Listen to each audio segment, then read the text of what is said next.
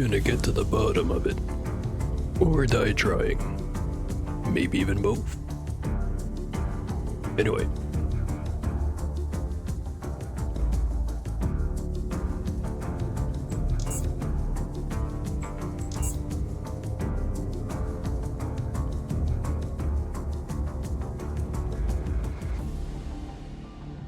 Right. So last time around, survived the swamp. Left with some goodies. Not a huge amount, but some.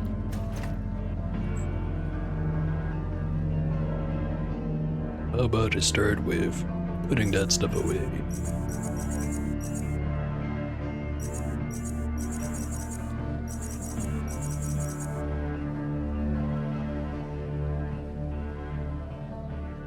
I think that's everything.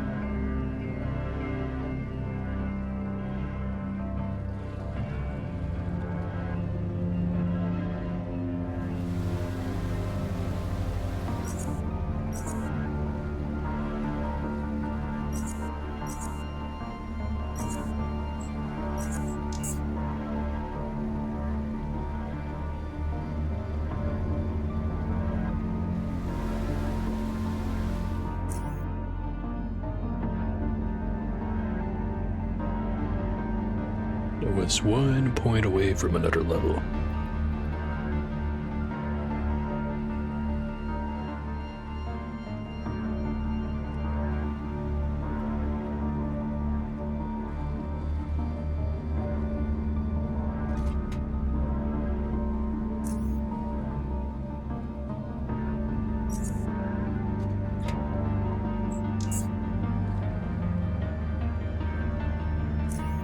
I also had the idea of been leaving the Carnifex fight for a while now.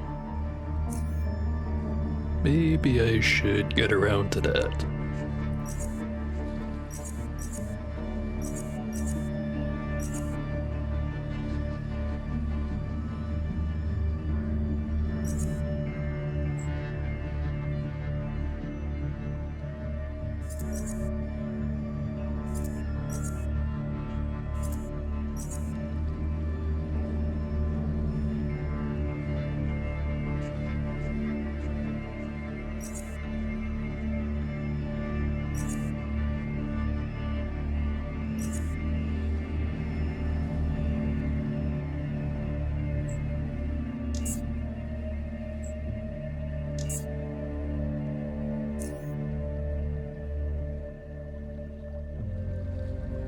Swing by the medical tent. Guess I keep forgetting about it.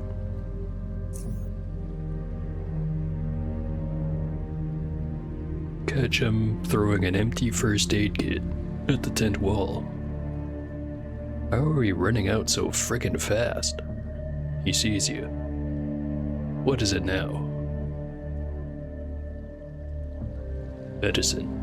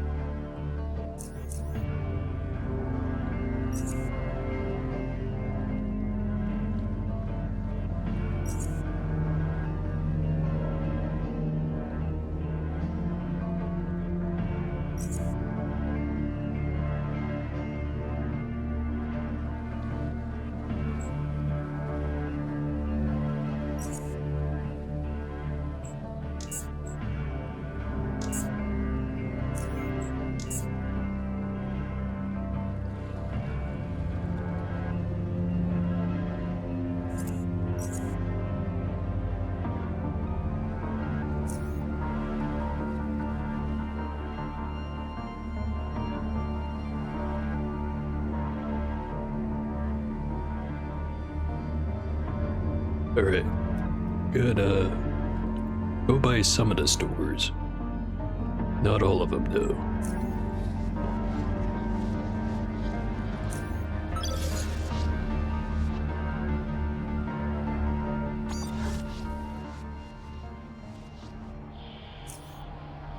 Actually, maybe I should go back to the base first, because I did have some stuff to sell.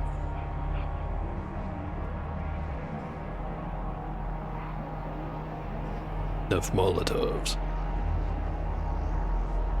Super Health Hypo. And Bullhead. See what I need to make those.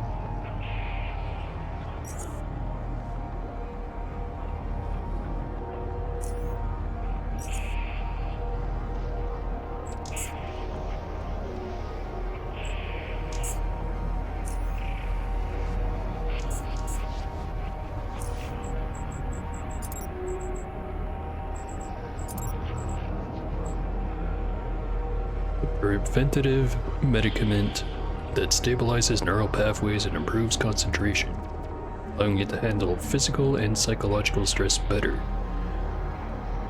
Created by combining morphine, nitamental gel, and gizzard enzymes.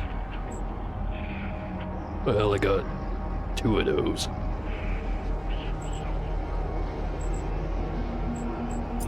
And then the super health hypos. Crawler poison, gyrometrin, fusing enzyme, blood. I was hoping I wouldn't have to collect gyrometrin. Although now I think about it, isn't this plant here? Yeah, it's made of this stuff. I got that part covered. The only other things are the fusing enzyme and the crawler poison. Got a pretty good idea where I can get at least one of those.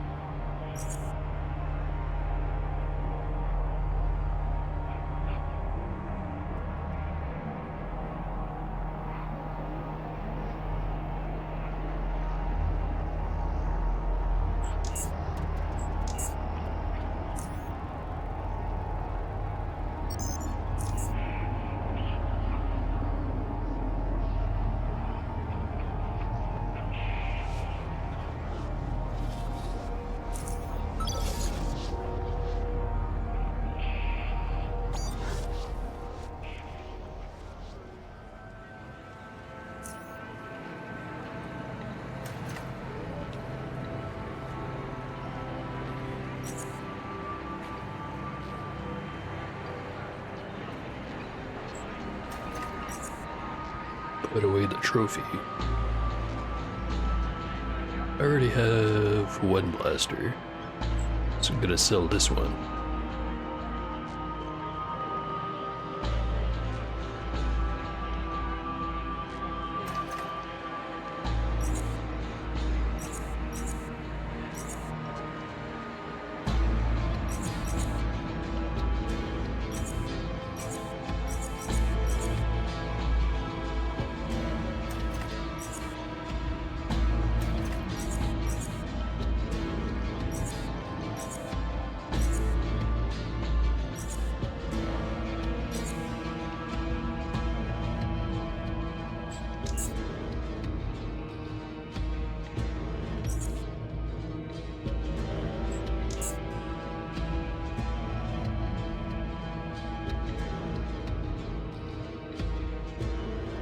So I finally have some phone padding.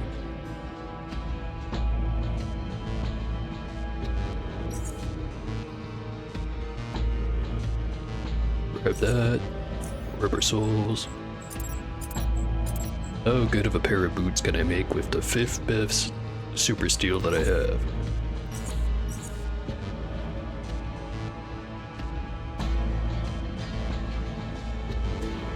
Doesn't quite seem all that great.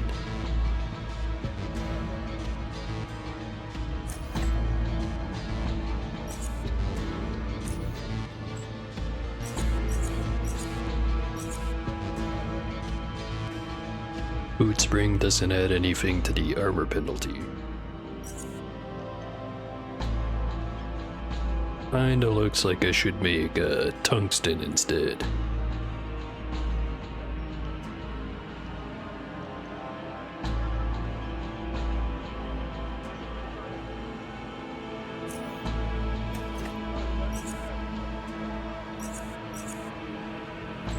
Speaking of, do I have any of that? 126.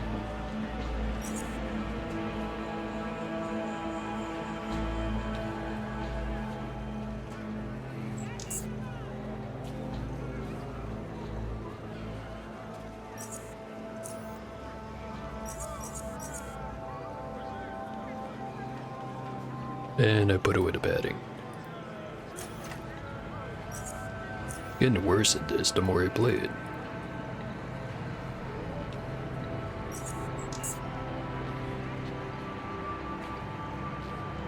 And 7. Movement speed bonus is better, but clearly the plate is not.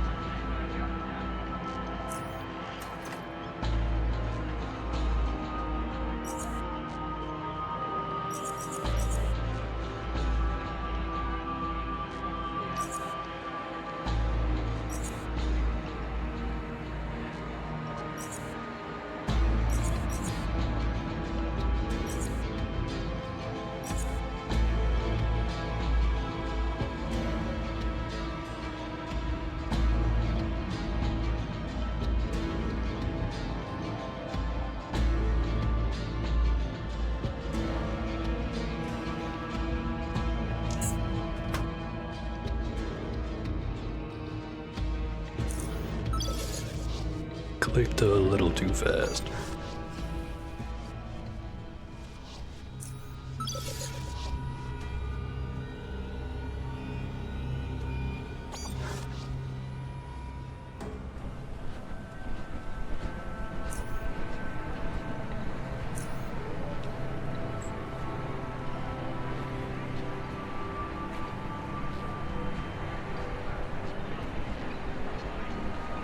I remember to use the food more often.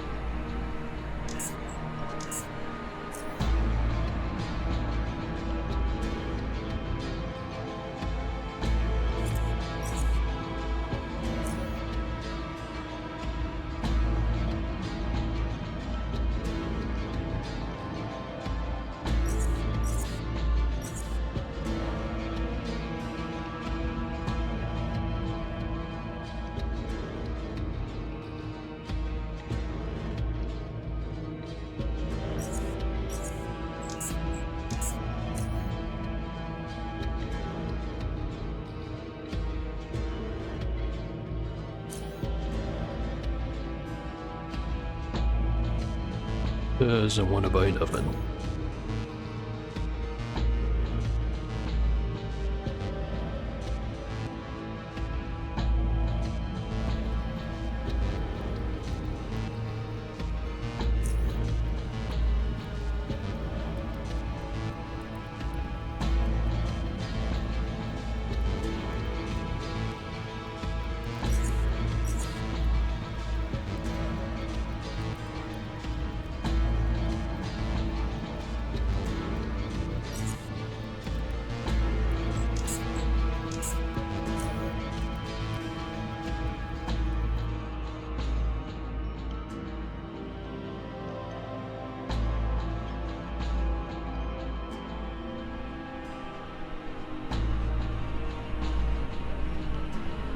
Gonna take a while to get rid of all this medicine.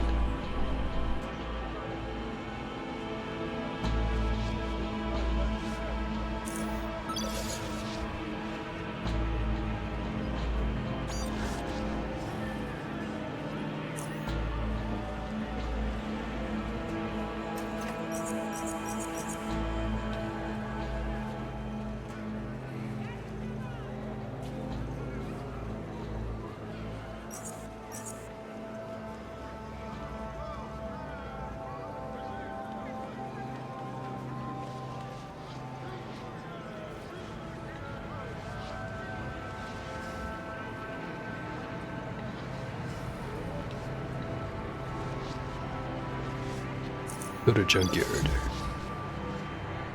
Don't really have to buy anything, just have to sell stuff.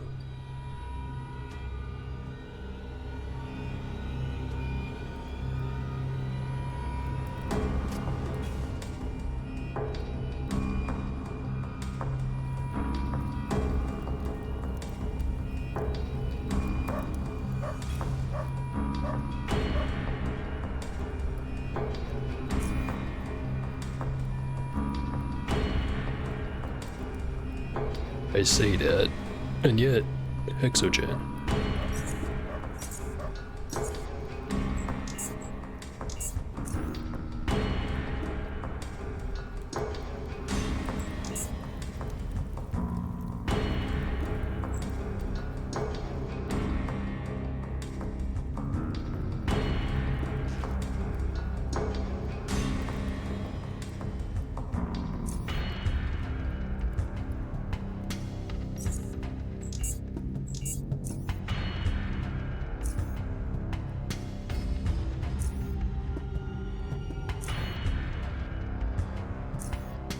Just about nobody buying today.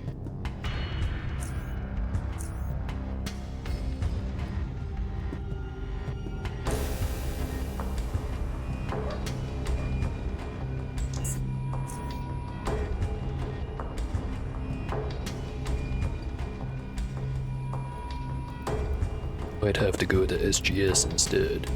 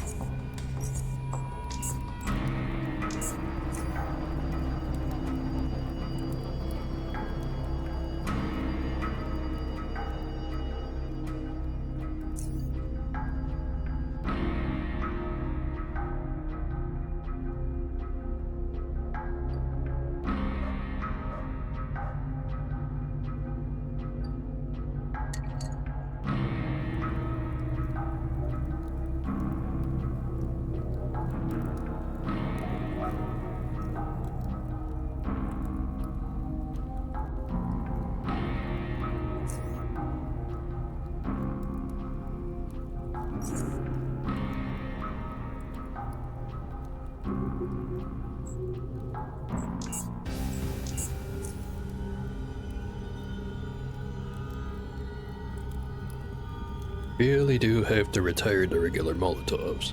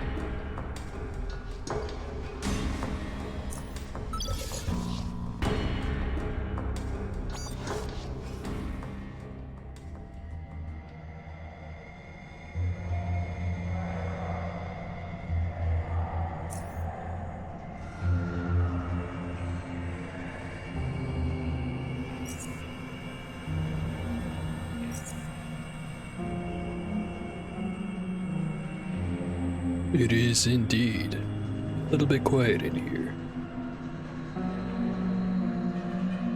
Also, for some reason your notification's not showing up on the stream. Let me test something real quick.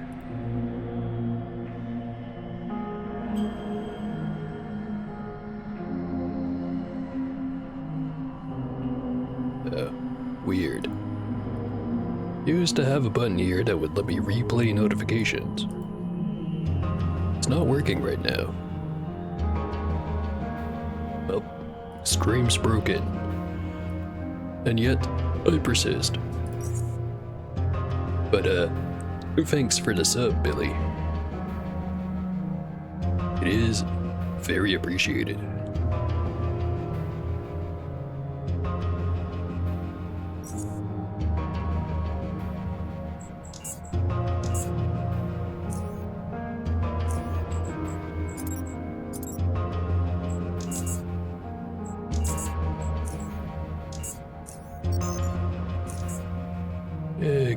could definitely afford to talk more. Just hard to pick something that doesn't feel like something I've already talked about for 50 hours. Sure, there's something I could talk about. Just not sure what.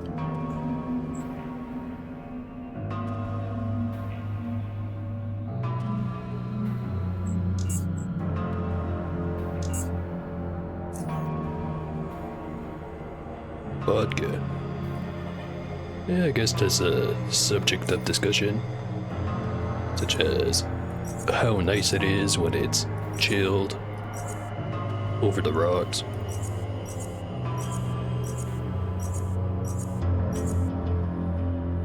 In a nice glass that's not cut, so you don't accidentally stab yourself in the lip.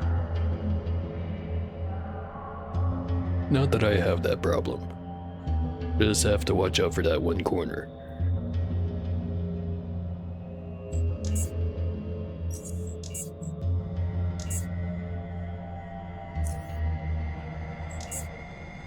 With orange juice. That is a good way to do it. But I do enjoy it straight once in a while. I've been wondering what other things to combine it with that aren't soda. Like maybe other types of juice or with some milk and coffee liqueur, although I do that one all the time.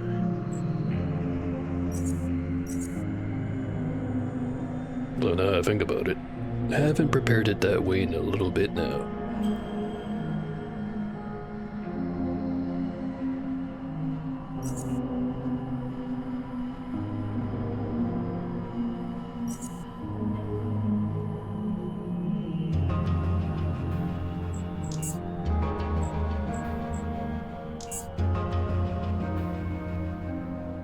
Ooh, a 5-stream watch streak. Highest one I've seen so far. I don't take this the wrong way, but I hope someone else has a higher record. You know, keep it competitive.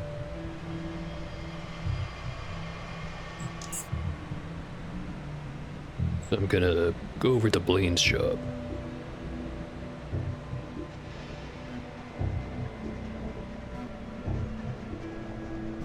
Yeah, funny thing about the watch streaks. I remember when they first implemented those, there was a lot of people complaining about how it was very easy to accidentally lose the streak, in the sense of you'd only get a notification from Twitch telling you that, oh, you have to go watch the stream if you don't want to lose the thing. And then you go watch the stream and then you lose it anyways. I think it was just some error with how the notifications were going out, where they would only tell you after it's already too late. They seem to have fixed it.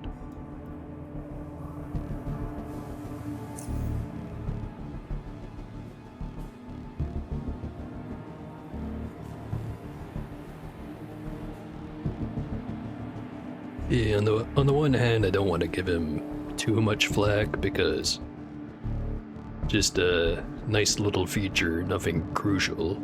On the other hand, it's not like there was a timetable to get it implemented. So they probably should have made sure it was entirely baked before releasing it. Also, Blaine doesn't have much.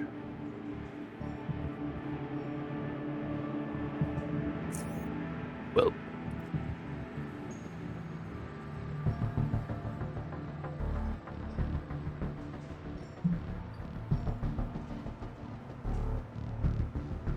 just gonna teleport back to the basement. Put some stuff away. Maybe craft some more plasma grenades. Running kinda low on those.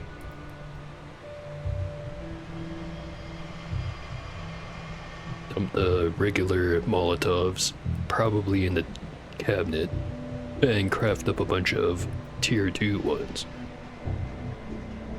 You know, since I've got so much magnesium powder now, I really should be using them. As for the ammunition, I think I'm Good for all the launcher grenades. Maybe make some more Mark Vs.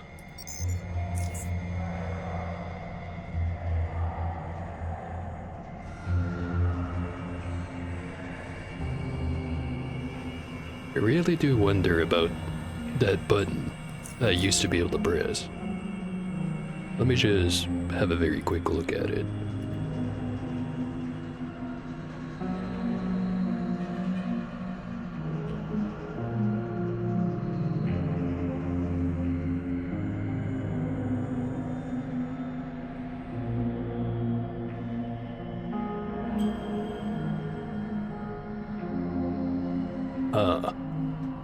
I think I might have found the problem. The notification that should have played when Billy subbed just a second ago, for some reason on the OBS, on the little button that lets me replay the animation, is listing it as queued.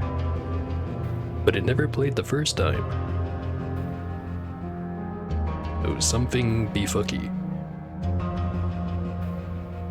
Not much of a software engineer though, so that's as far as my analysis goes.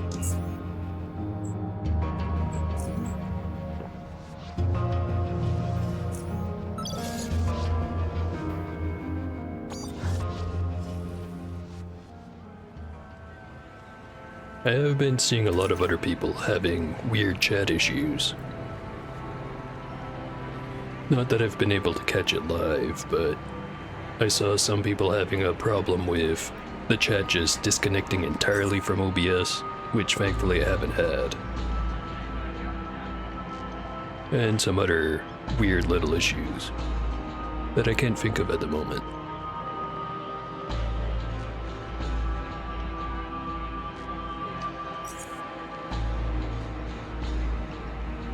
Yeah, I do wonder if it's an OBS problem or if it's a Twitch problem.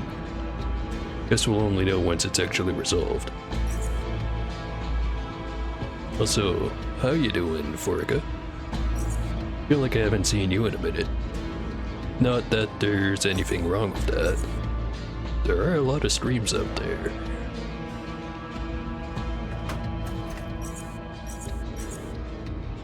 And mine definitely is not the most consistent.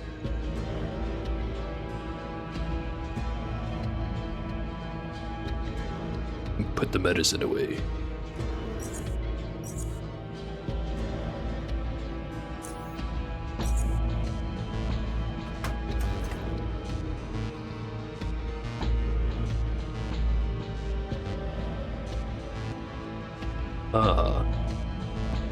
You know, that is one thing I considered. I used to do earlier streams during the day. And then I started streaming later on average.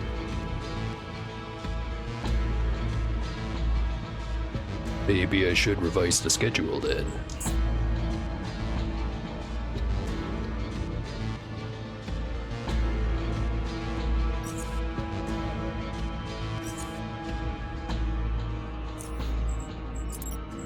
Make some of those good incendiaries.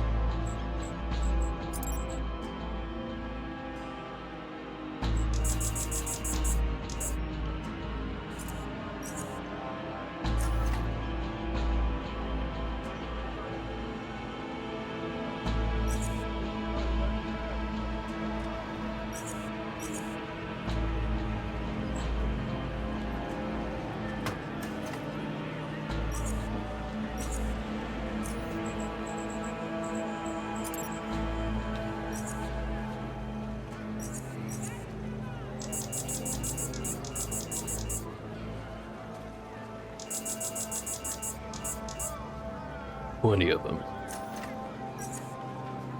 Should last a while. Then there was the plasmas. Can't really make too many of them.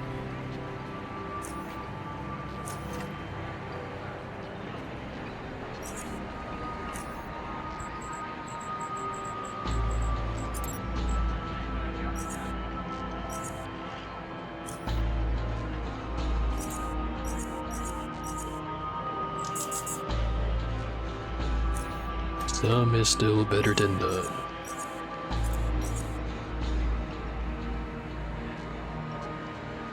I think that's everything.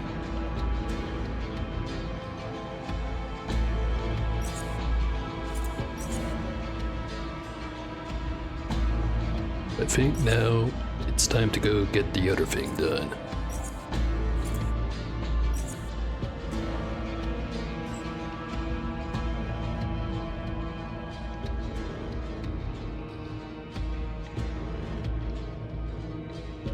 Which I am gonna need some of the other type of ammo.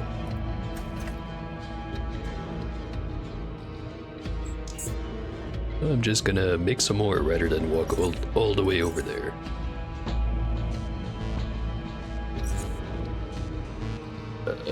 Not the napalm.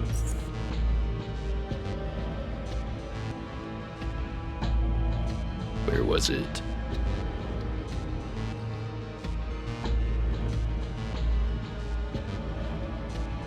Oh, they're here somewhere. There you are.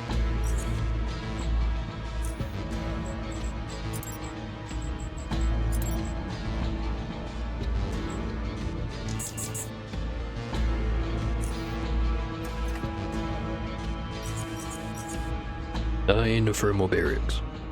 Should be enough. Well, maybe not. Let's find out.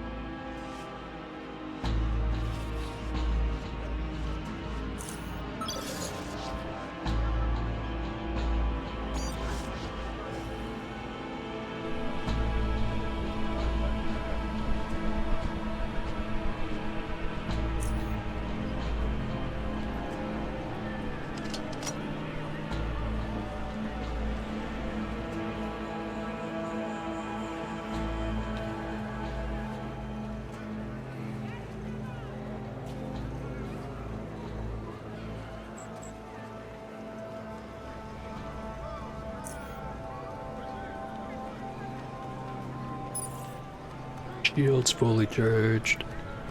Got the second sight. Got the chips. Grenade launchers loaded. Everything's repaired. Ish. Got the corrosive acid, stone bolus, magnesium, and flashbangs. Let's see how this goes.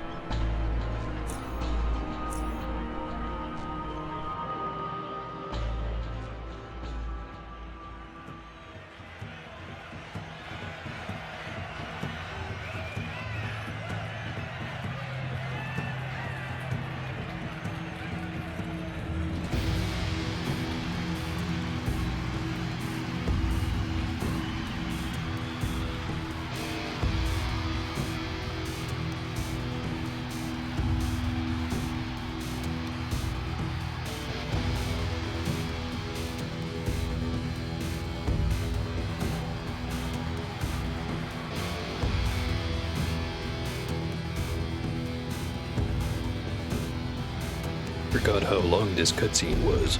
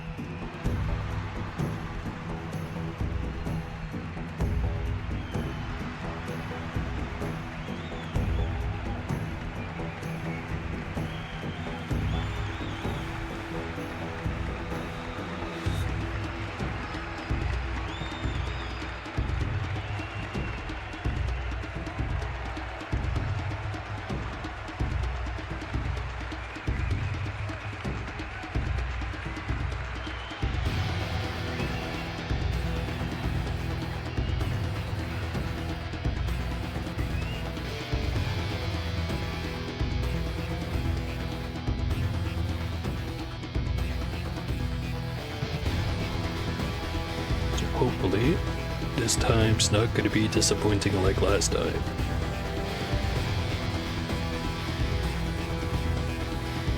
This last time, I think I got him down to like 80% health, and that was with a bit of luck.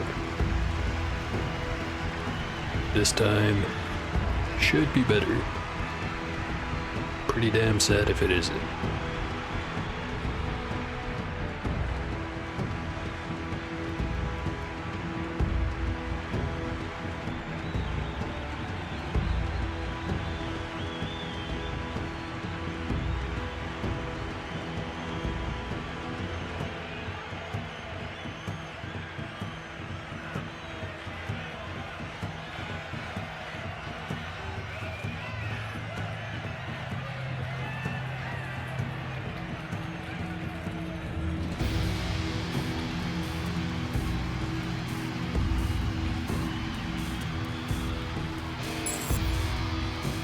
Alright, 1D initiative.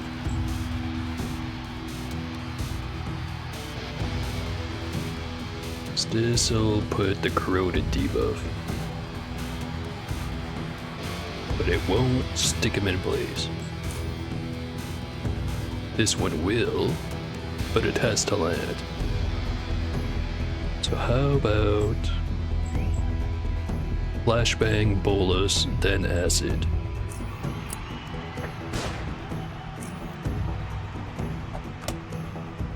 There we go. Got him stuck for 1 turn.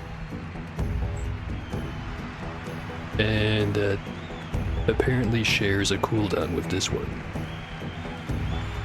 Or no wait, it just takes 28 action points.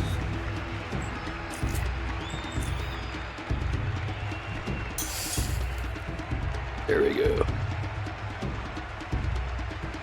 And finish it off with fire.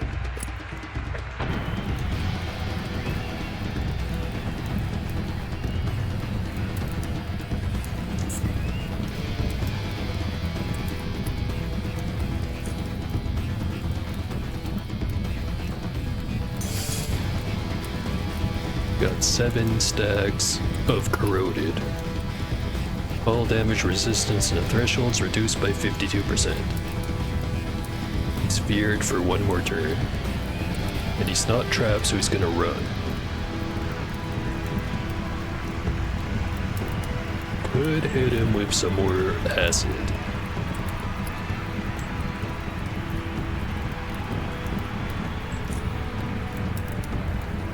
$16 points left over, which wouldn't be enough to do anything else.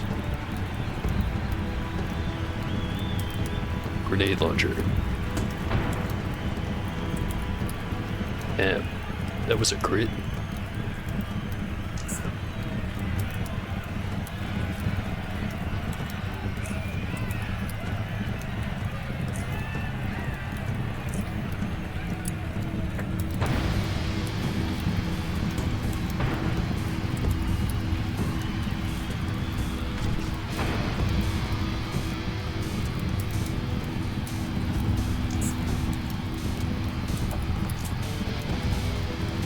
Yep. Looks like we might be, in trouble.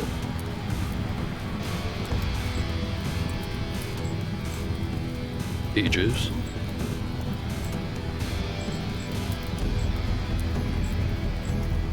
Used to have some morphine. I still have morphine, it's just not on the bar for some reason. Wonder if it stacks.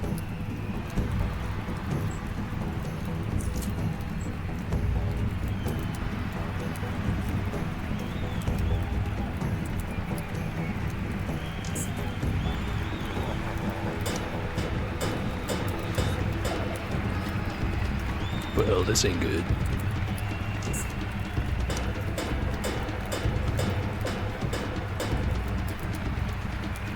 Or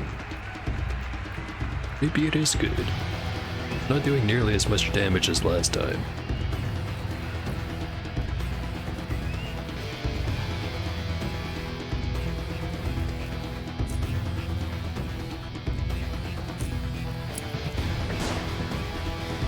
Yes, it is.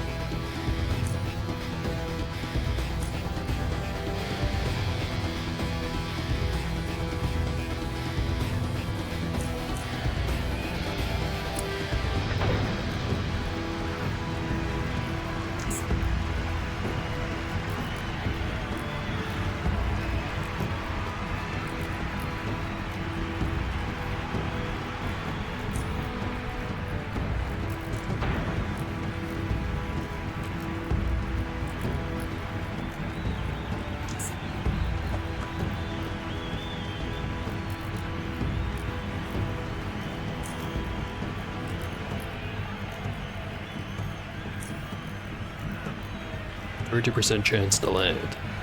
Does it? Nope.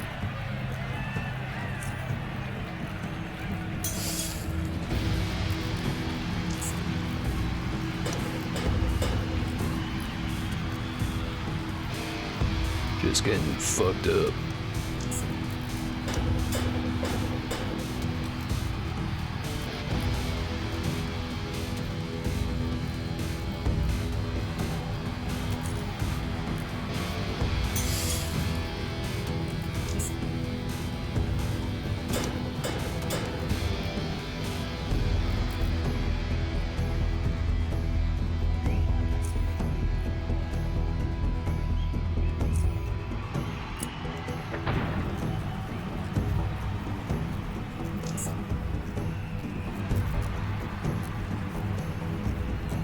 Alright, so far this fight is very goofy.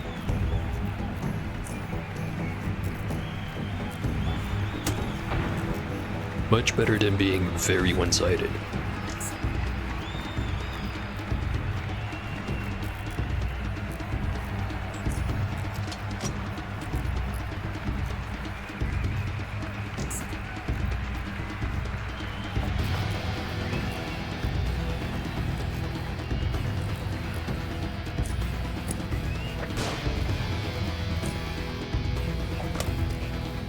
Got him. And he got me.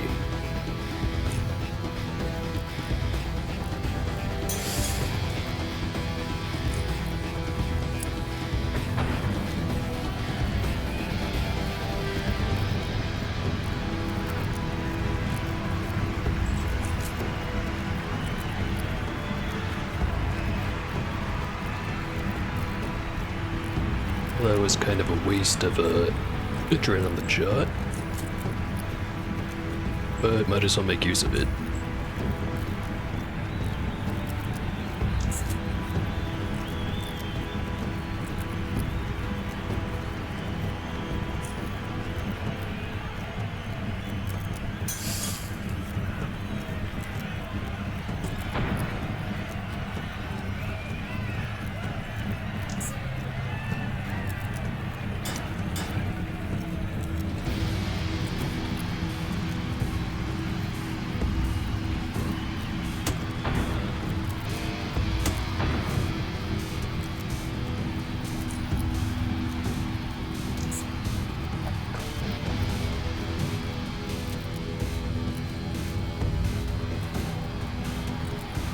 This is starting to get kinda dumb.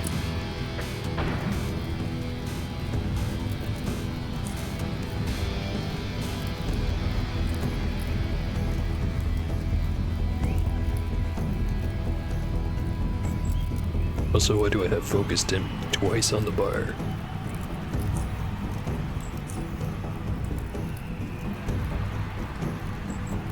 Must be a sign.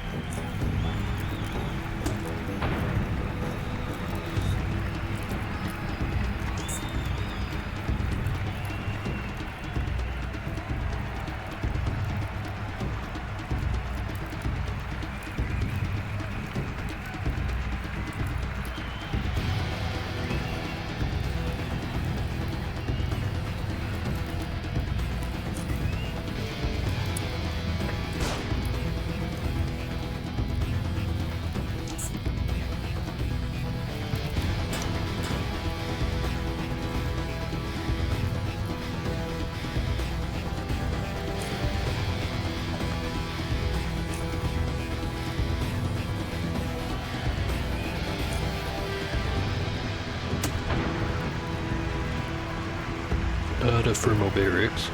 He's only half dead.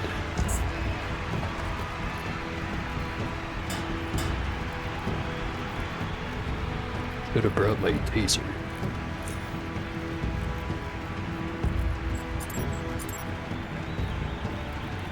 Not sure where I left it.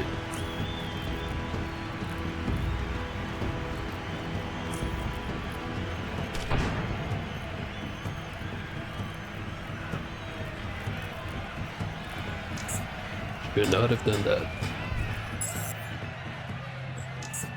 Okay, try number 2.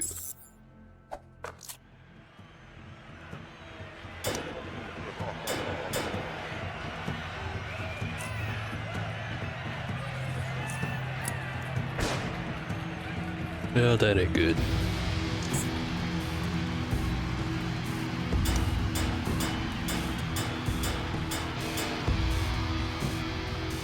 Very not good.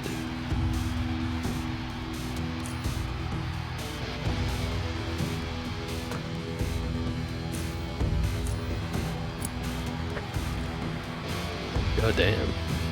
Everything went wrong.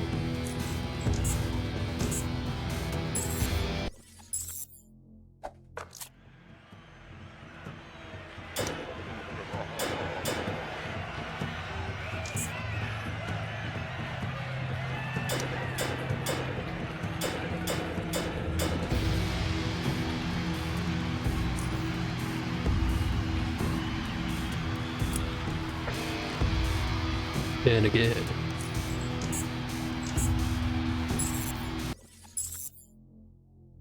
That's more like it.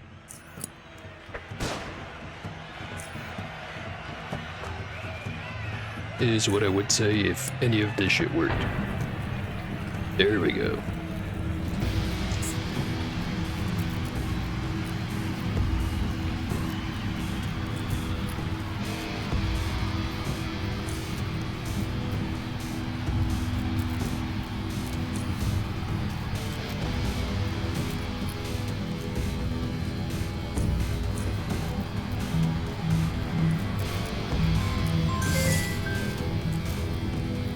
Someone's trying to call me on the telephone. Marketers.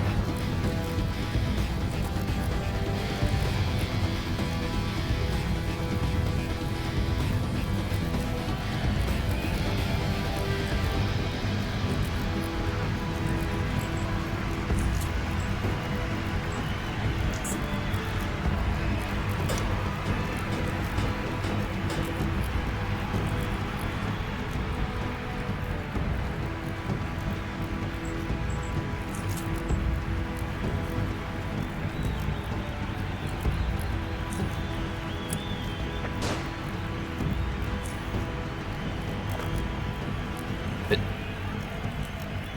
never quite works out.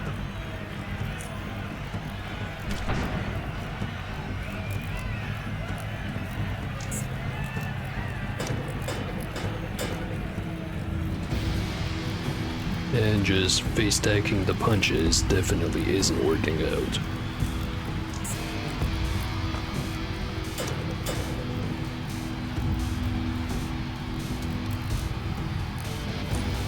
But I know I can do it.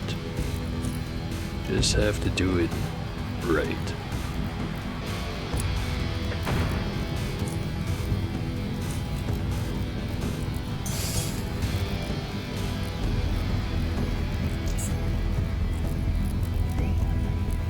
Didn't take any acid damage. But I did. Somehow.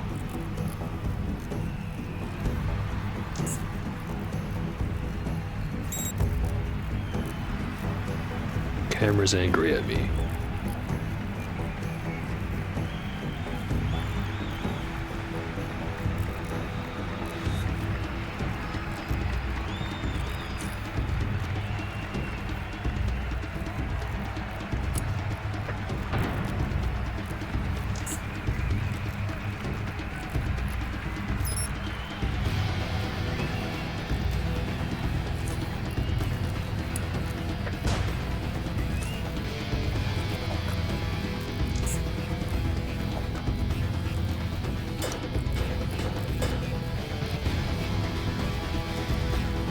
Oh, there was an attempt. Try again.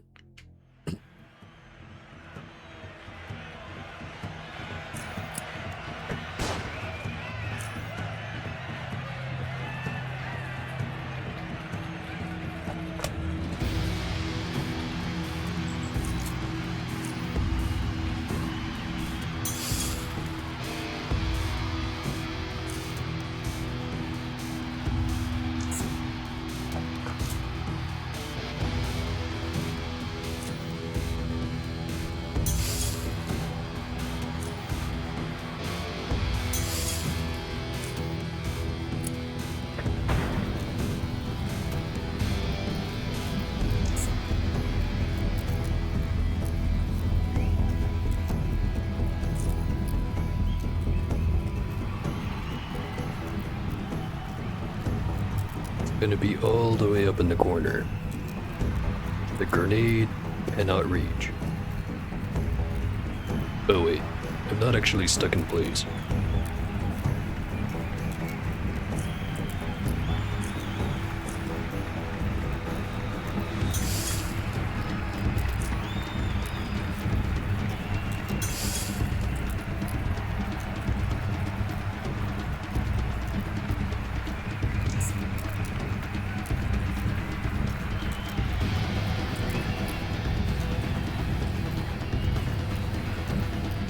Got massively reduced damage threshold.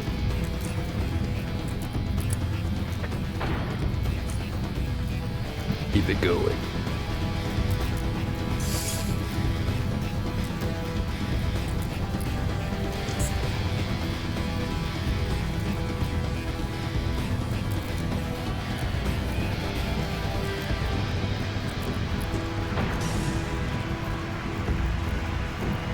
Still just not quite enough.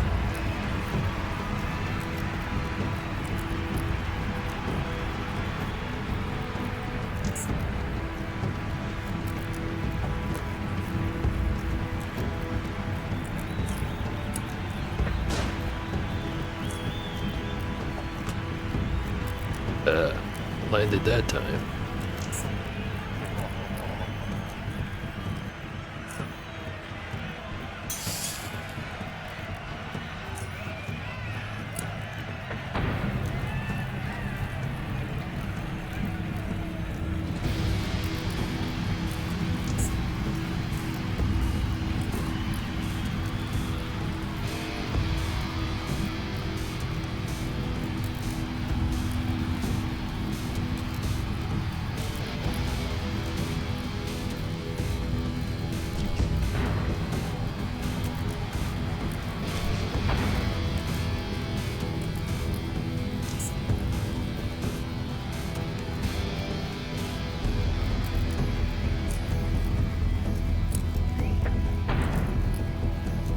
Just had to walk into the acid.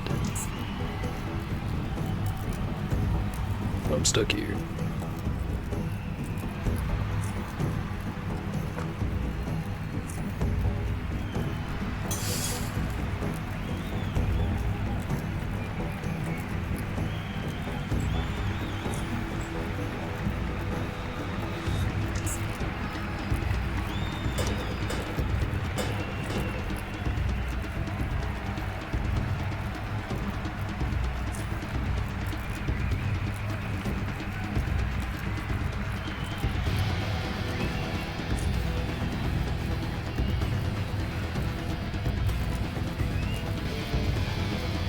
No way to hit him without hitting myself. Best I can hope for is stall one turn.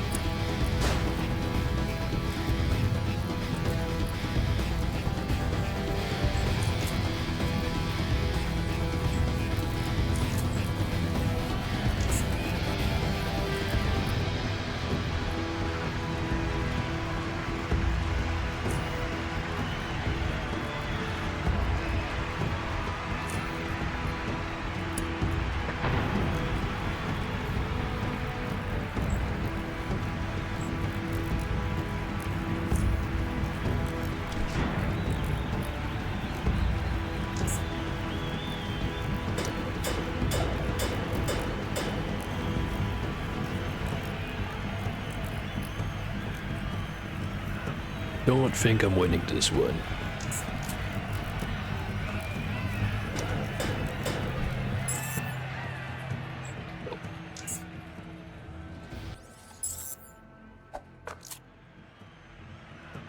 Starting to think I need more damage.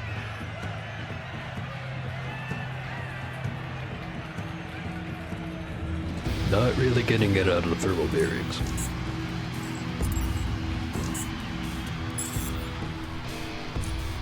Try loading it with regulars. Stick Mark 5s on the belt.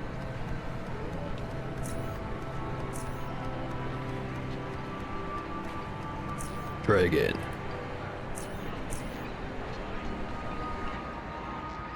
Give it, I don't know, 4 attempts. If it still doesn't work, have to wait for later. Again.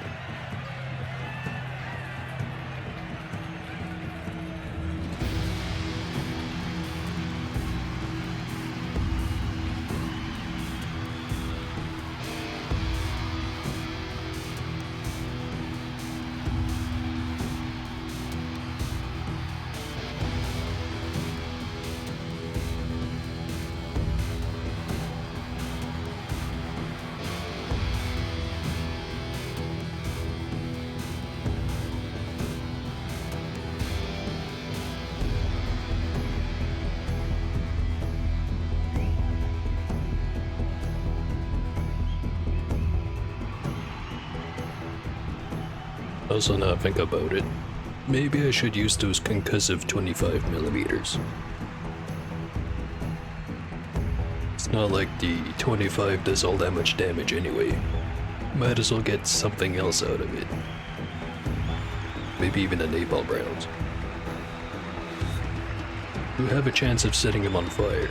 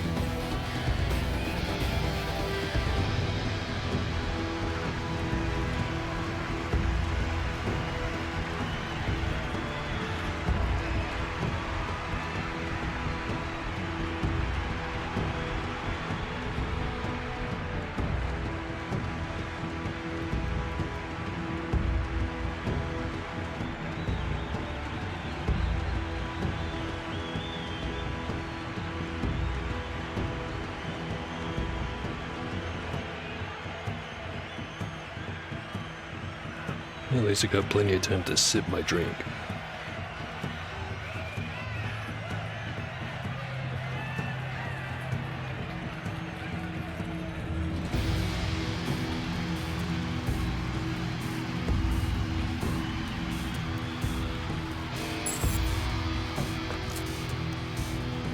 Actually evaded for once. For all the good that did.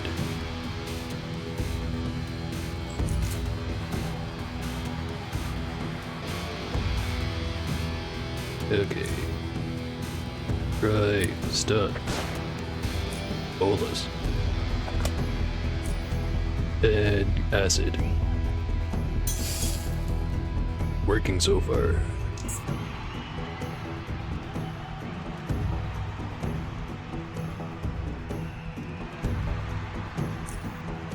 More acid. Grenade.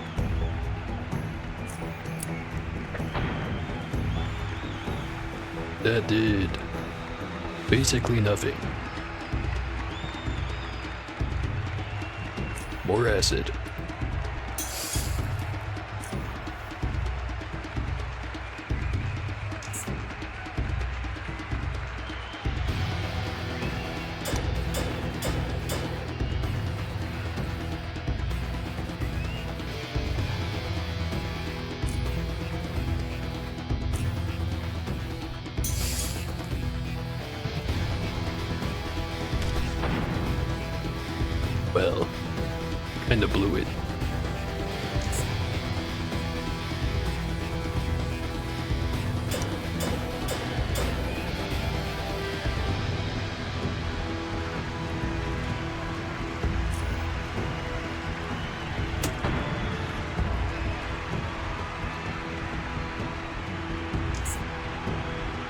was about 9% of his health. Just have to do that 11 more times.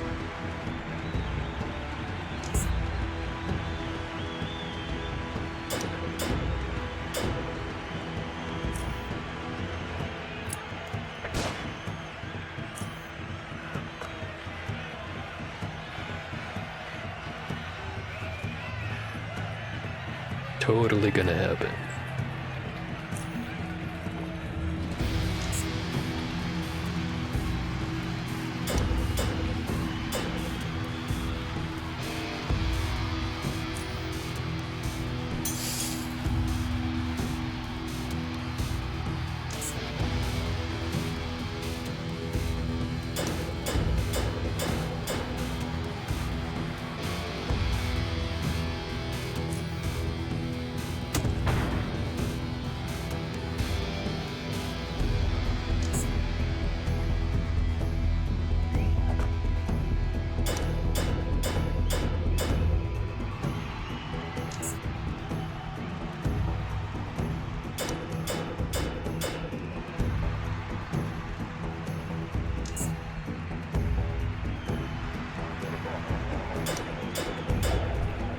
Yeah, it ain't happening. I'll give it another go or two.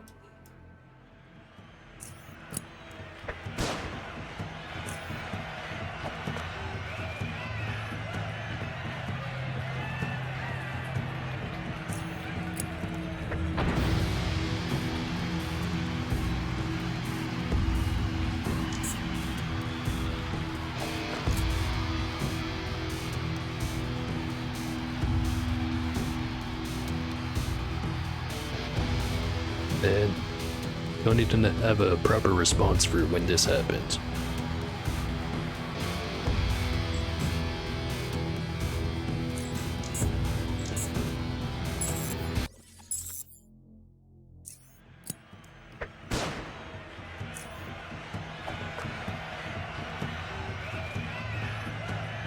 Every time with this shit.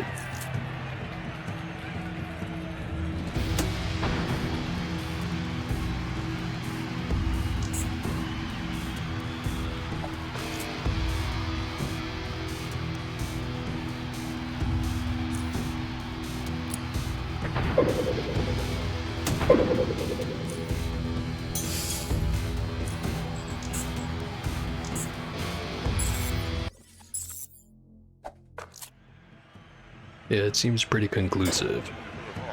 I could maybe theoretically get an absolute shit ton of RNG on my side and eventually win. Don't think it's gonna happen. Was definitely doing better with the fire than without.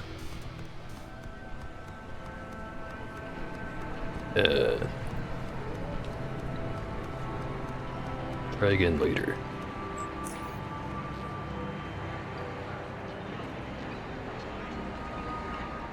To be fair, I did nearly get him down to 50%, which was a lot more than the first time.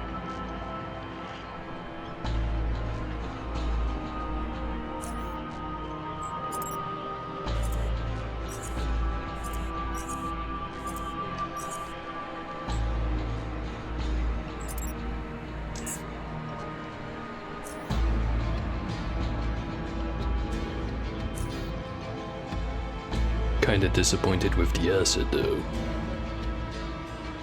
Really should have paid attention to it taking 28 action points. Probably works better out of a chem pistol.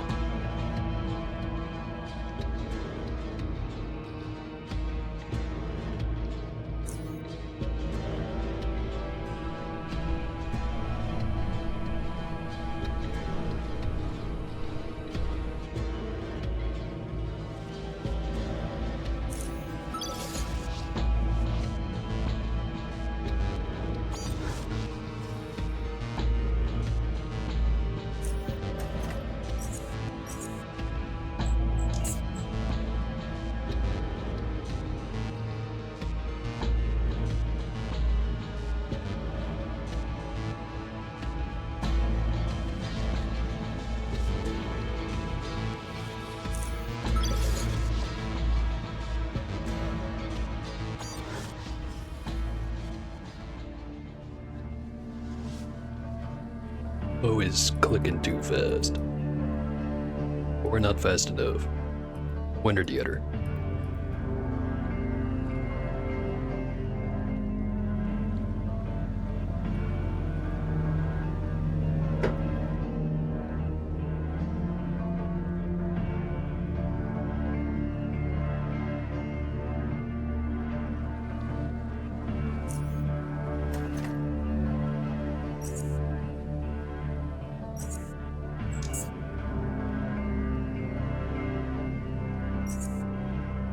Alright. Before I go back onto the water, I'm gonna go have a short break, refill my drink, etc. Anyway, be right back.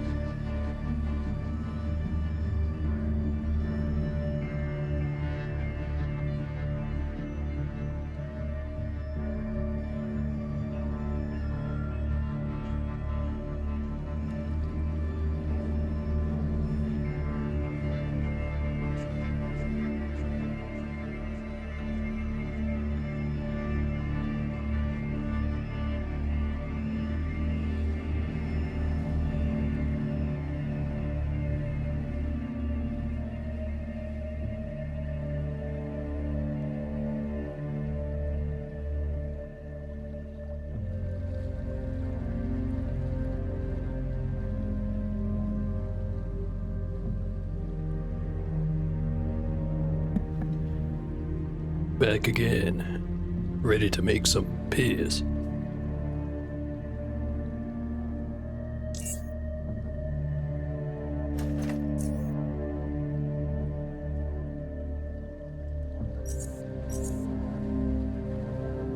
Alright, got all this stuff. Time to go do something with it.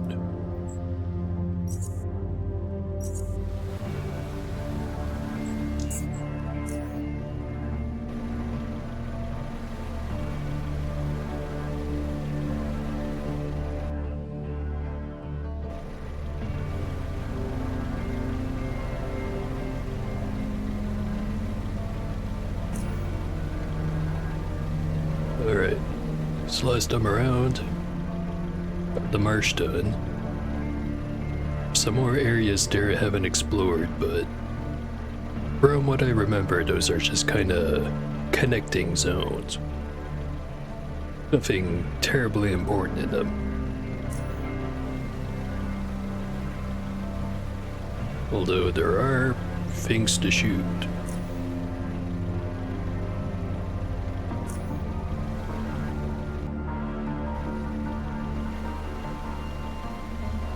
Instead, what I'm gonna focus on is one area I haven't checked out. Well, one of the two areas. Haven't been to Abyssal Station 0. I have been to the elevator though. Park Island Keep is the home base. Blistering Shores Research Facility. That's the one I haven't checked out. Citadel of Life, that's the pirate base. Horticulture Center, been there, done that. Security Headquarters, ditto. Orion Health Center, where I maybe should have killed that one guy. Lemco, full of spiders. Nexus of Technology, spent too much time there. Iridescent Quarry, also known as the in-between of Lemco and the Fetid Marsh. And West Storage Depot, where the muties like to live. Or have to live, I guess. So the only spot we haven't been to is Blistering Shores Research Facility at L12.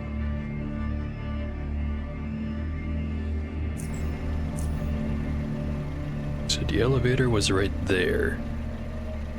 That's L2. So 10 north.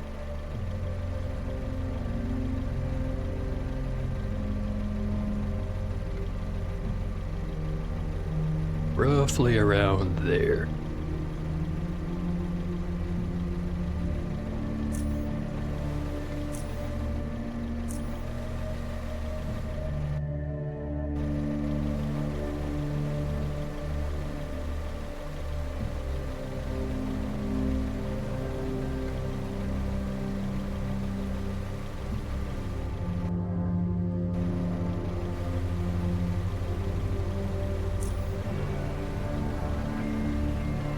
I could follow the northern shoreline, but I'm almost certainly run into some tribals that are gonna shoot at me.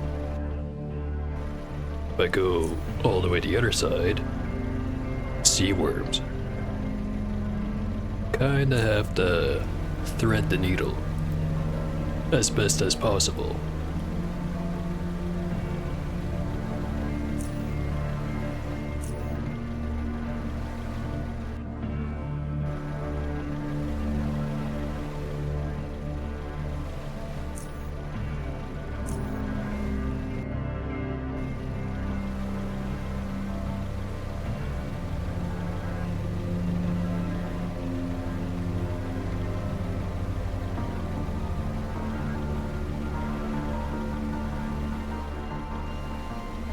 Funny looking island.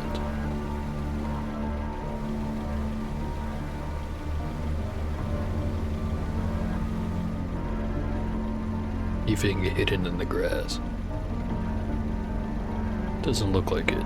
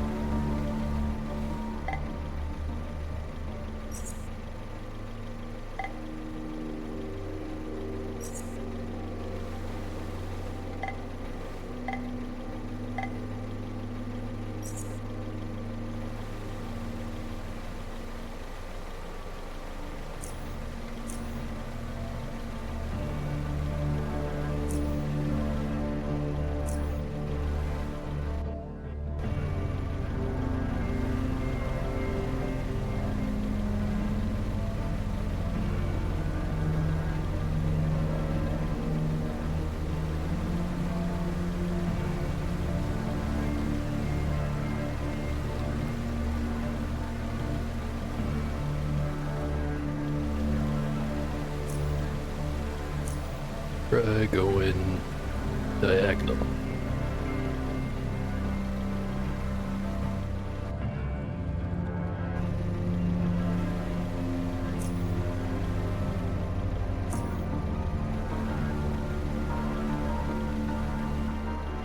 Campfire over there. Or a beacon fire.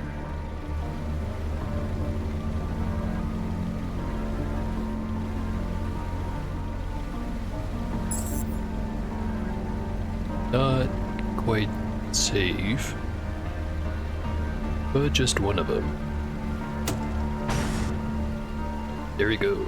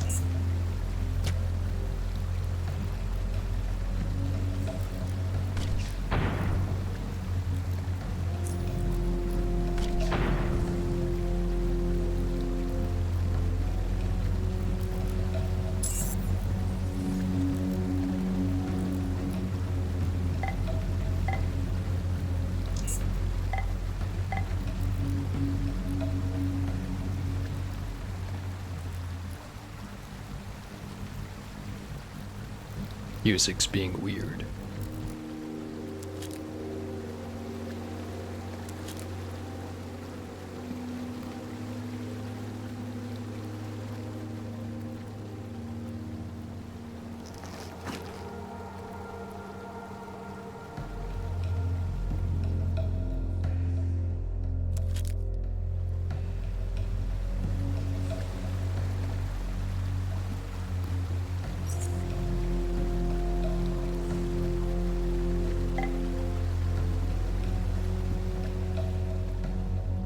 So I'm guessing if I walk towards the west, just gonna run into more of the Serpentborn.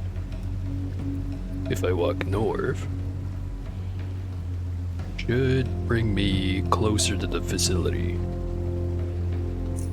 Maybe.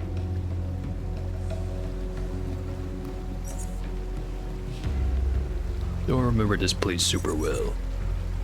Know what's in it, just don't know where.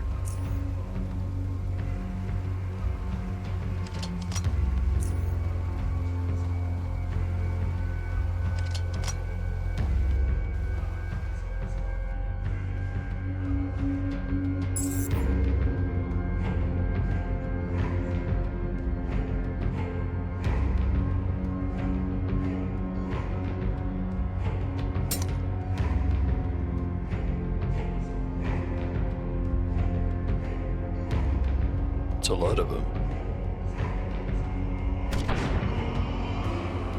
How was that? It's a reload is what it was.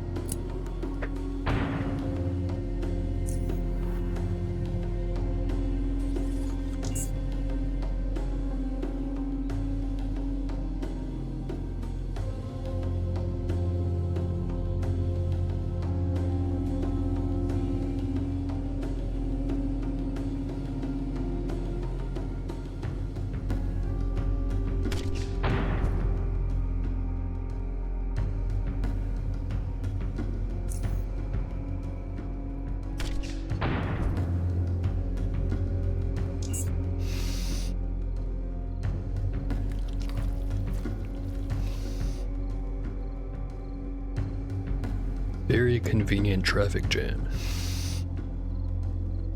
And they're on the other side too.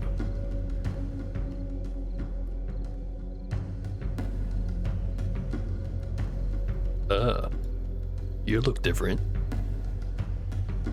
And you've got a lot of health.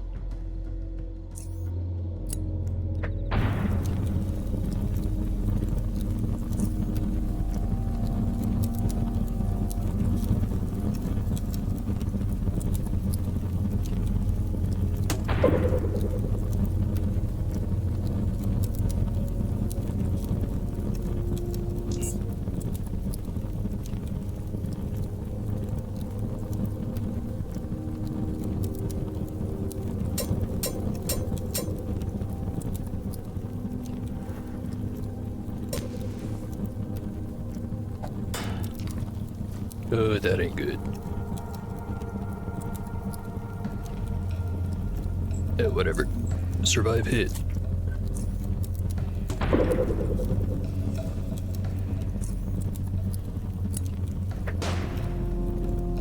Immune. Interesting.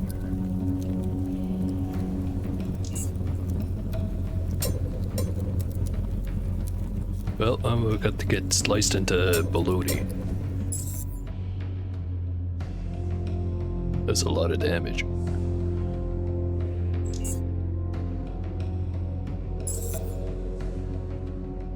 Alright, there's some crazy dude up over that way. Up at this side.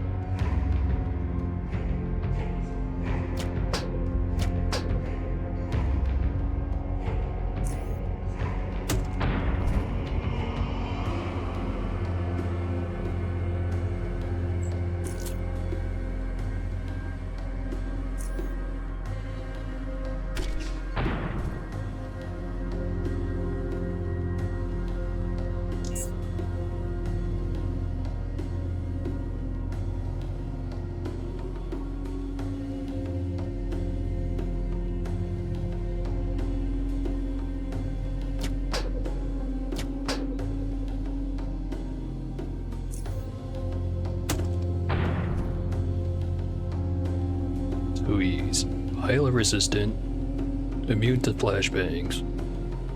How does he do against fire? It's a big fat 0 right there.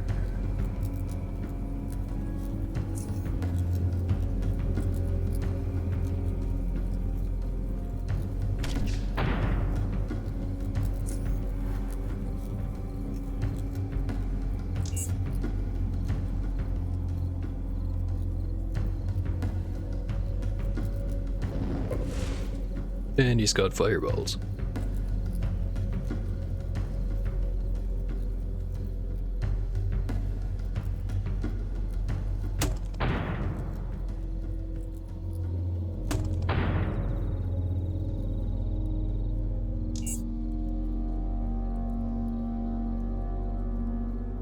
No escape from down here. He's got some weird shit going on.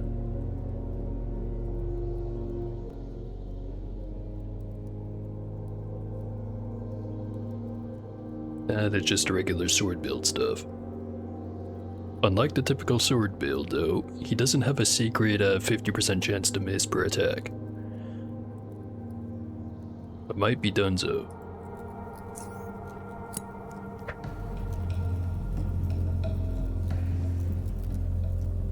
He evaded 128 heat damage. How do you dodge heat? It's not how that works.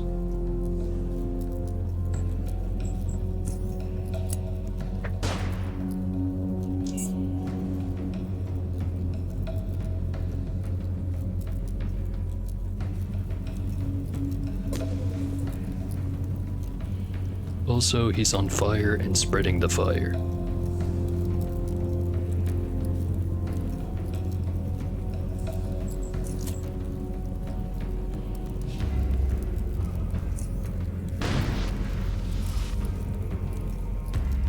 And win in this one.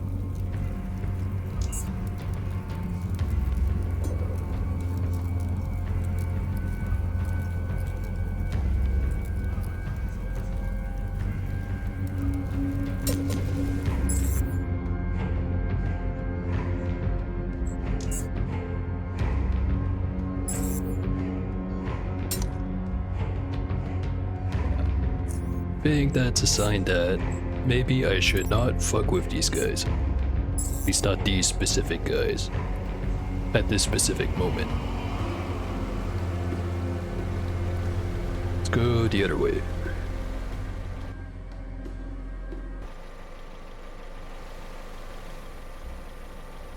Not much here.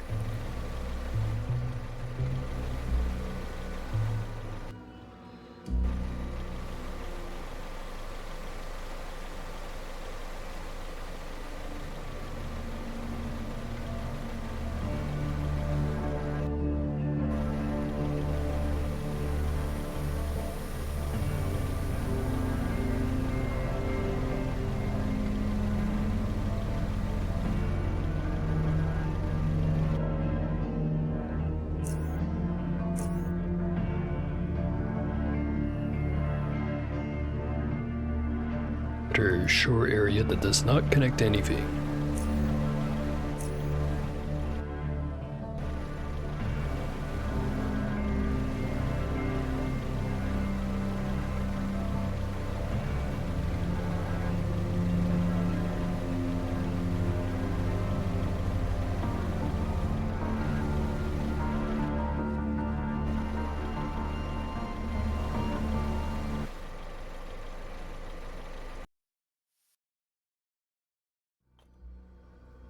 Music just kind of cut out. There it is. Sea worms. Don't want none of that.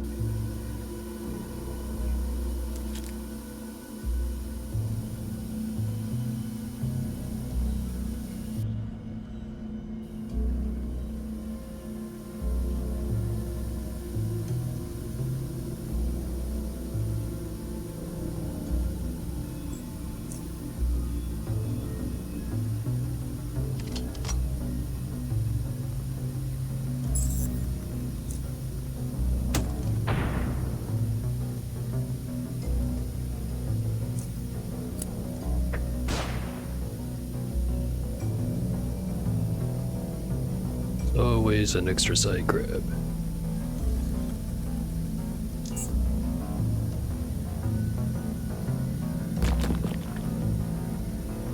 Told you, there's always extra.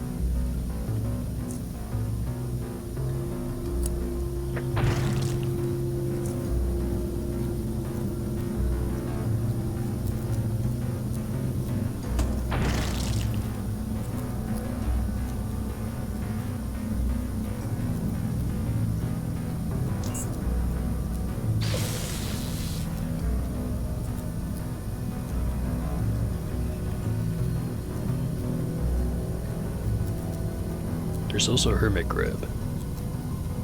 A separate but also important issue.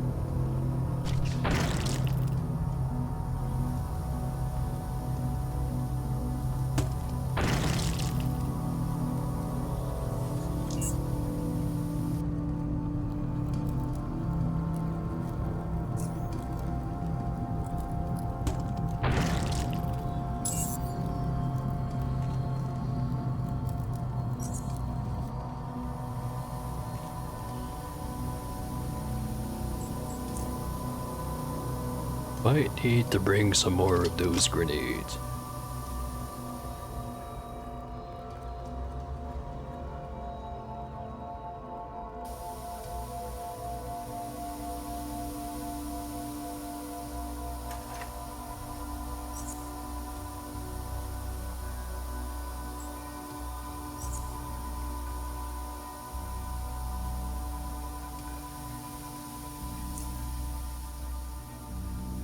Maybe a few repair kits too.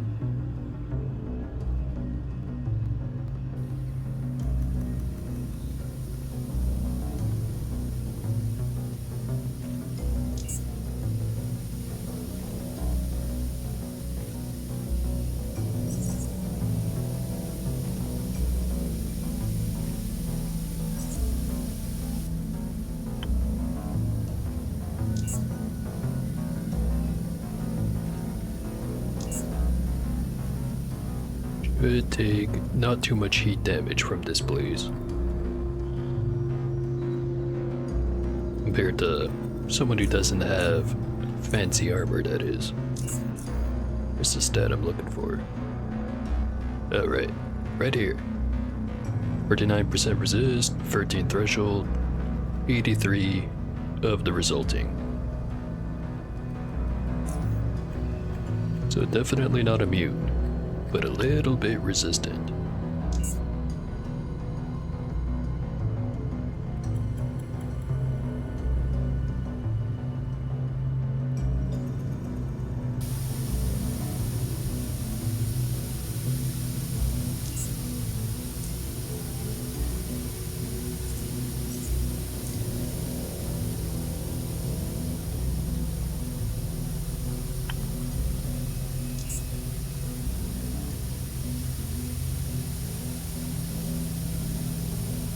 May have overestimated.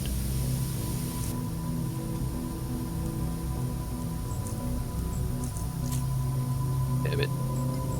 Trying to get rid of the thing.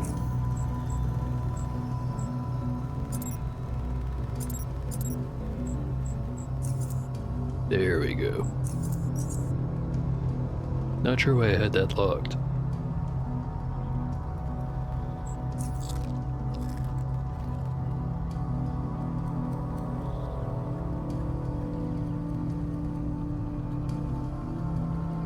Grab.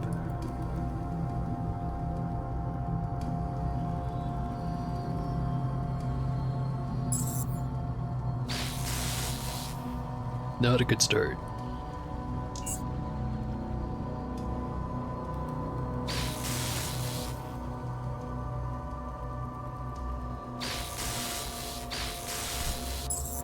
Damn it.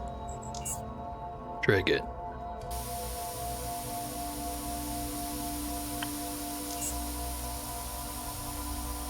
This time, do not steam myself.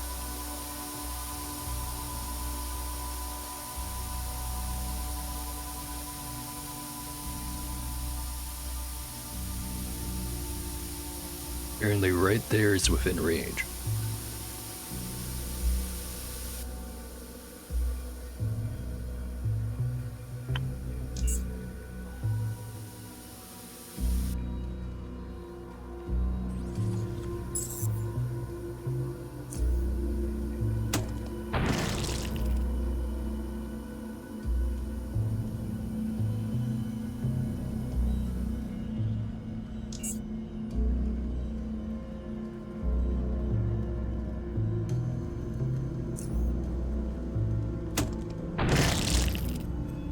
Got him.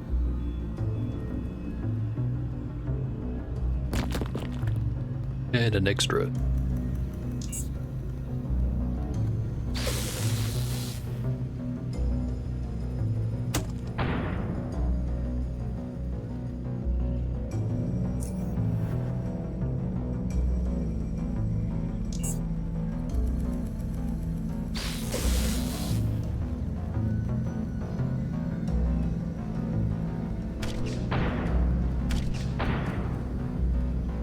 Little bit more than 2.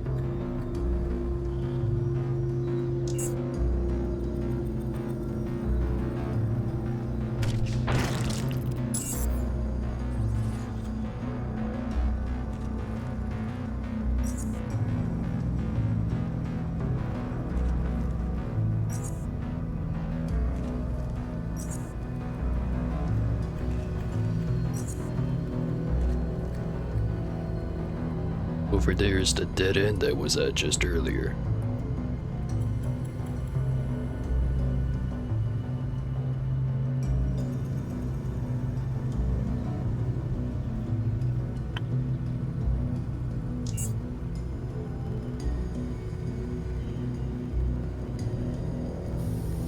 Agility 8 to jump over.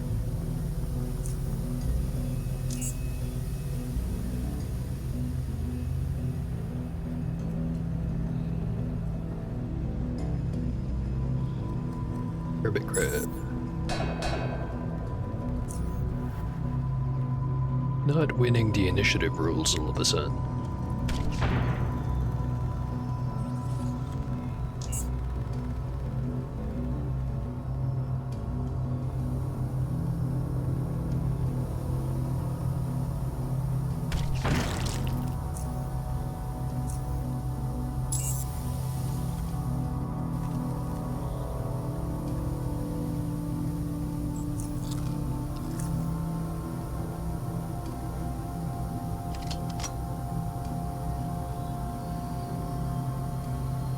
Just checking something real quick.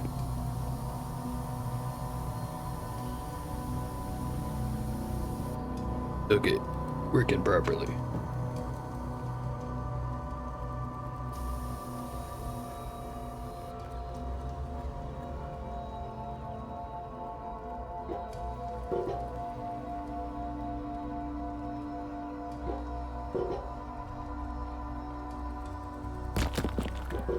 That's a lot of crap. I know I've said that before, but it really is true this time.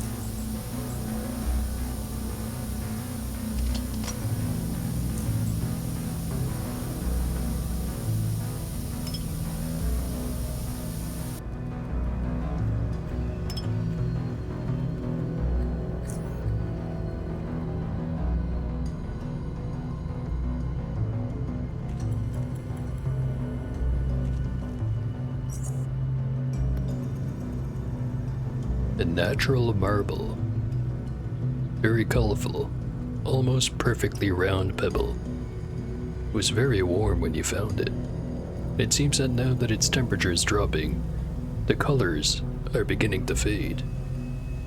1 point. And a level up.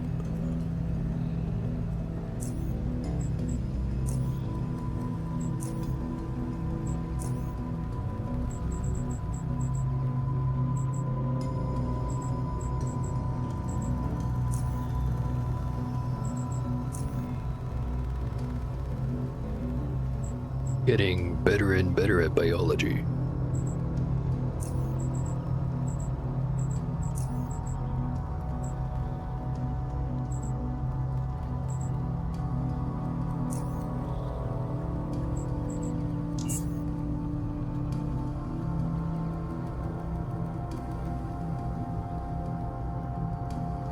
So many things around here that looks like they could be hermit crabs.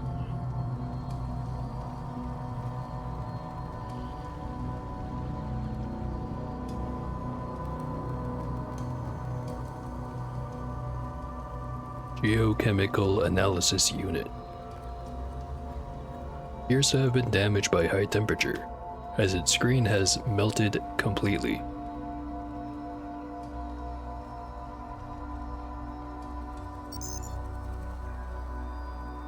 Welcome to Blistering Shores Research Facility.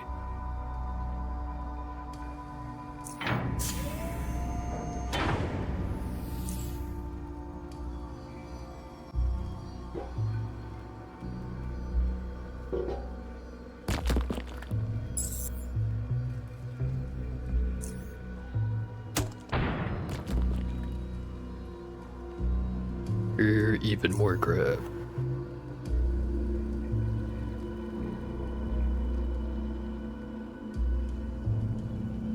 For some reason it really doesn't want me to stand in that square right there. Don't know why.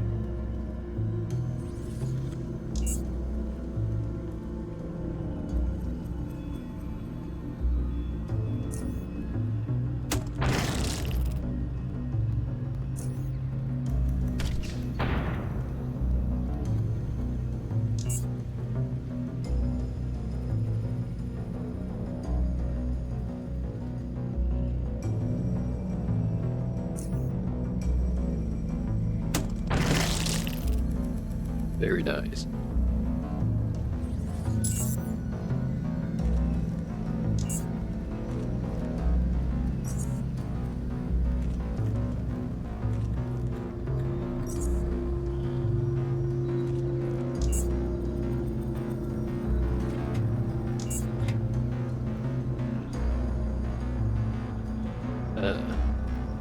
I hope that statue doesn't crumble and leave me locked in this room.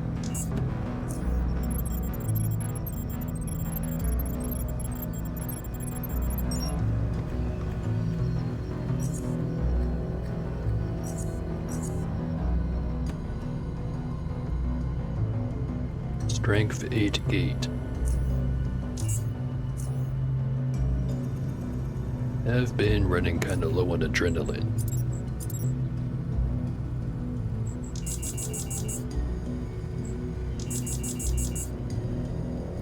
I haven't picked up any more of the organs for it.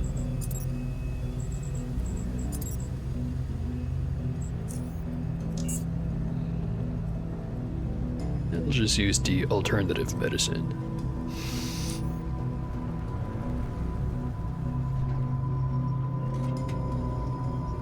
Jackhammer.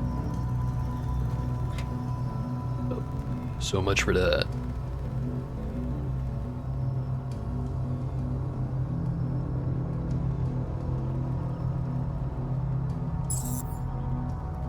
Crabs.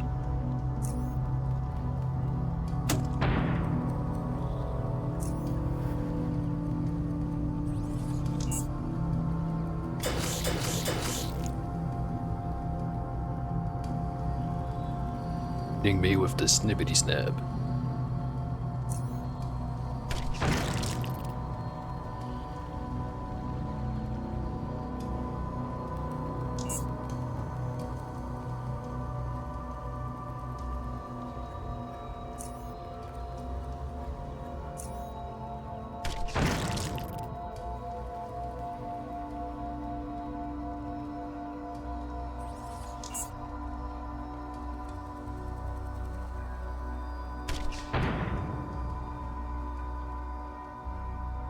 Missing every other shot.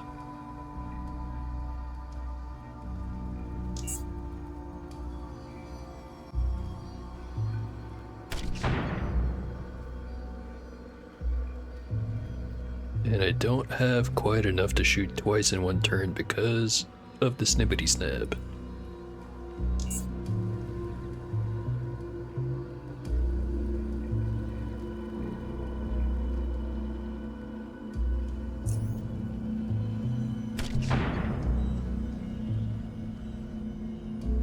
Things just ain't going my way.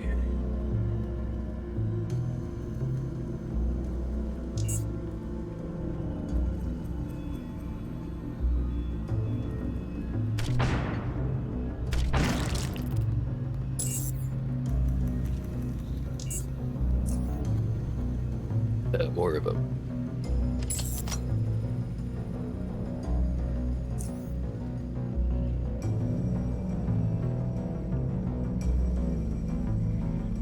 Try not to hit the barrels.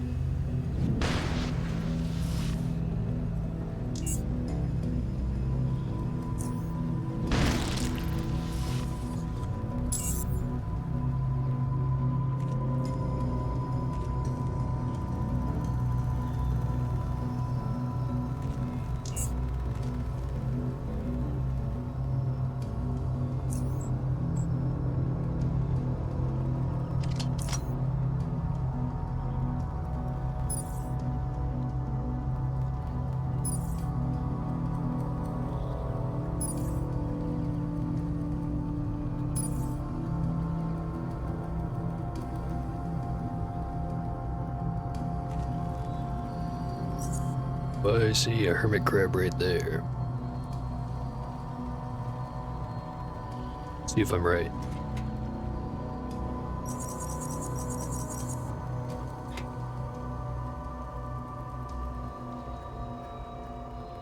Apparently not. Glad to be wrong.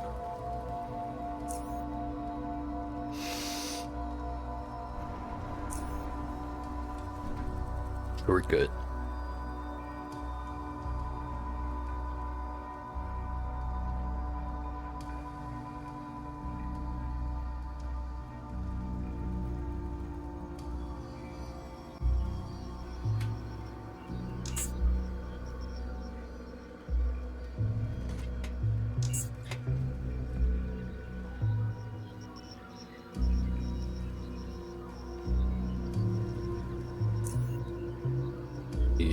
Shoot this wall with the bob gun.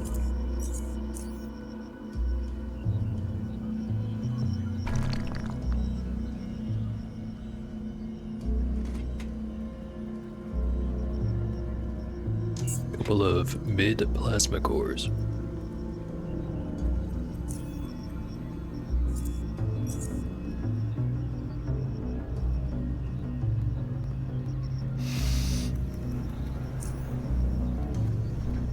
Bunch of barrels.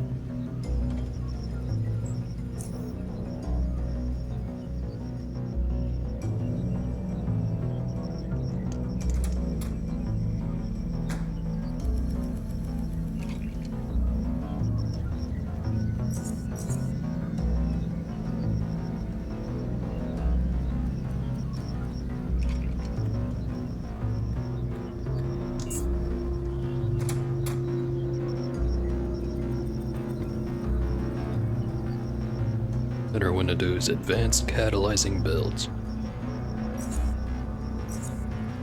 Wonder if that's a fake spawn.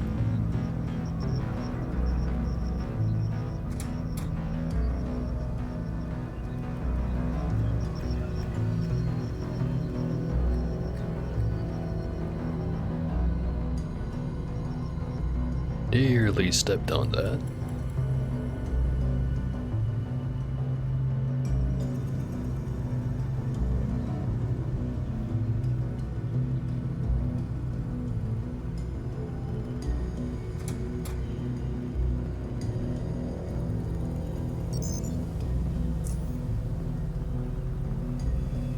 Secondary entrance. Guessing from the other path that it did not take. Yes. More like, I know. These are things that will become very apparent.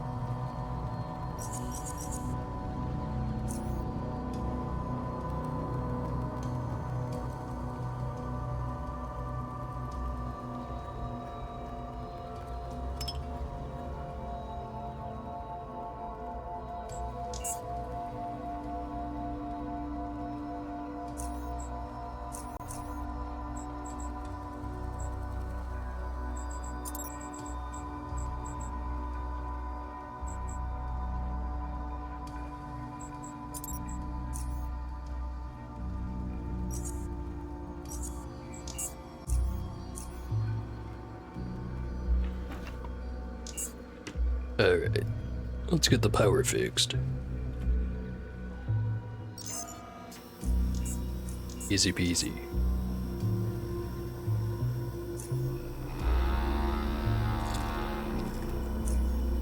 Perfect time to have some chips. And a drink. The blistering shores hydrothermal vents issue large amounts of gold, cobalt, copper, and other rare earth metals. Able to power a Lemco-sized complex. These SE can easily navigate the underwater tunnels and collect samples, and reach incredible depths of up to... question mark. Oh hey. You're looking kinda green.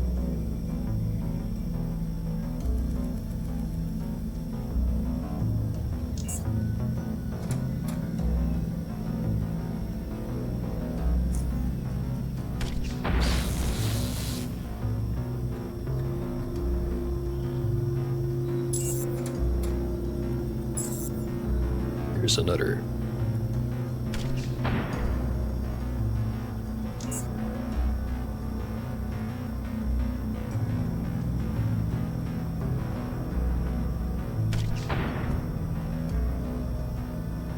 Getting reliable one-shots on him,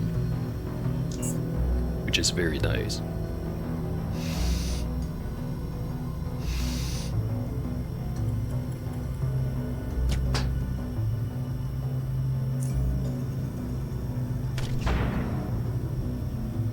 Not quite against those guys, though.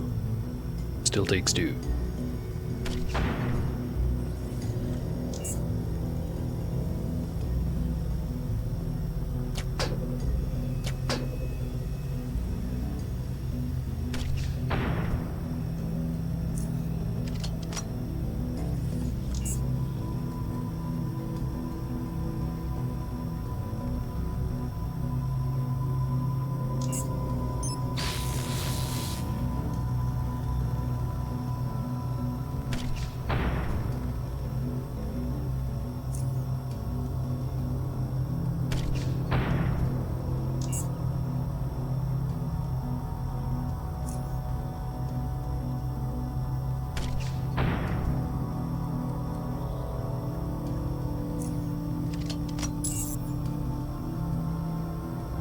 Right? That's those guys dead. No way, there's not more.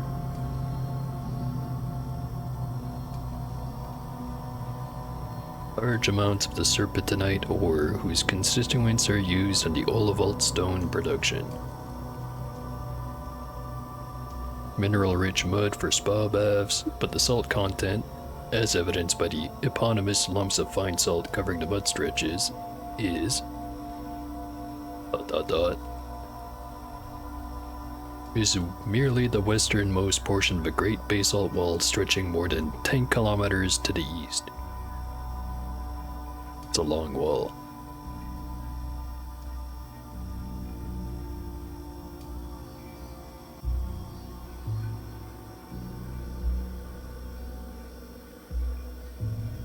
Animals capable of surviving high temperature to be released in blistering shores in the following years. Really shouldn't have. Vent themselves, however, support rich and diverse wildlife due to being great sources of energy and minerals. Perfect home for a species of water snakes engineered at the... Well, we'll never know where the snakes came from.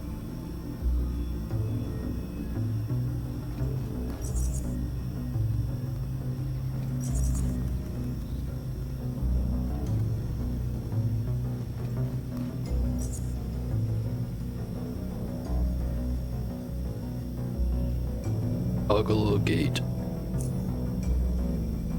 Gate opened successfully. Submarine crane controls. Please Submarine 1, DSE 004.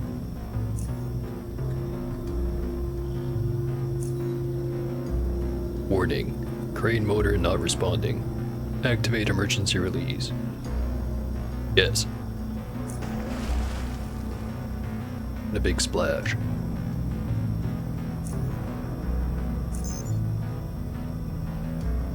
Alright, we now have submarine. Have to go get it.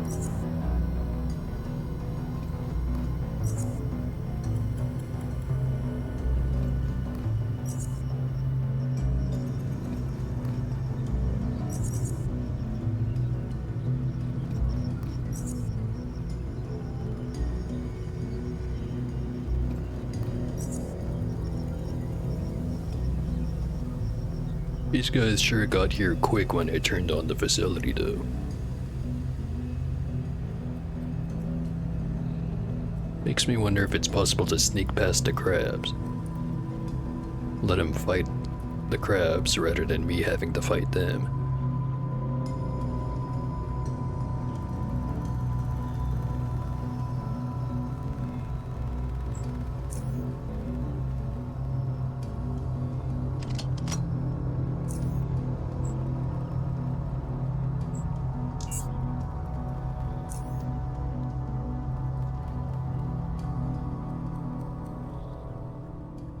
Nice little submarine.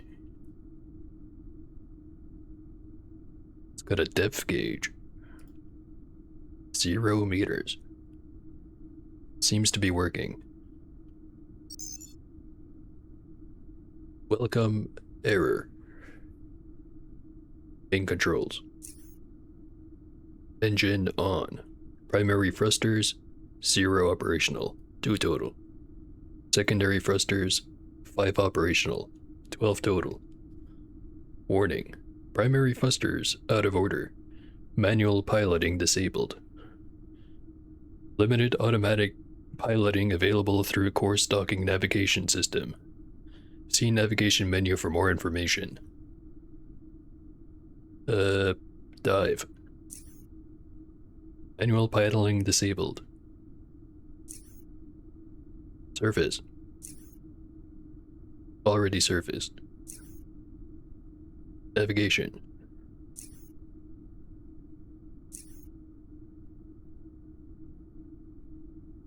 Automatic piloting mode on.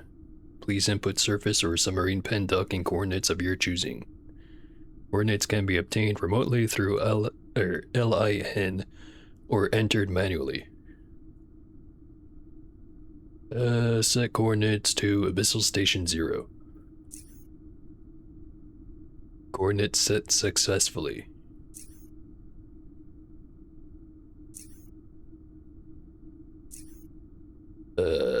Sonar. Status off.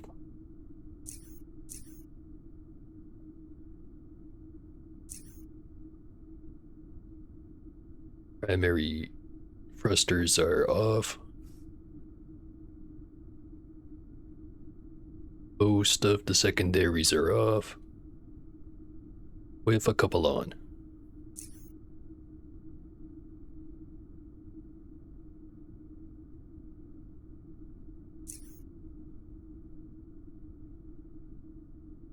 Forming thruster capability test failed.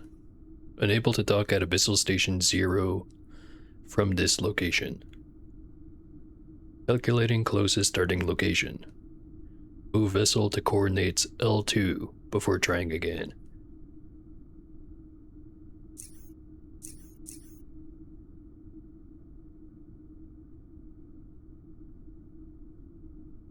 Check out life support. Air purification on, water purification off, heating on.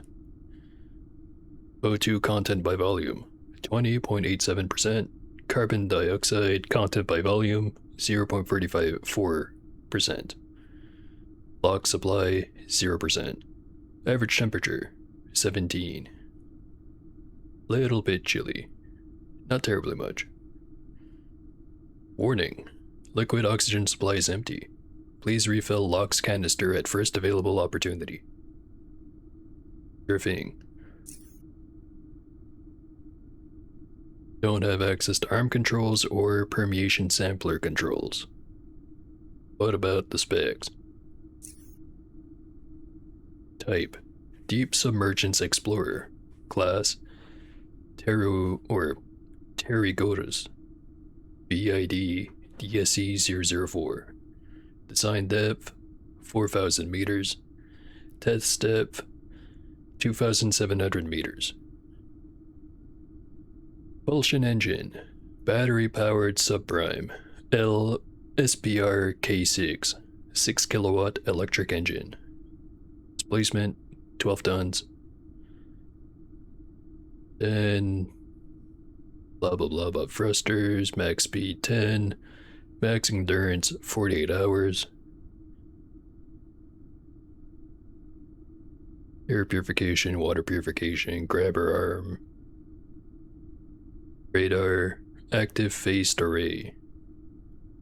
3 to 10 gigahertz.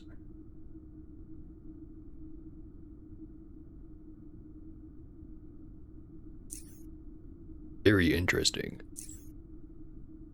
Alright.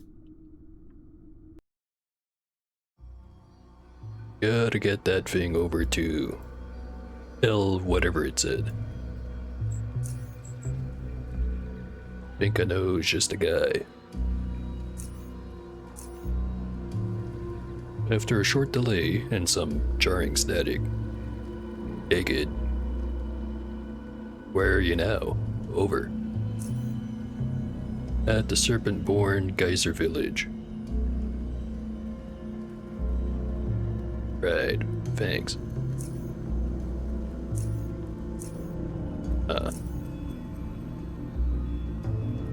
I know I have to get him to move the submarine, because he's the only guy who can do it. But I'm not sure why I can't do it right now.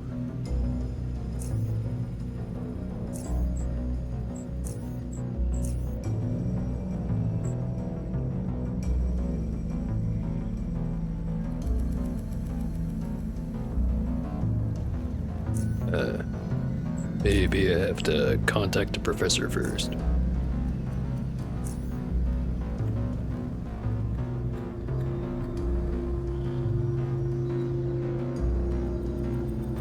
Found a submarine at the Blistering Shores facility at the northeastern part of the sea, at L12. Over. Submarine? Oh, goodness me. That is quite remarkable. Shame it's so far away from here. How preserved is it? Over. I don't think you get it. It's a functional submarine. It's damaged, it cannot be used to its full capacity, but I found a way to activate its autopilot. Located this Abyssal Station 0 in the southeastern bay, and that's where I'll be diving. Over. Wait a minute. You mean an actual working submarine? By the caverns. And it's a deep diving submarine from the looks of it. Over. Remarkable. But this Abyssal Station you're talking about, something completely new to me. Well, I found out about it in the Joint Security Headquarters after managing to pass that damn bioscan.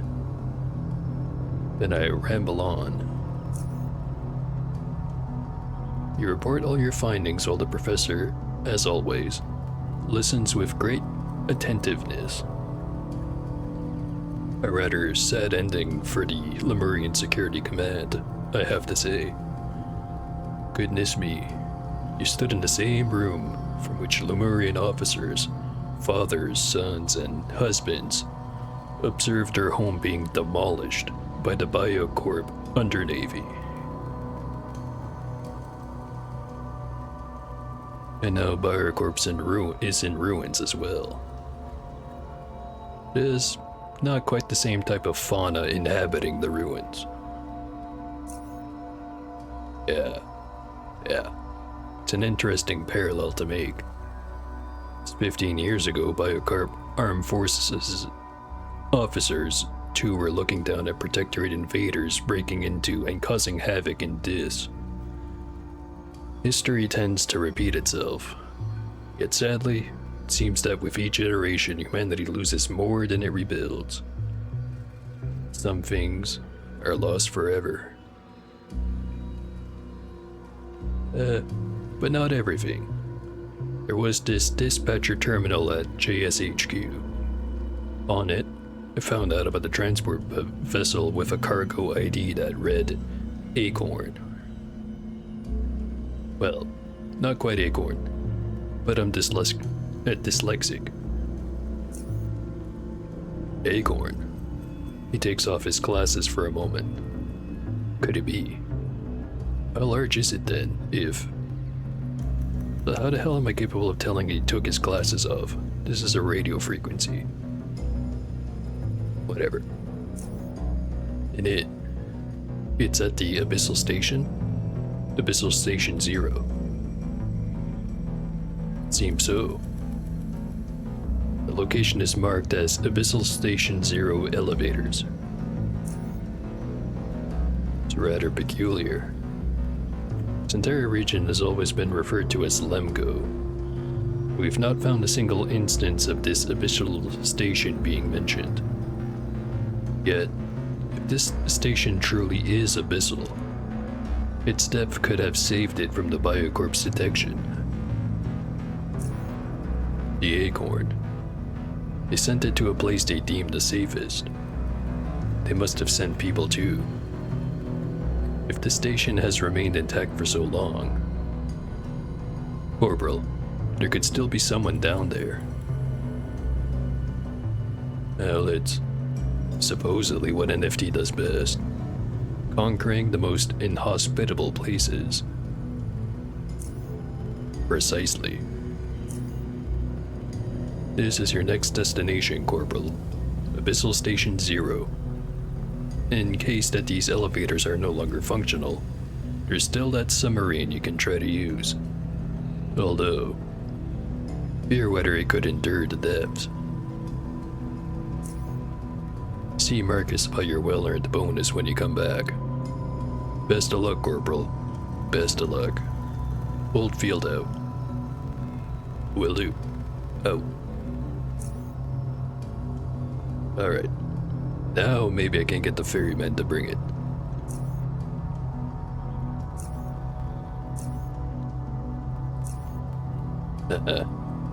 Maybe I have to go in person.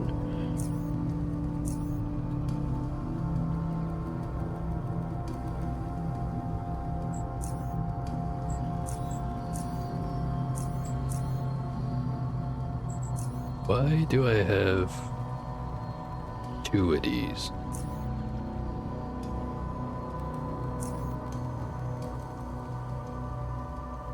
Yeah, whatever.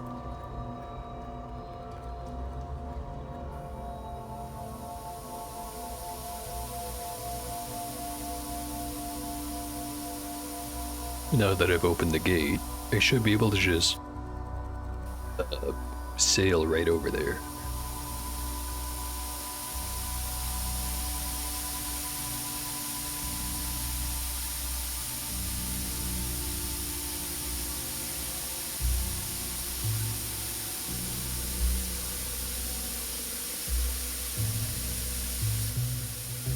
I'd imagine this is good for the armor.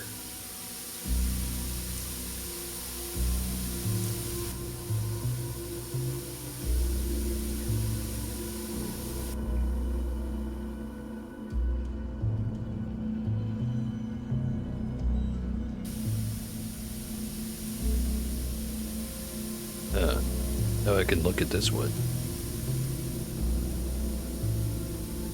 Analyzing detected rare earth oxides. Please wait. Unit temperature within acceptable limits. Current element monitoring list. AU, AL, CU, CO, REE. Oh, I recognize cobalt and aluminum. Not quite the other ones. Probably should have paid more attention in chemistry.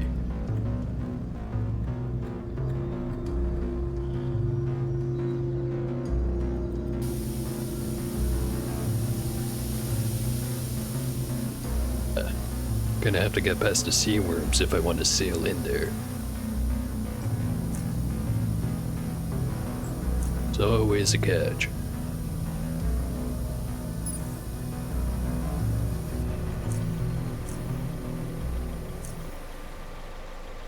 Alright, he said he was at the Geyser Village.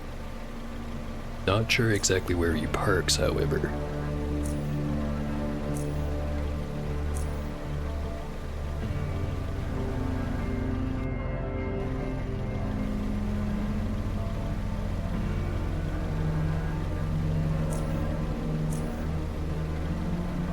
Try over this way.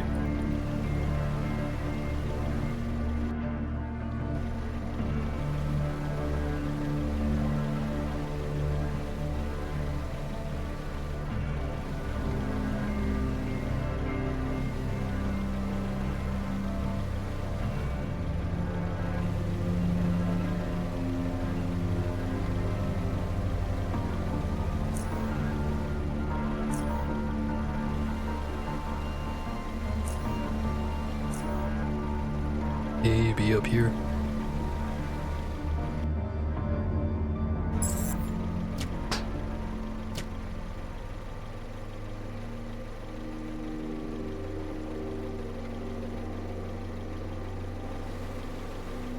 Yeah, not here.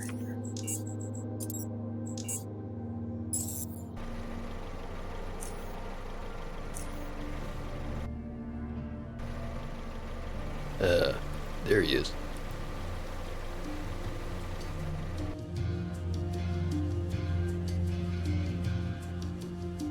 So, about lifting heavy stuff. Actually, let me look at the store first.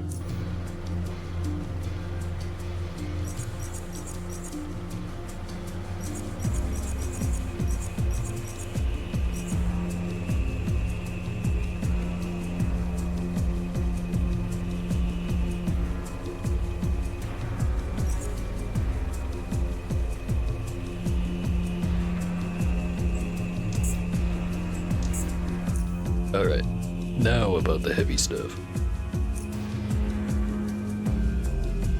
I need a submarine moved. Don't ask where I found it. Or actually, he's gonna have to know. A submarine. He pauses before proceeding calmly. The one at the geyser facility?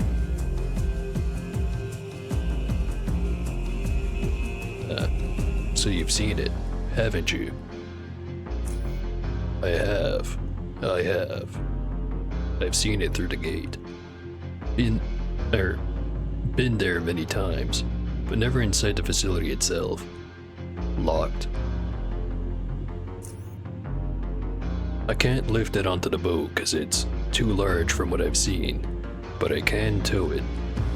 Question is, why would I want to do such a thing?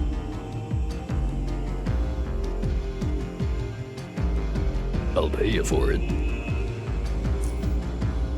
Look, kid. Normally, I wouldn't give a rotten fish about moving that submarine for you. But I have this feeling doing so would... Yeah, it would bring an end to this whole chaos much quicker. But I'll need to cover my expenses. Where do you need it moved? The southeastern part of the Black Sea. There's supposed to be an elevator there leading to a deep sea mining station. The submarine itself is ready to be towed. Yeah, in the Grim Jitter's territory. I can do that.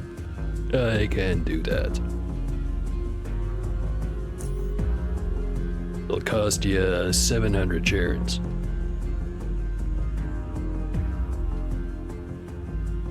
$700. Is your ferry running on super steel? I'm sure, say, 500 will cover your expenses just fine. It's a long and dangerous haul, kid. Money on its own I care little about, but I need some insurance in case my ferry gets damaged. You understand.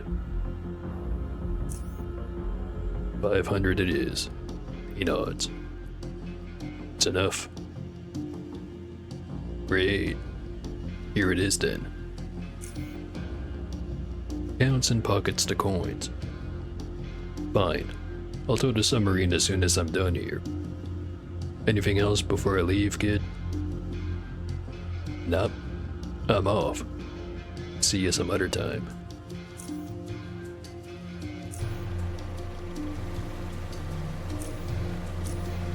Alright. Now I just have to go back.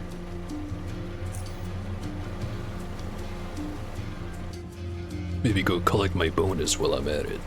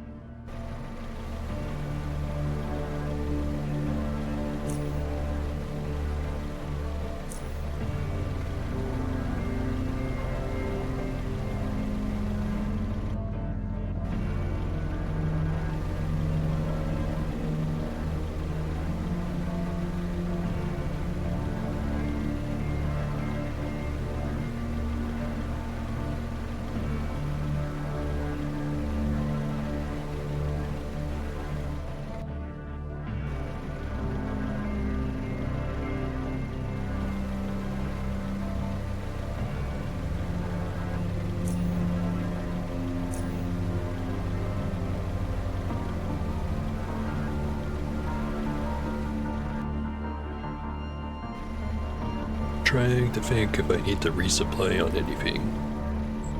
Other than adrenaline shots. Can't really think of anything. Also, from the feedback, I should probably speak more clearly into the microphone and bring my face closer to it. Not too close though. Raving sounds.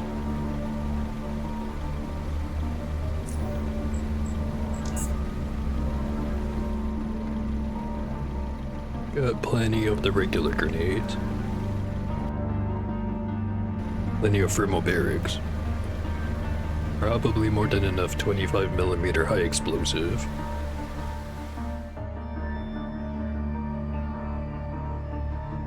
Enough frags.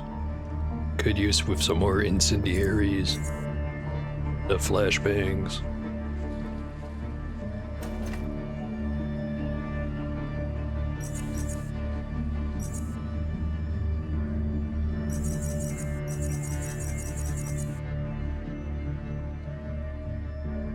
There's where I left my taser. Yeah, definitely gonna want that for dealing with card effects. Still don't think I'll be able to quite handle him. He just has a shitload of health.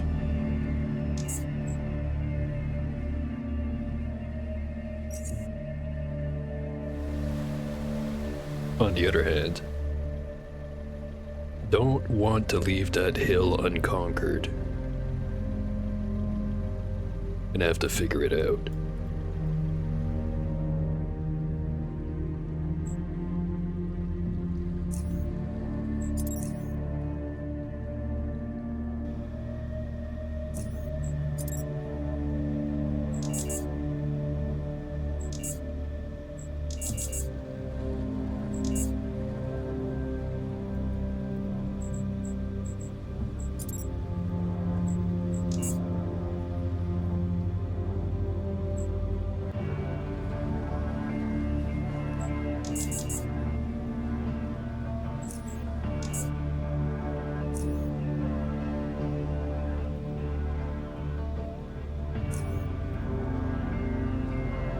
Yeah, they're running out of food at the canteen.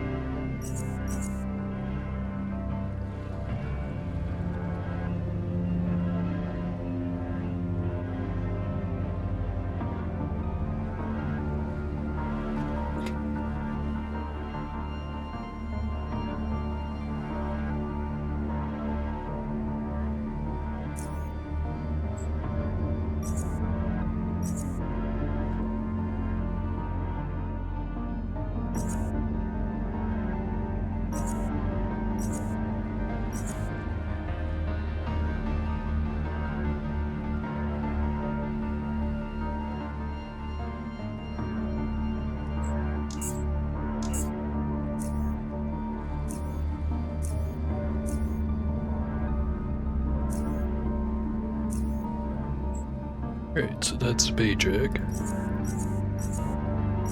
Gonna hold on to that laser pistol just because, know I get a lot more out of repairing it, but I'm a little bit too lazy to do that right now.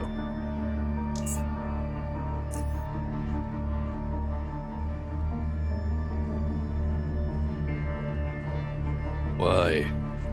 Why is everyone bothering me all the damn time? He presses his hands together, then against his mouth, so that only the index fingers are touching his lips. What? What's the problem? And this guy's just losing it.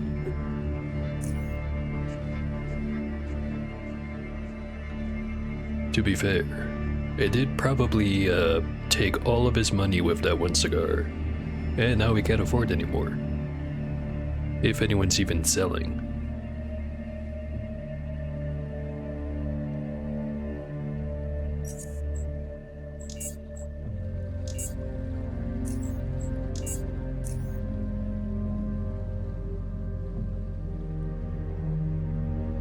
Feel like I haven't talked to Briggs in a while.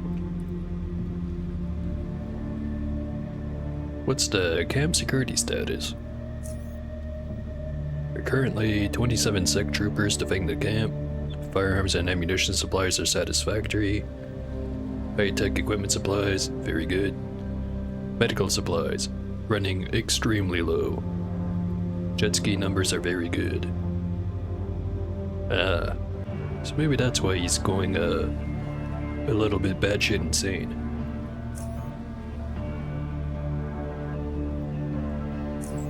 Hell. Well, report the stuff about a horticulture center. Then run off to Abyssal Station. Have a report to make about Crimson Meadow.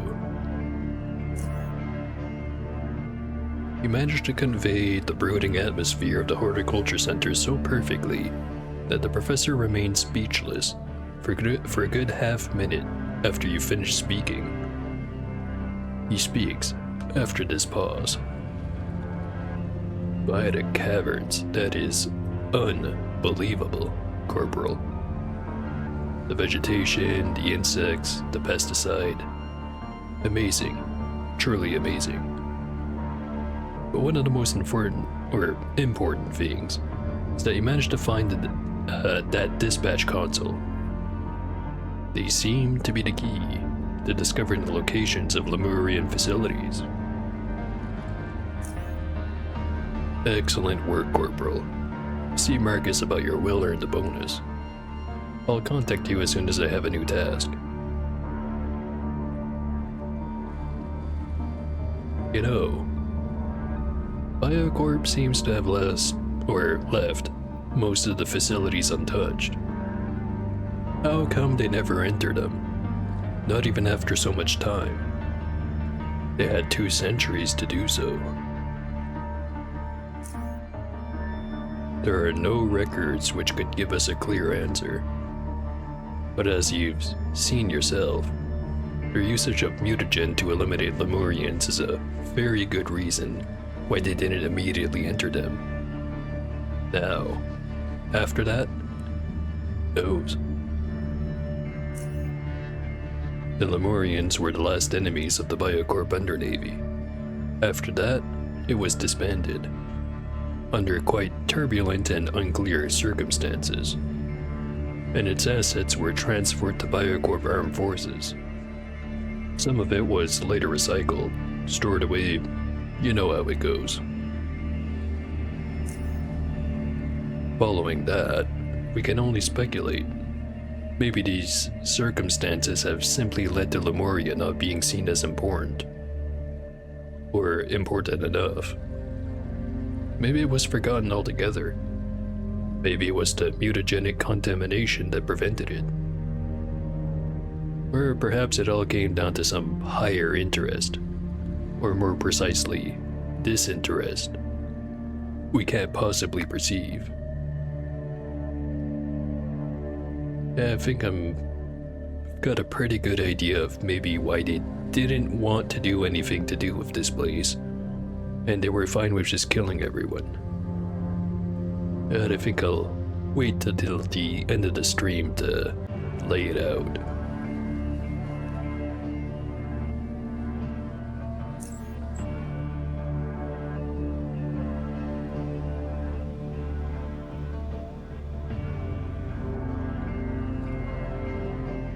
Oh, just remembered one more thing. Got a bunch of those full M7s. Time to go reading again.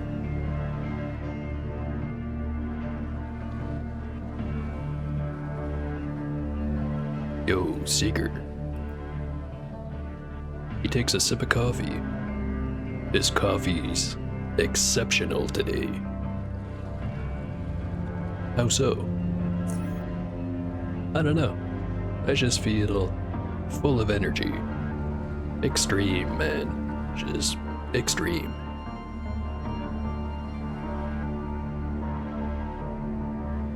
Anyway, could you look at these for me? Okay, I'll get to work straight away.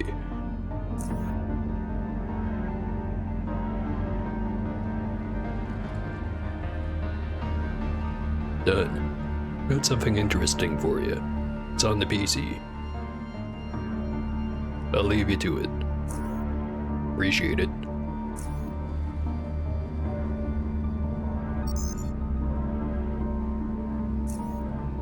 Alright. So, first one here is new.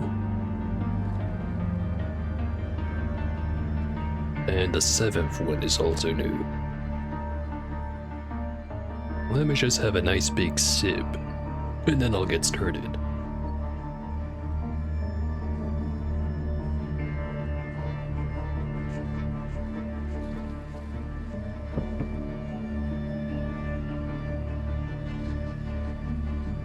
Alright.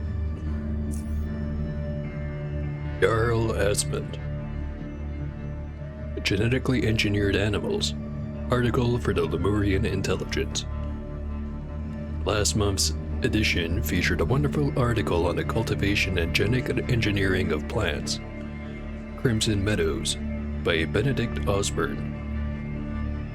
This article prompted me to write my own as a follow-up. Missing. Basic philosophy of ecological development that NFT and by extension us, the Lemurians, have undertaken. The difference is that I will be focusing primarily on the animal kingdom. Natural environment is a term, missing, denotes an environment that encompasses all living and non-living things that occur and interact naturally. Missing, without intervention from outside forces. Like human beings. Or, wait, that was at the end of the last sentence. Whoopsie doopsie. Anyway, Lemuria used to be a fully natural environment before our arrival, with living inhabitants, which were, well, far more diverse than our foreparents had anticipated, still much less numerous and less varied. Missing the world from which they came. Fish and fungi were abundant, and arthropods and smaller mammals. Missing, but large terrestrial animals and plants in general, on which Osborne elaborated, were, barring a few exceptions, a thing of the past. It was a healthy ecosystem, no question, but it was clear then and clearer now, that there was room for improvement.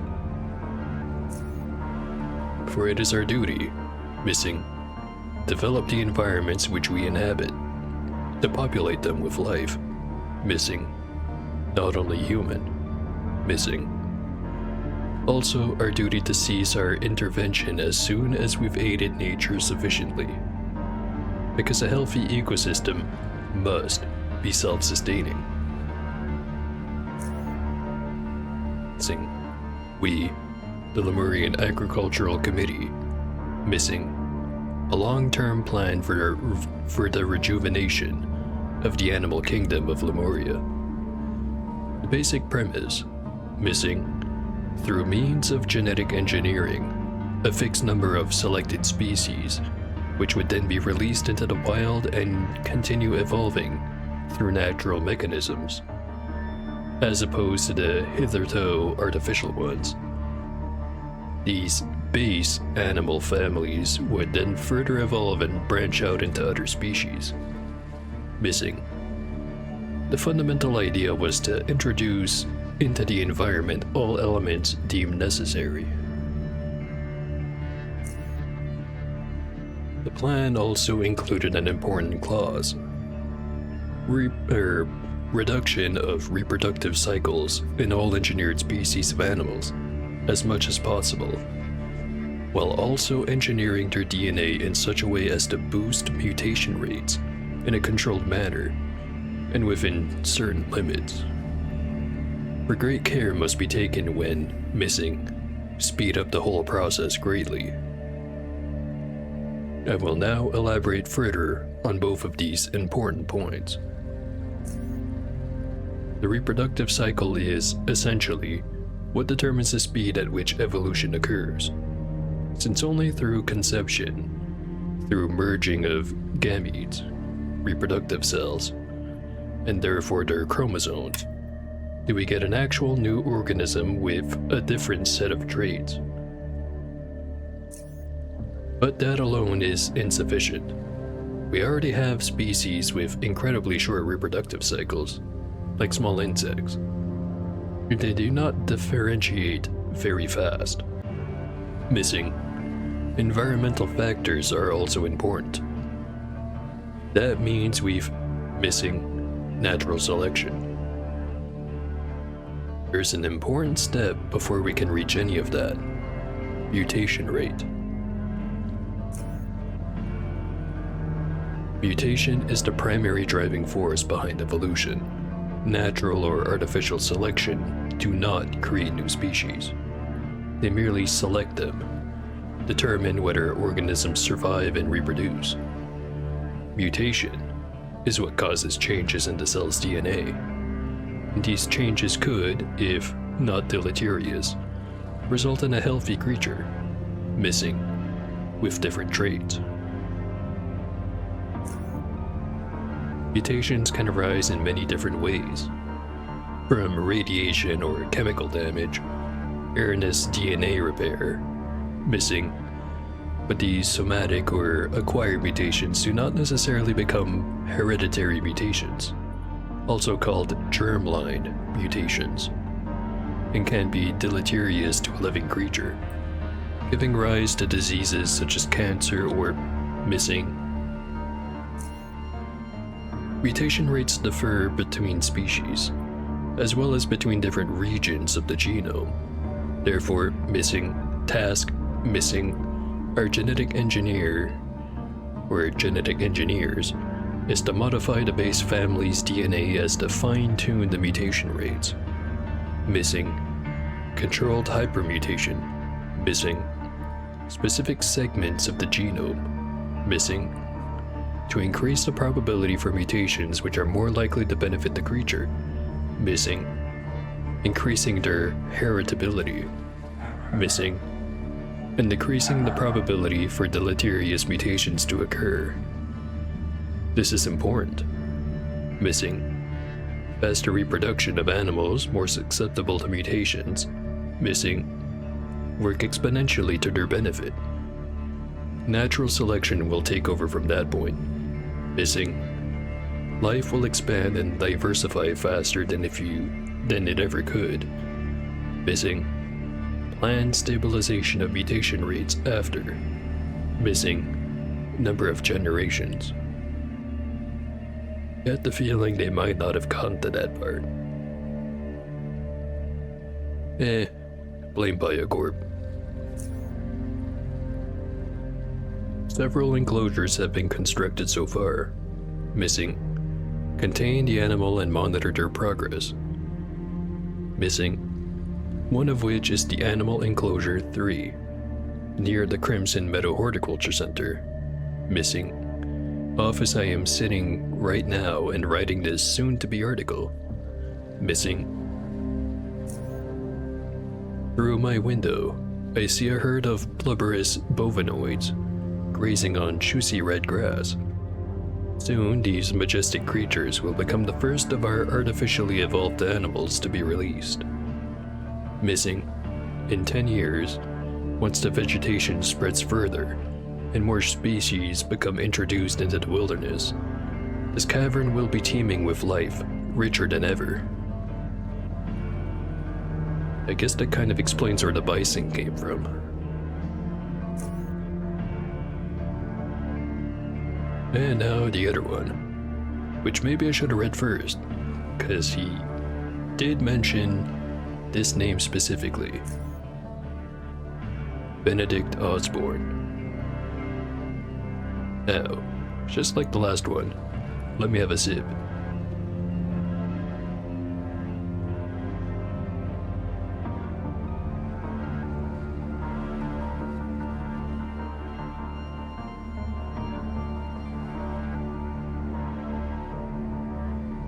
Alright, resume the reading. Crimson Meadow, Article for the Lemurian Intelligencer. The world whence we came used to be green, not because of toxic chemicals or Olivalt stone architecture, but because of plants. Sing freely and wildly, and they covered the surface of the old world. The plants got everything they needed from a luminous celestial missing called the sun. Some of them stayed close to the ground. Some twined up taller plants, clinging to them for dear life, whereas those tall and firm ones rose, missing, sometimes lived for centuries.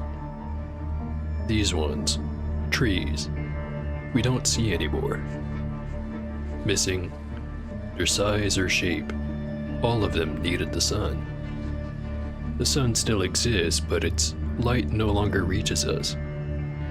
Because of that, no plants grow underground, but missing, species of fungi, missing, not need the sun to grow. We will not be talking about fungi in this article, but only plants. Not even the parasitic kind? Missing, cannot make our own sun per se. I mean, you can try. Results may vary. Anyway, we can, however, substitute it. One needs only light. There are differences in what kind of light it is, of course. For instance, strong UV light causes the plants to create antioxidants in order to protect themselves from photo damage. And these antioxidants increase their nutritional value. Colored light, say red, performs far worse than blue light at maximizing photosynthesis because the waves we perceive as being red lie on the lower frequency spectrums of visible light, and therefore carry less energy. Let us start with simple white light, which contains missing, is simple to produce anyway, missing UV light. We have the hydrothermal vents to drive our generators and create power, and we can use that power to create light. We have the sun now, but what about the plants? There are many kinds of plants. Some plants are called Streptophyta. I feel I didn't pronounce that right. Let's try it again. Streptophyta. Streptophyta. Streptophyta. We'll go with that one. Anyway, some plants are called Streptophyta, and these are the land plants. The most common, missing. Also things like Chlorophyta, and these are green algae, missing. There are others. Some have seeds, which carry the plant's embryos and food, but some don't, and instead have mobile gametes that can fuse together far away from the parental plants, whereas others have spores which do not fuse at all to create new plants. Grow plants in Lemuria. We brought plenty of seeds, gametes, and spores of many different species, all sealed to last for centuries. So, we have our sun and our plants. What else do we need? Some need ground for minerals. We've got that. Oxygen as well. Plants need water, and those that did not live near water needed rain. Water falling from above. Missing. Large masses of condensed water vapor floating high above. We will make our rain if that is what we, missing, have everything now, and plants are growing. Do you see a problem? No? In the old era, living creatures, or at least a majority of them, did not need our care to survive. In fact, plants are older than humans. as are many other living, missing, existed before us. We, as Lemurians, as New Frontier technology, we mustn't forget that our mission, missing, life possible where it shouldn't be, missing, environment thrive alongside us. We can grow plants in our closed gardens and our hydroponic chambers. That's not an environment. Environment is outdoors, as the old saying, missing. Also missing, him and I were responsible for creating plants that couldn't flourish in the dim caverns, that do not need our sun and our rain, or us at all. First, we looked at their color. Not all missing were green, but most of them were. At least, when it came to the parts of the plant in which photosynthesis occurred. Why? Missing because the sun provided too much energy. So plants that absorbed it all, missing, get burned. That's why no plants are black, which would be their color if they had the ability to absorb all. Also, that's not true. I had an orchid that was black once. It fucking died, but that's beside the point. Anyway, wavelengths. The plants are green because they absorb blue and red light, reflecting what is left of the visible light spectrum. Green.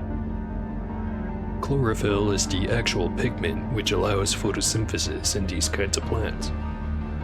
And it has proven to be the most successful solution in missing, but not here. Here we need that missing piece of the light spectrum. We've tried creating these black plants at first, but they had a problem, even in limited light. Missing, fine normally, but shining even moderately bright light on them would cause them missing, deaf. That was not a permanent solution. Purple plants absorbed too little light, because they had normally lived in areas that offered them too much of it. Then we took a look at some of the non-green plants, and why missing. The algae that live deep in massive bodies of water, missing. Oceans, missing. Red because red light didn't penetrate far enough through the water. So the algae absorbed everything but the red light, which essentially means it got reflected back. Missing. Genetically modified through numerous iterations, many species of existing plants that have red pigment. This proved to be the thing we were looking for, the perfect balance of color for our world.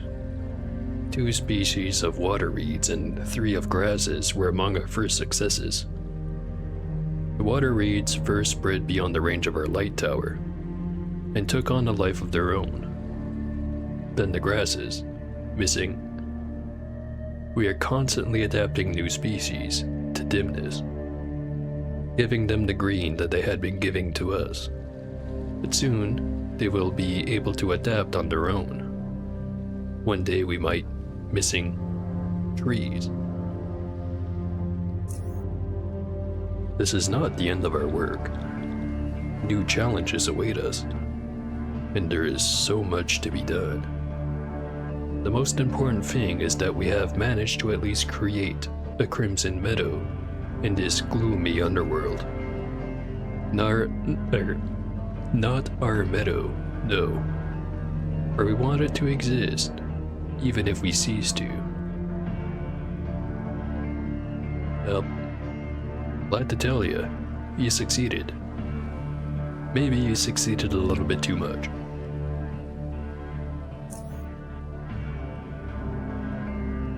Alright, very interesting.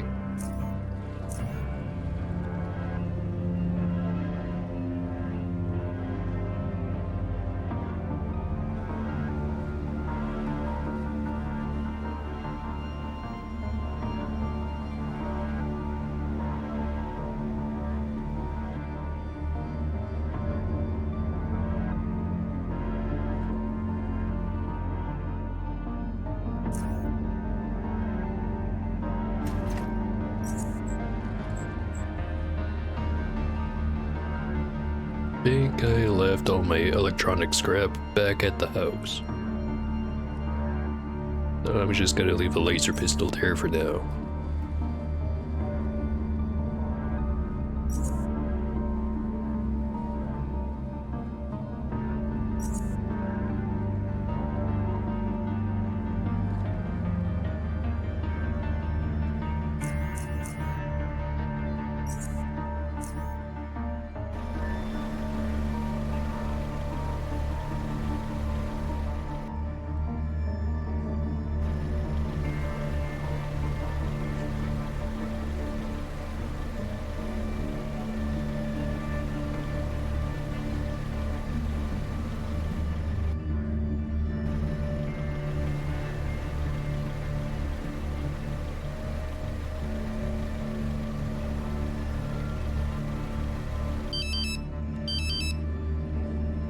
Corporal, do you read me? This is Oldfield. Over.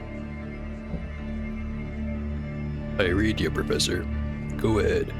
Over. I need to speak to you in private. It's important. Please see me in my tent as soon as you're able to. Over. Damn it. I was right there. Oh, whatever. Roger that, Professor. See you soon. Out. Oldfield out. And 180.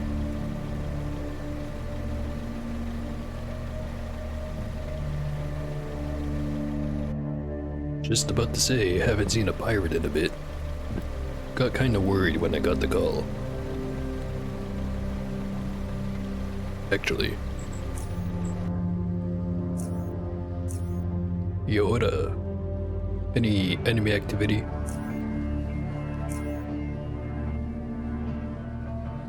Nothing going on at the pirate base. And the other ones? No activity lately. No moving lights, boats, or anything.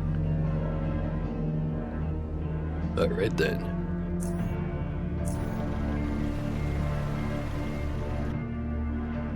You know, I didn't think taking out that one guy would have been so effective. Although I did get rid of their special black snow. Maybe that's why.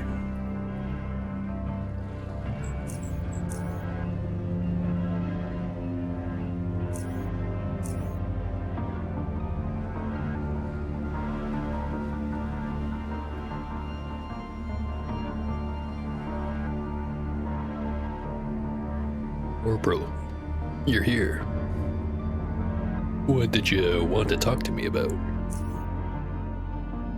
Well, first and foremost, I have to admit, I am, how shall I express myself?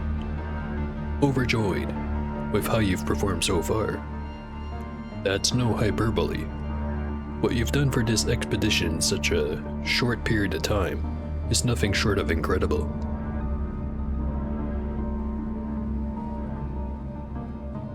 Thank you, Professor. Much obliged. You're welcome. Now, let us move on to a more pressing subject. I need to speak to you about the expedition. Didn't we already talk about that? We did. But there are things you haven't been told yet. Important things. Classified things. Reason we're having this talk in private and not over the NavCom is that we simply cannot risk what I'm about to tell you being overheard by the wrong ears. I understand, Professor. Top secret. Jolly good. If I had known I was going to end up in a pirate jail cell and be so close to meeting my maker, we would probably have had this conversation sooner. But then again, I had yet to witness your performance back then. In any case, Chief Briggs is the only person besides me and soon you who knows about this. So in case something dire happens, again, you can freely speak to him. He takes a sip of water from a plastic bottle before proceeding. So far, you've been searching through the Lemurian facilities somewhat blindly, relying on the little data we could offer, and the things you discovered yourself. Everything you've unearthed so far is of great value, but there is something of the greatest value here. There is a primary goal of this expedition, and now you're gonna hear it. I'm all ears. I'll start at the beginning. 2 years ago, I acquired a document. An old world document, signed by Albert Sir, Director of Frontier Research Department at New Frontier Technologies. The document was heavily damaged, but still contained priceless information. The old world was on its deathbed, rapidly becoming less and less capable of supporting life. Each of the supercorporations were seeking their own ways to survive, and this document described NFT's solution to the problem at hand. 4 distinct artificial habitats were to be established, large enough to support thousands, if not millions, of people. 2 of those I could learn nothing about because of the damage the document had suffered, but the information regarding the other 2 had luckily been spared. One of those 2 habitats is this cavern, this sea. Its name was unknown to me then, but I know it now. Lemuria. Lemuria. While the other one is called Horizon. What is Horizon? Well, the original meaning of the word horizon is where the surface and the sky meet, whereas now we mostly use it to mean a limit, to knowledge, to understanding. You see, on the surface, there's an unimaginable amount of space above the ground, just vast, illuminated emptiness as far as the eye can see, and one doesn't even have to lift his head in most cases. He smiles, his eyes gleaming. This space used to be called the sky. Somewhere, at some point where the surface meets the sky, lies Horizon. The document did not contain its location, but it did offer a clue to reaching it. It mentioned large transportation machines, mobile habitats, which can reach the remotest parts of the surface. After all, the goal of the NFT's project was to eventually reunite the people of the 4 habitats. Habitats which were built very far apart. There's no information on how these machines work exactly, but they have been linked to something called the Acorn.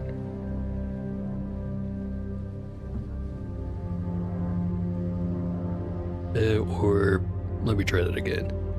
Linked to something called the ACONR, or Acorn, as it appears to be pronounced. This Acorn, whatever it is, an actual mobile habitat or merely a part of it or its key, is implied to be of paramount, very paramount importance to reaching Horizon, the remotest of all 4 habitats, and perhaps to reaching the other 2 remaining. The Acorn, it's here, in Lemuria. I'm no fool. Horizon might not exist, or even if it did, it might have suffered the same fate as Lemuria. But Lemuria is real, and perhaps these machines are as well. If we can acquire one, maybe we can go beyond our own horizons, establish a new, better world. He takes another sip of water and awaits your reaction. That is fascinating, isn't it? I was gonna say cool. He chuckles. I hope you understand why this must be held in utmost secrecy. Any of the local factions knew what lies here, they might become motivated to compete with us. We are strangers here, and we're cut off and in a vulnerable position. We could never win against the likes of the Core City oligarchy, for instance. You know what your primary goal is. Keep your eyes peeled. But I'm sure they always are. Now, regarding your actual missions. We've got 2 new locations we'd like you to investigate. The Lemurian Health Center and the Joint Security Headquarters. Coordinates I-1 and F-12 respectively.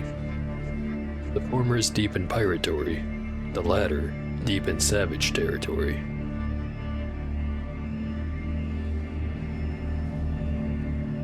I hate to say it, but been there, done that. Anyway, what do you know about these places? Not much besides the obvious, I'm afraid. It's up to you to enlighten us. He chuckles. That's all I wanted to talk to you about, Corporal. Best of luck and keep in mind what we discussed here.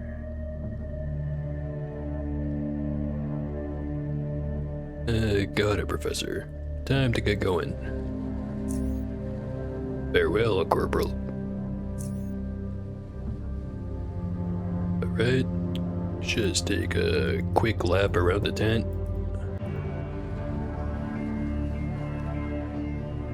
Alright, hey, I've been to those places. I've got a report to make about the Lemurian Health Center. You're gonna hear certain things that might be hard to believe. The surreal nature of your visit to the Lemurian Health Center is difficult to express in mere words. But you do your best, and the professor follows your report with interest till the very end. I don't know what to say, Corporal.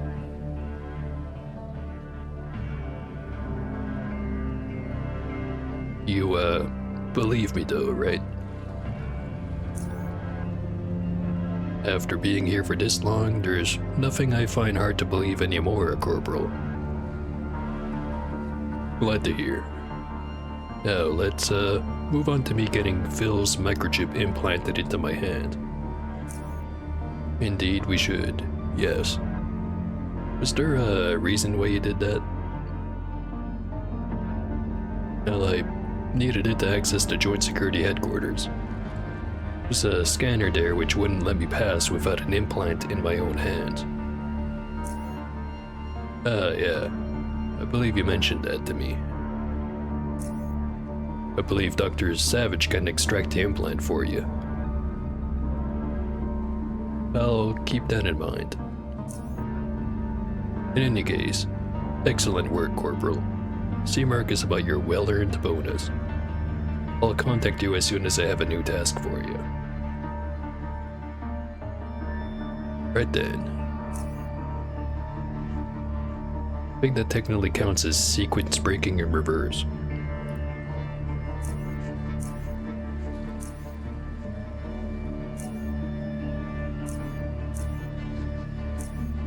Alright, a little bit richer.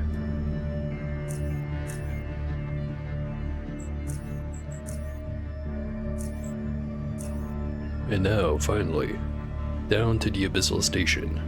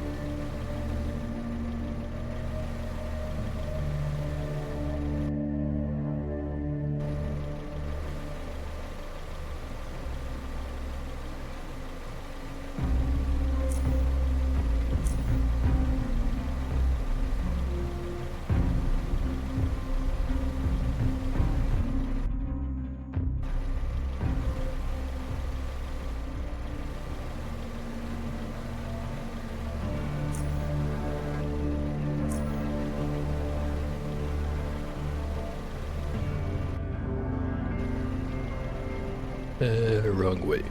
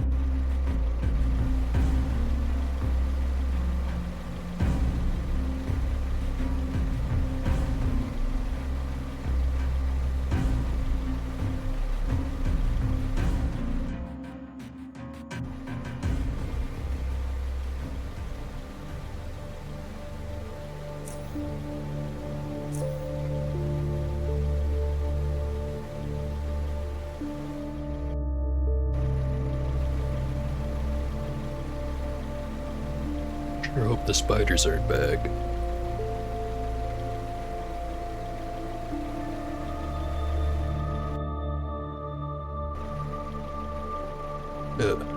There's the sub.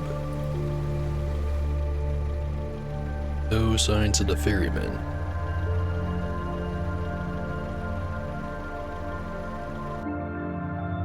Alright. Now before we head down to Origin, I think I'm gonna go take another short break. Go get another drink. Tasty, tasty drink. Be right back.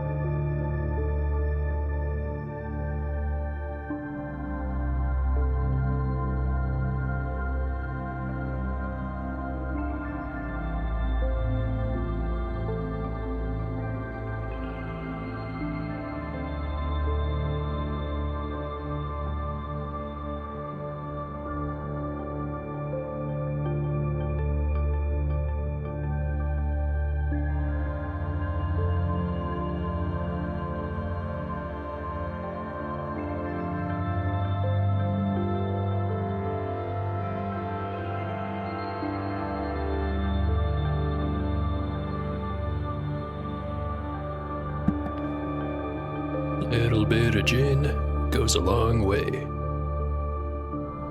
Goes even longer when you fill up the glass with ice cubes. Anyway.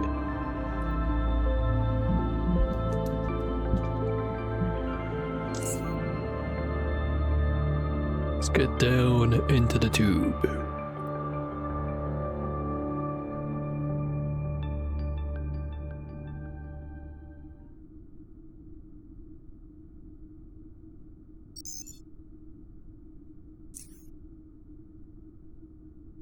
Commence dive.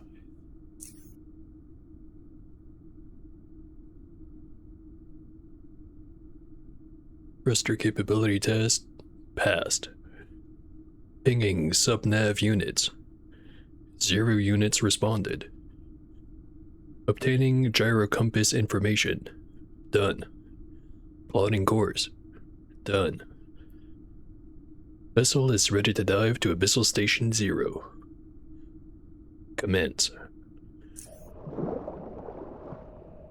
You glimpse faint, gloomy shapes of sunken vessels and debris around you before descending into the darkness.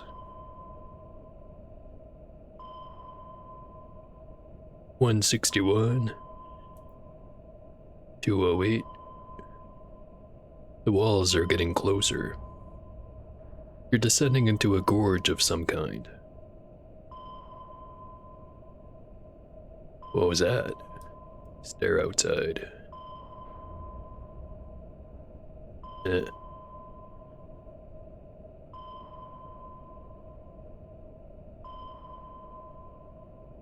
See a blue light on one of the walls. A beacon. Then the space around you expands again.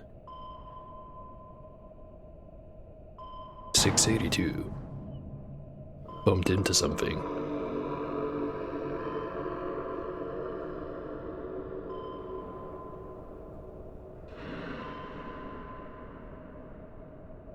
$866.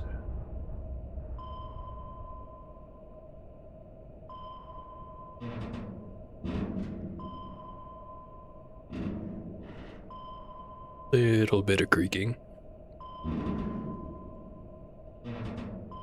Don't worry, it's not made of carbon fiber. Probably. Don't fall apart, damn it.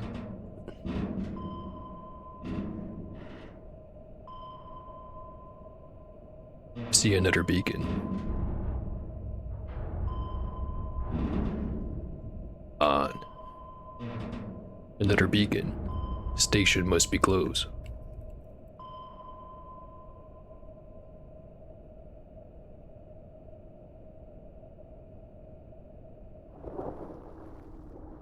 And I think we're here. 1,437. That's pretty deep.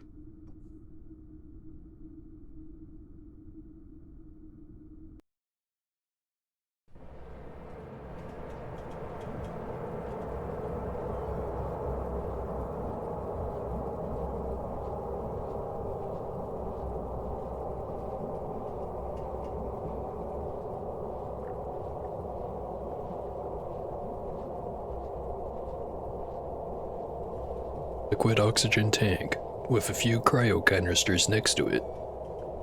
They all appear to be powered and functional, maintaining the low temperature necessary for oxygen to remain in liquid form. Over 200 years, and it's still supplied. There's also a dive suit. Don't think I'm gonna be using it.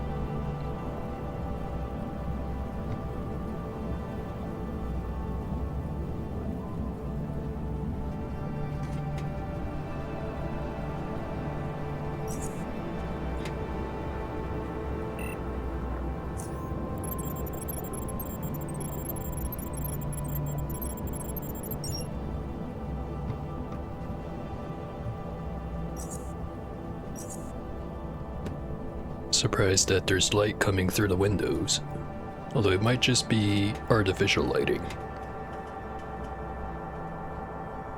It reads on the side, elevator control console.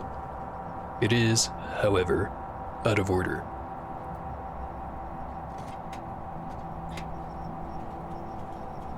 Ladder. Agility 9.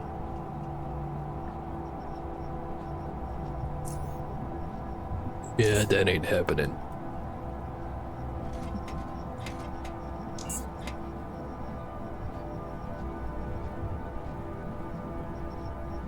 The gate control is not responding.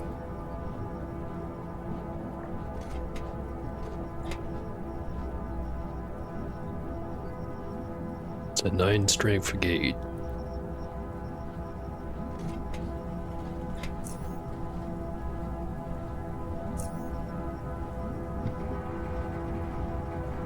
Buckmaster.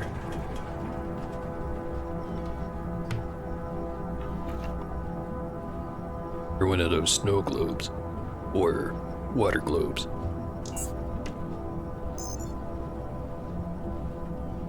Unable to connect to ASIN. Cargo traffic log.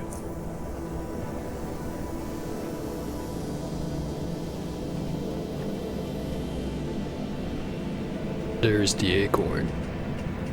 Quantity 1, PRT 1. Destination, research and development. There's another bunch of IDs. What could it mean?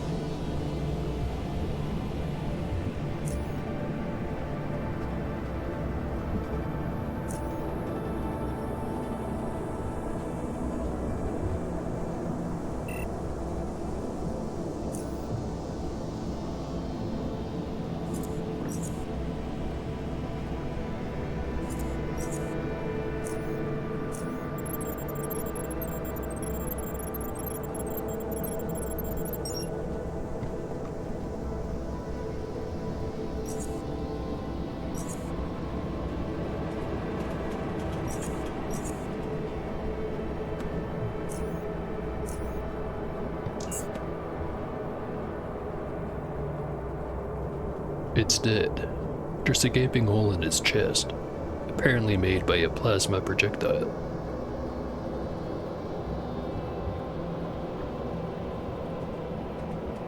Static. Your nutrient bars. Static. Static. Need exercise. Healthy and Todd.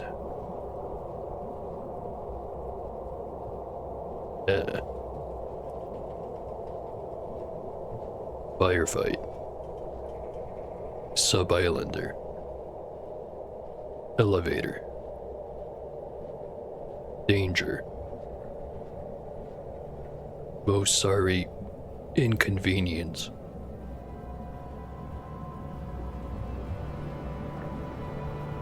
So not entirely dead, just mostly.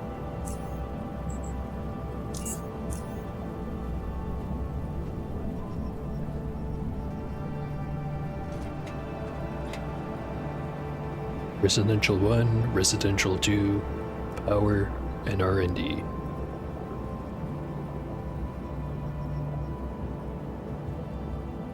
Manufacturing and Residential 2. Gate's not open though.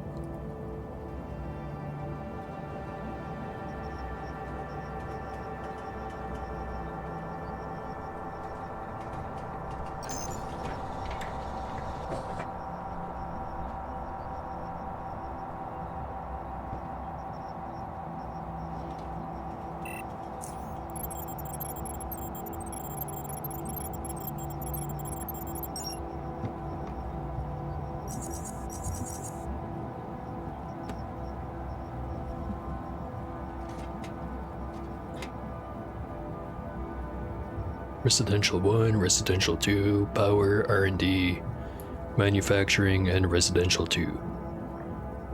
Oh wait, maybe the arrows next to the names have something to do with it. So over here is the Residentials and Power and R&D, and the other way is Manufacturing and also Residential 2. Interesting. Alright, now what's behind the gate?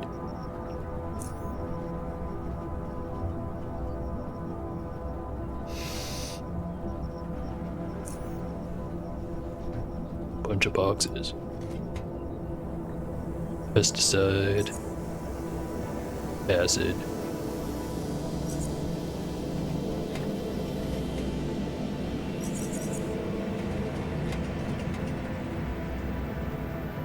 A whole bunch of other stuff.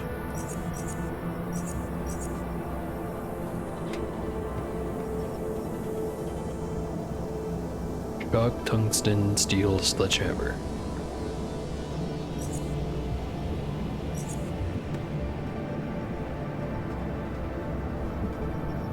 Gonna store the extra over here.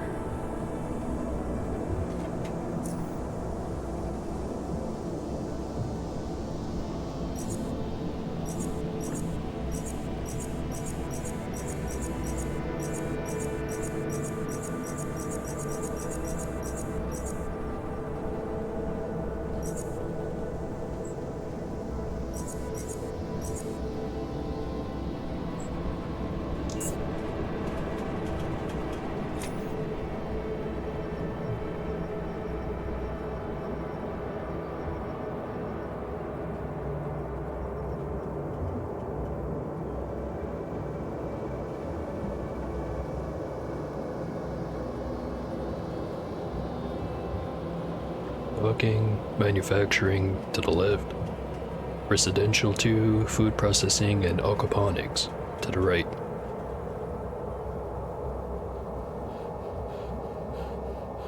Security cameras. Some kind of sound. Oh. It's a guy. Called Todd. A coincidence, I'm sure. Digital frame displaying an animated family photograph. Families tagged as Angus, Shelley, and Todd Newman. You're standing in a meadow of crimson grass, moving in the wind. Father of the family is a bald, stubby man wearing an engineering suit and an ill-tempered expression on his ill-set face. The mother is a thin woman with deep green eyes, embedded in a pale, featureless face. She's wearing a pristine white suit with many colored ornaments.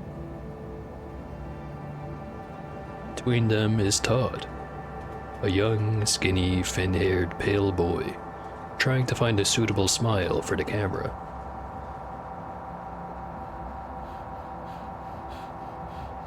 Huh.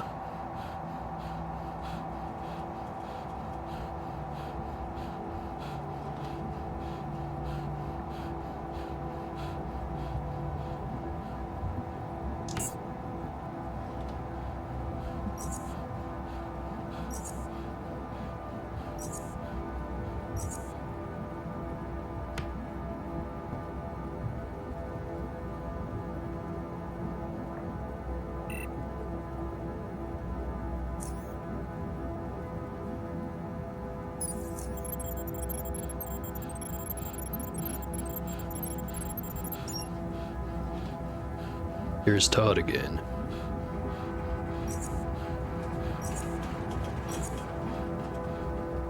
I'm sure he's not gonna mind me looting this place dry.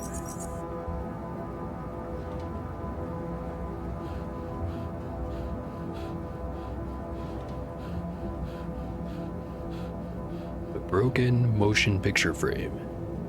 A small hand-sized animated picture frame. It's heavily damaged, with one side being completely dark, and the other notably distorted and its animation frozen, all of which gives the people still depicted an unnerving appearance as they stare at the missing half. 2 points.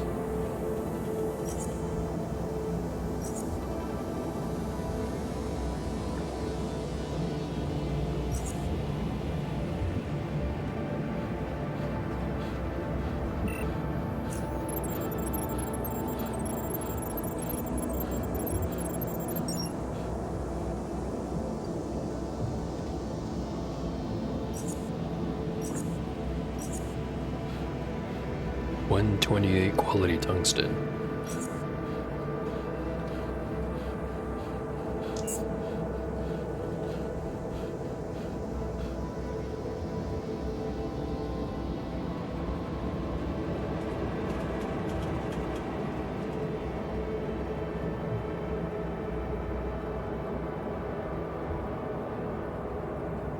Computer depicts two blueprints, side by side.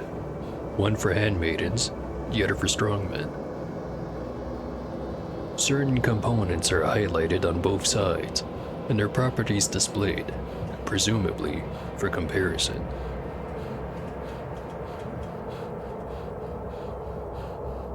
It's just the same info.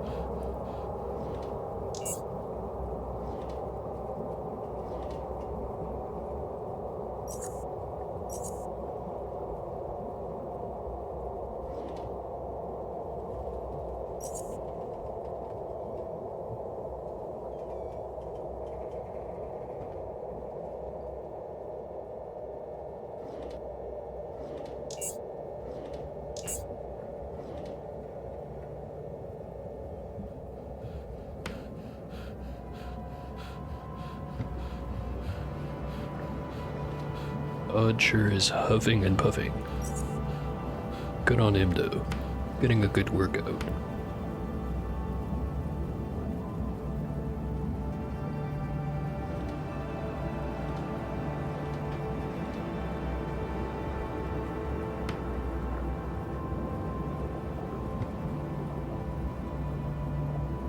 Better motion painting.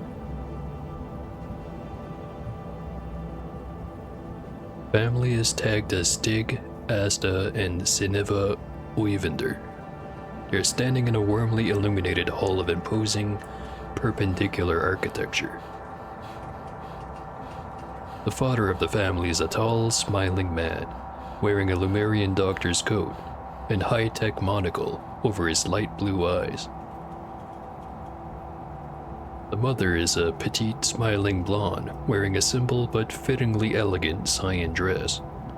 Blue-eyed as well, but is wearing bifocal high-tech glasses instead. The daughter is the spitting image of her mother, the major difference being her somewhat lighter shade of hair and softer, rounder features.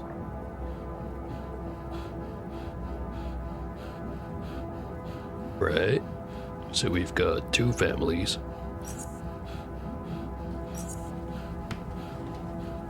But only one Todd. Sure hope he hasn't been eating everyone.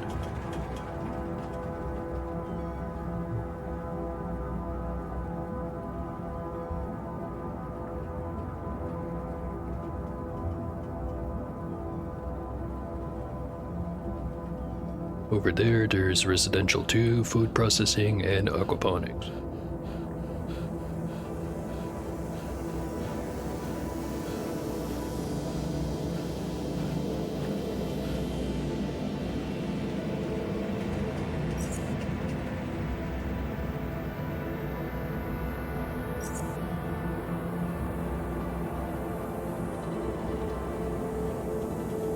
An empty tool bracer. Abyssal Station 0. Through its transparent cover you can see slots for various tools, none of which are present. These tools are stored around the user's forearm, and could be rotated until reaching an opening at the interior side. From here, they are likely inserted into or even extracted from the hand. Unfortunately, this neat-looking device doesn't appear to be functional anymore. And yet, it's not an oddity.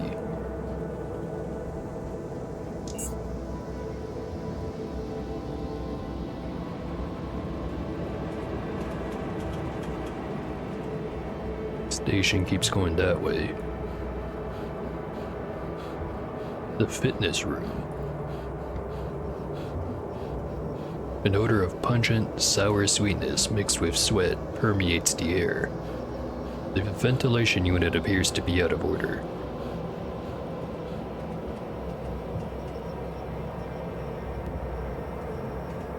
There doesn't seem to be much in here other than the sweat smell.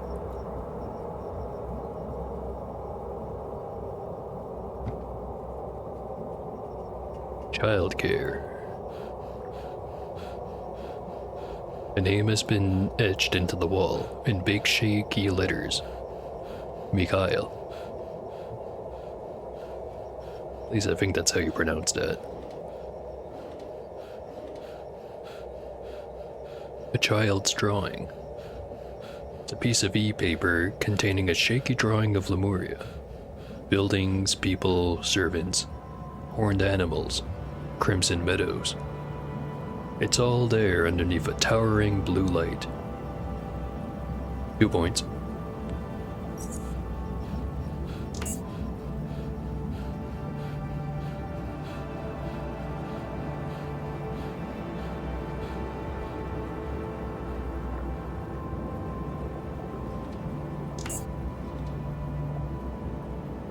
Lifting belt.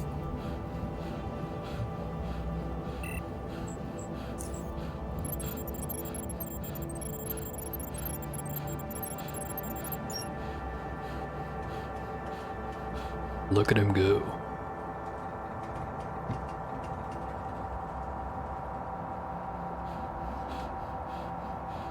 Golden ring.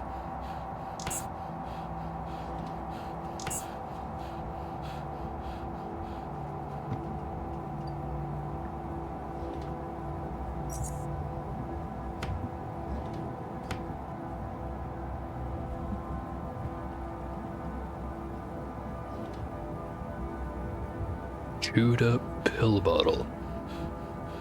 An empty bottle of septohydroxy Try it again.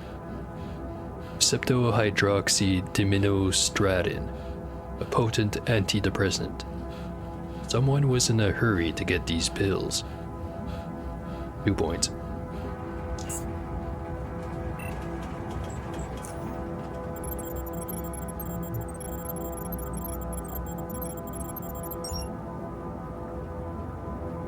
All this looting's getting me thirsty.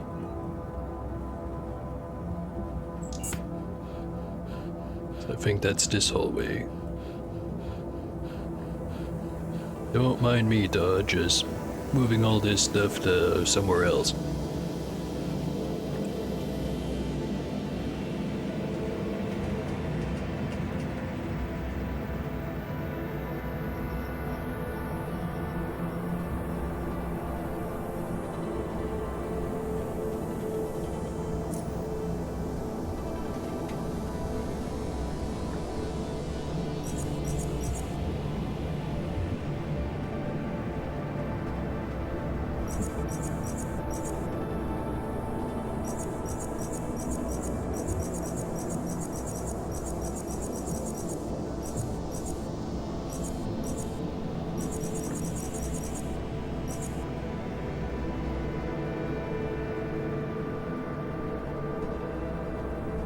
Don't think I'm gonna need a CAU armor down here.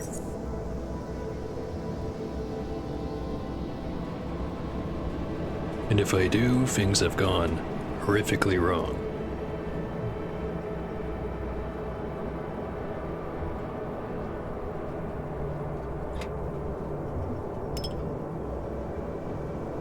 You know, like they usually do.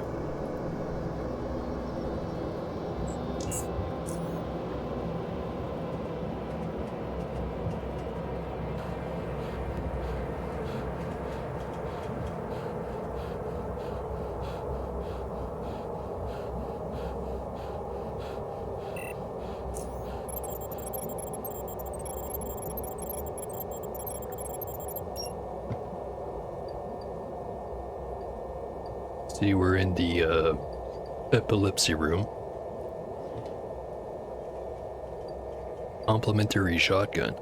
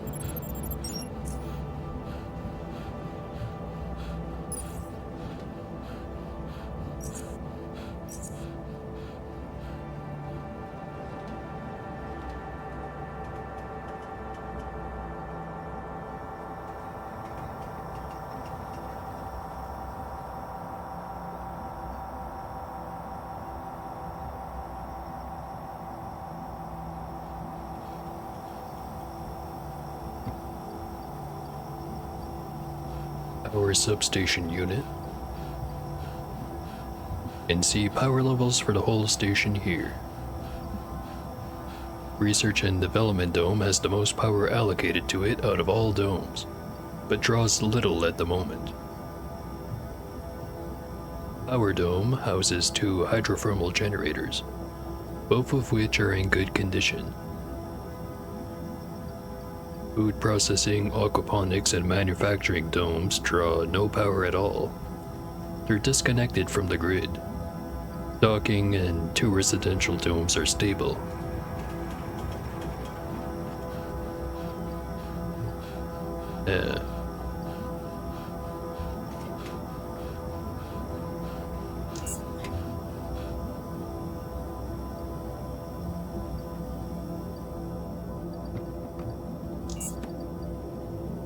The security office.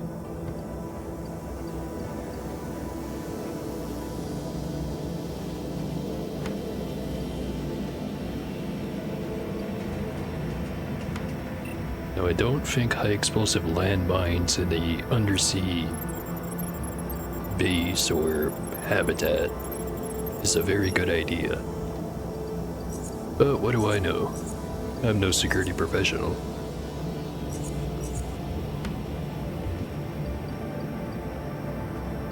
Bunch of laser pistols. Mark II plasmas.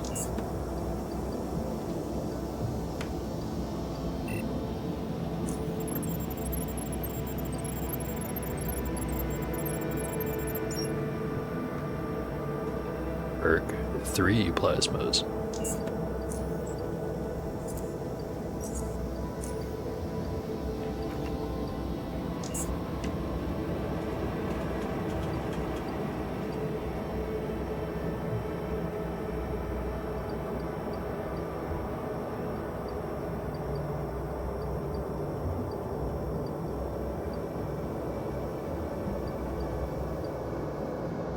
Looks like I've already explored most of the place.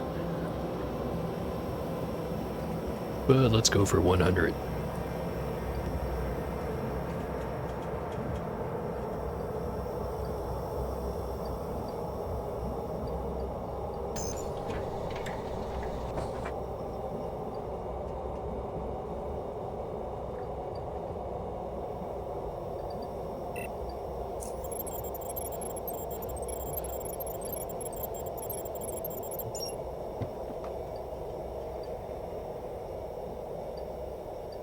Psionic mentor for mental breakdown. And a bunch of headgear parts. Empty medical card. Some more adrenaline. And a medication synthesis unit. Seems to work the same as the last one. 35% charge. So what do I want? Don't really need the hypercerebrix or the third eye. That leaves everything else.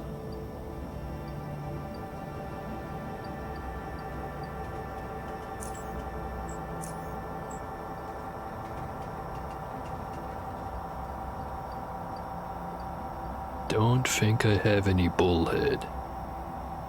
Maybe I make 1 dose of that. I know exactly how good it is.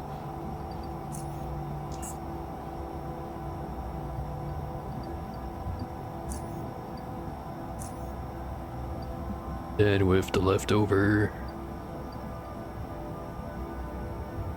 focus dim.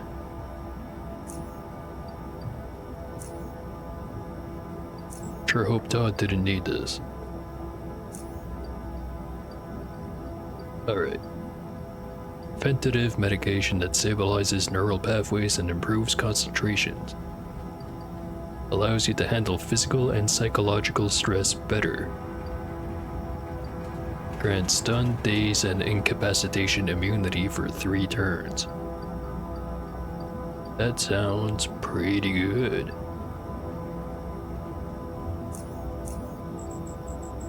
What did I need to make it myself again? Did a mental gel, gizzard enzymes, morphine. Did find a few of these. So I'll be able to make some once I get back out.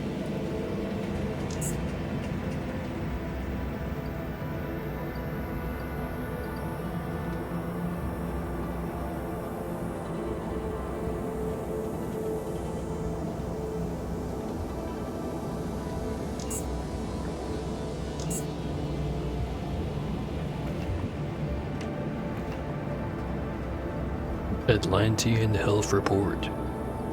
Detailed health report on the sub-islander population, transferred from Atlantis to Lemuria. It clearly promotes their suitability for life in compact, isolated environments, like Abyssal Station 0. 2 points.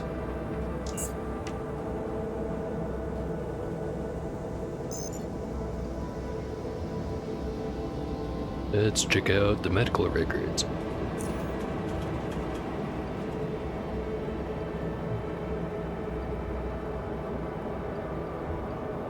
So there's Angus, Frey, Shelley, and Todd Newman. Asta, Sig, and Sineva Oyvinder.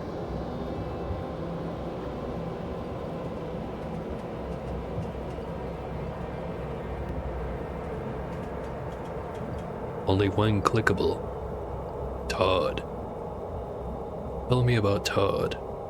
Why does he want me to buy Skyrim? EID 191026-835T. Full name, Todd Angus Newman. Birth date, LEAD 1910-226. Address, 114. Contact, Todd A. Newman. Occupation, non-applicable. Marital status, married to Sineva Stig Oyvinder. Height of 175 centimeters, weight of 99 kilograms, blood pressure 166/102, blood type A positive. Major allergies: aspirin, dust, nickel. Hormone test results.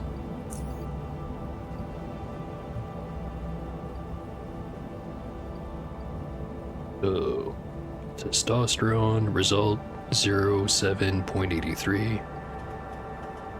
Reference range 7.6 to 31.4. So low testosterone. Then free testosterone. Result 0.224. Reference range 0.3 to 1.0. So below the reference range. Then 17 beta oestradiol. Result 68.23, reference range 0 to 191.99. Seems pretty standard. Then SH binding globulin. Result 27.61, reference range 16 to 55. So other than low testosterone, seems normal. Medical records. That just brings me back here. Notes. Medication synthesis unit reminder.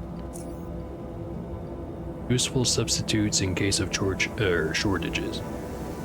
Bullhead/focus stim, attention deficit disorder, third eye, perceptual disorders, hypercerebrics, cognitive disorders, jumping bean, physical disorders, twitch, reflexes.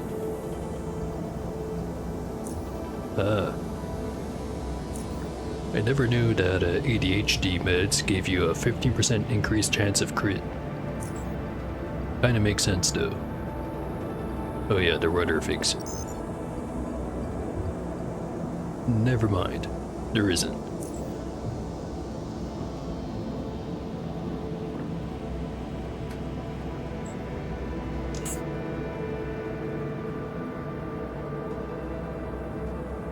Looks like a cafeteria.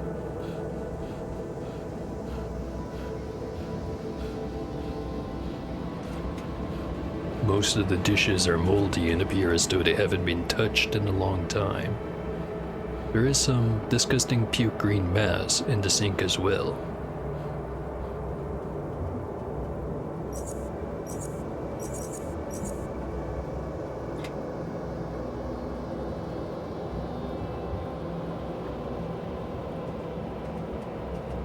Alright, I think I've got everything explored here.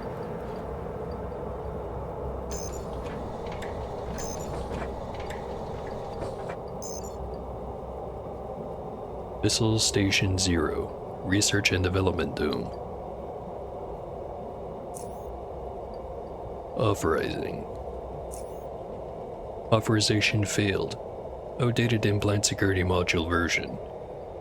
Please report to the medical office in either residential domes for necessary implant updates or replacement. Well, don't think that's gonna happen. That leaves me with one option. Hey Todd. He observes you with caution, panting heavily while at the same time trying to be as still as possible. He takes his time with his greeting. Hi.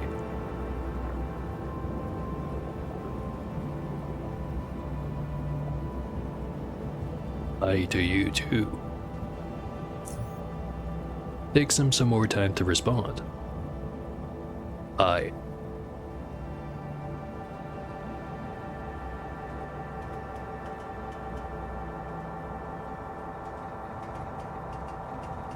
So, who are you? He pauses. Todd. My name is Todd. He pauses yet again. Todd Newman. He thinks about his follow-up. Nice to, nice to meet you, mister.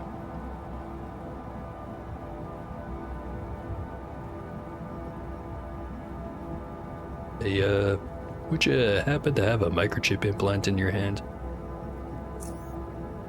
His eyes give you the answer as soon as he looks at his outstretched right hand. Without warning, his tenor voice turns into a high-pitched, hoarse falsetto. Todd, who are you talking to? Then it drops into a bassy rumble. By the depths, what is all this commotion? He pauses. Who is this person? Who is this person, boy? Tenor. Oh, father. This is a outsider. He came from base.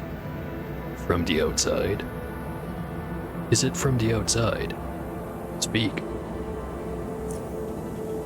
Hoarse falsetto. It's a man. Bass. Leave it, Shelley. A woman wouldn't make a difference anyway. The boy's useless. Hoarse falsetto. Angus, don't draw attention to it in front of the visitors. Her visitor. Bass. Who gives a damn, woman? Only we had more children, Shelley. Many children. Then we could afford a failure or two. Mother, father. Not in front of Mr. Outsider, please. Why? Sniff. Why do you always have to be so mean to me? Why? Why? Bass. Shut up, you sniveling idiot. Shut up. Just smile and stare. Listen to me. You stop talking to this person this instant. This instant. And return to your exercise. You got that, boy? You got that? Hoarse falsetto. You listen to your father now, Todd. And don't forget to eat the nutrient bars I prepared for you. Tenor, through tears. Yes, mother, but father. He clears his throat, clearly hurt by the insane acrobatics his vocal cords have endured. I am... Sorry, mister, I have to go, exercise.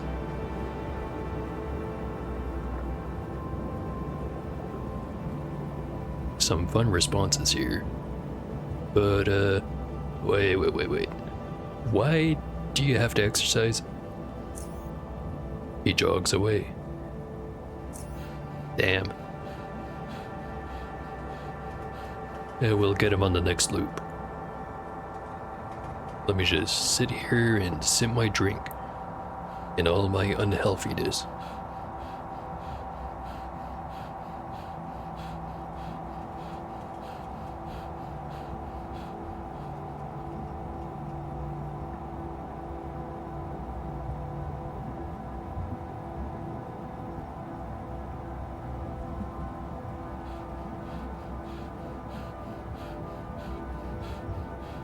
Here he comes again. Oh, I can't talk now. I have to exercise.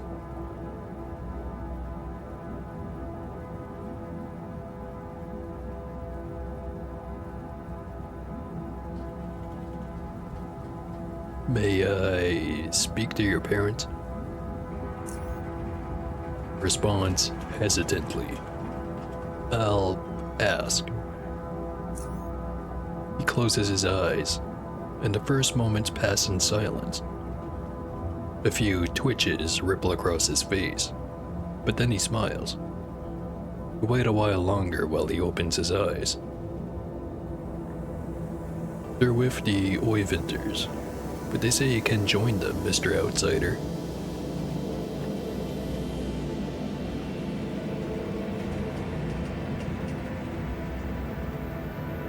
I'll, lead the way then, or, however you want to do this. You wait a few moments before a voice addresses you. Baritone. Ah, Mr. Outsider. So you're the visitor the Newmans have been telling us about. In a gentle falsetto. Yes, the one the Newmans have been telling us about.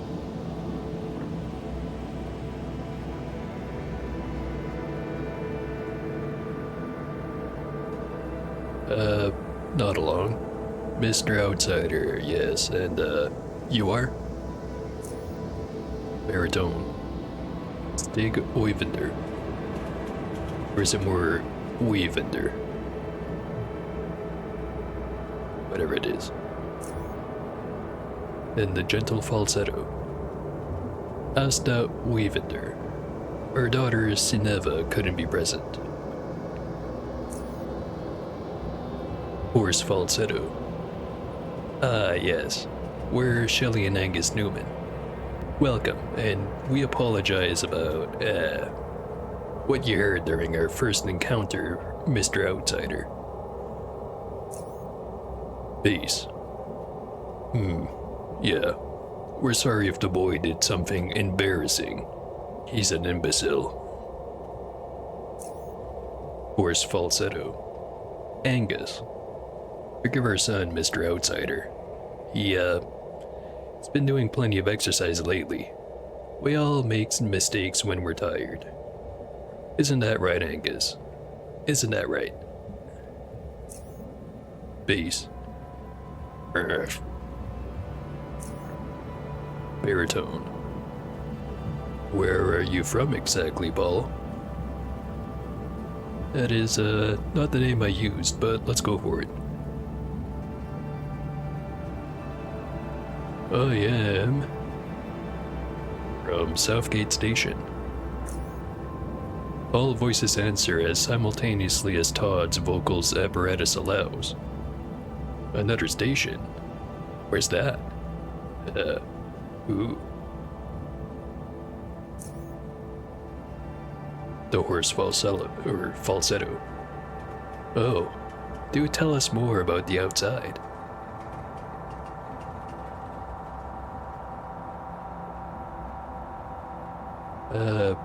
Sure, but first, how much do you actually know about the outside?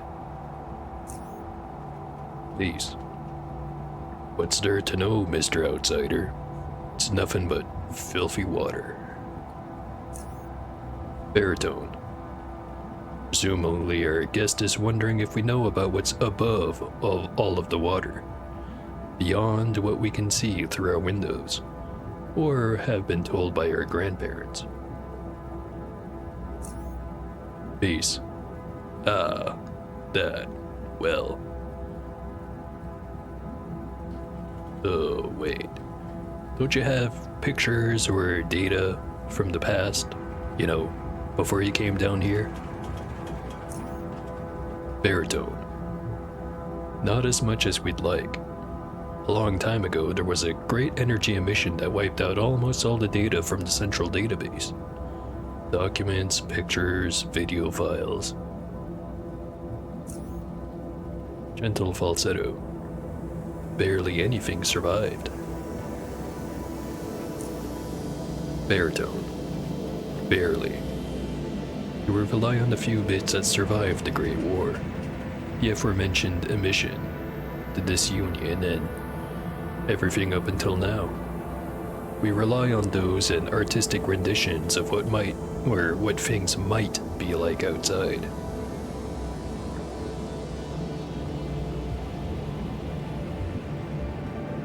Well, how do you imagine the outside to be like then? Hoarse falsetto. I like to think all this water is in a large room. Room so large that you could spread your arms and run around and not bump into anything. And there's a tower in the middle. A tower with a blue light at the top. I saw that in the painting. Well, maybe Biocorp destroyed it, but then again, maybe they didn't. Besides, Biocorp destroys everything. Peace.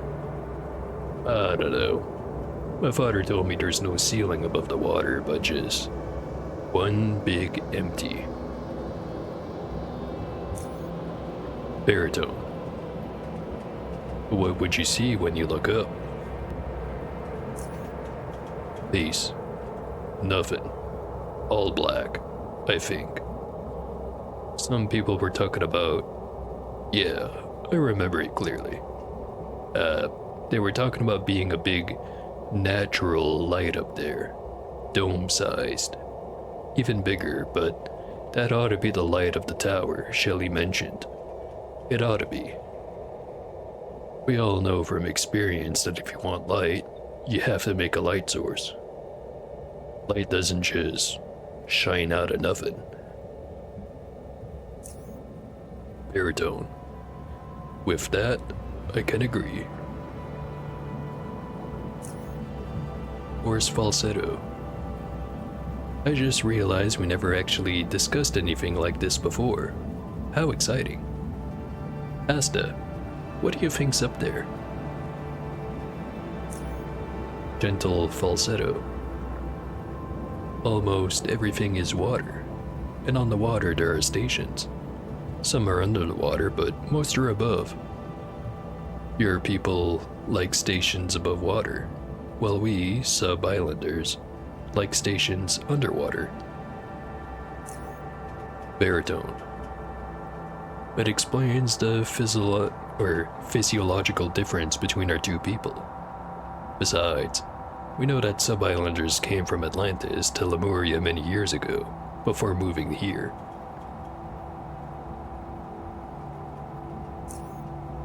Base. Huh. It does make sense. Baritone. As for the question of how do we imagine the world above, there is some land there. We know that.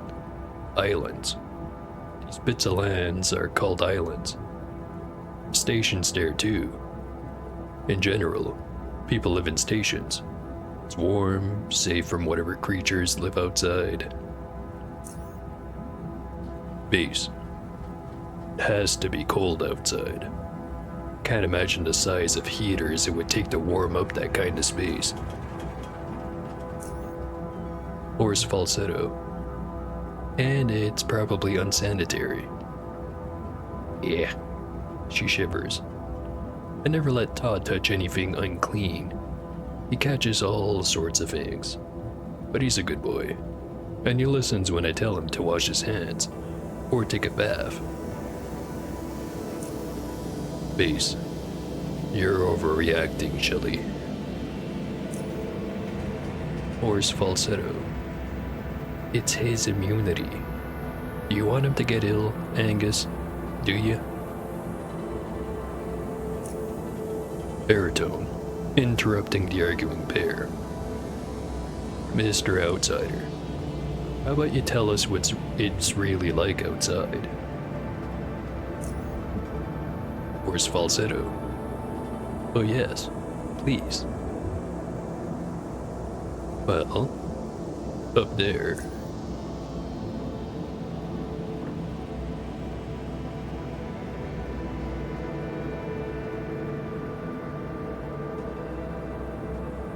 A lot of options.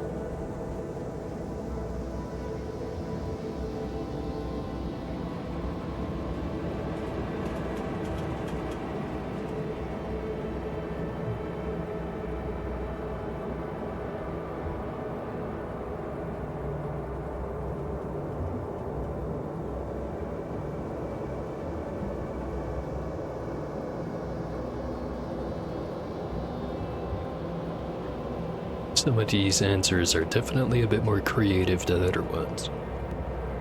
But I've no reason to lie. There's a large doming cavern above the sea. There's also plenty of land. Land's populated by various groups of people, fighting each other all the time. Soldiers, pirates, savages. Savages? Fascinating. Oh my.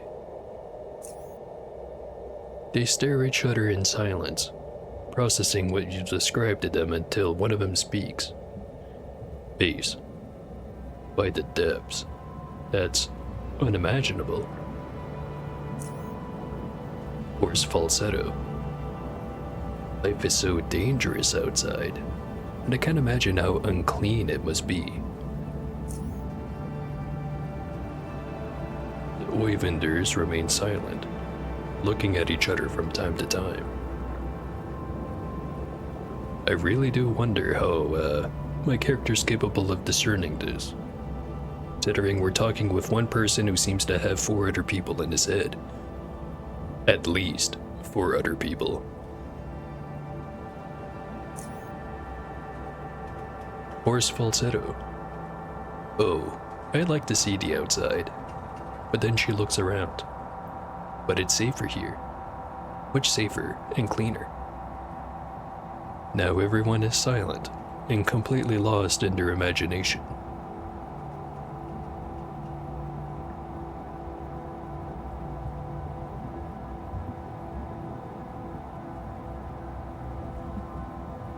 You know, I'd like to know some more about you. Base. Huh. Well, we'll go first if the Oivenders don't mind. Where to start? We're descended from the Lemurians, which, obviously, found their refuge here. Refuge from Biocorp. The others it with undiluted hatred. clenching his fist and scowling in the process. Hoarse falsetto. The Newmans were reputable architects, you see. They were the ones who designed Lemuria, and Fyodor Newman was the last technology minister.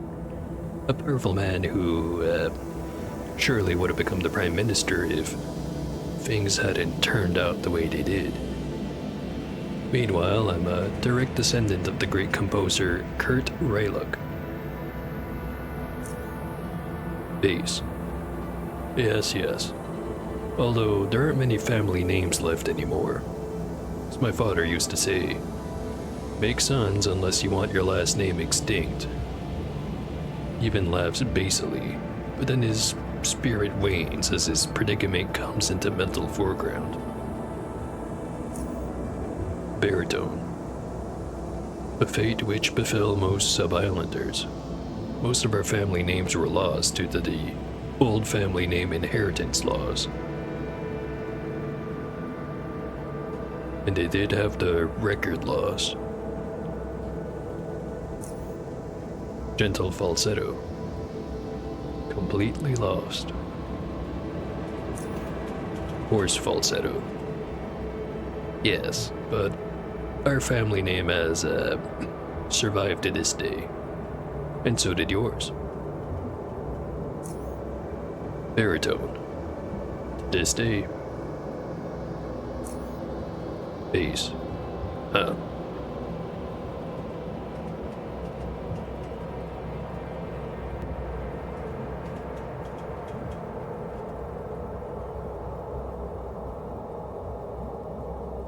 So, are you really the only ones here? No servants to help you? Baritone. Our two families are the only ones here. Gentle falsetto. The only ones. Bass. Most servants were destroyed during the disunion, and we had no means of replacing certain components for the ones that remained operational. I do manage to activate a strongman from time to time, and when need be, but they don't last very long, and I have to mix and match working components between them. Hoarse falsetto. Yes. We used to have a modded handmaiden, Maud. She had some strongman parts, but only interior. She acted as a nanny of sorts for Todd and Cinna. See, when they were little, just watched over him and did simple tasks. Bass. Mode. The old gal's still around, but I had to deactivate her after she, malfunctioned. Hoarse falsetto. Oh, don't remind me, Angus. Don't. Todd couldn't sleep for a week. Bass. You see, Mr. Outsider, strongman power is similar yet different to the handmaid. Hoarse falsetto. Yes. Do not bring us back to that unpleasant moment, especially not in front of our guest.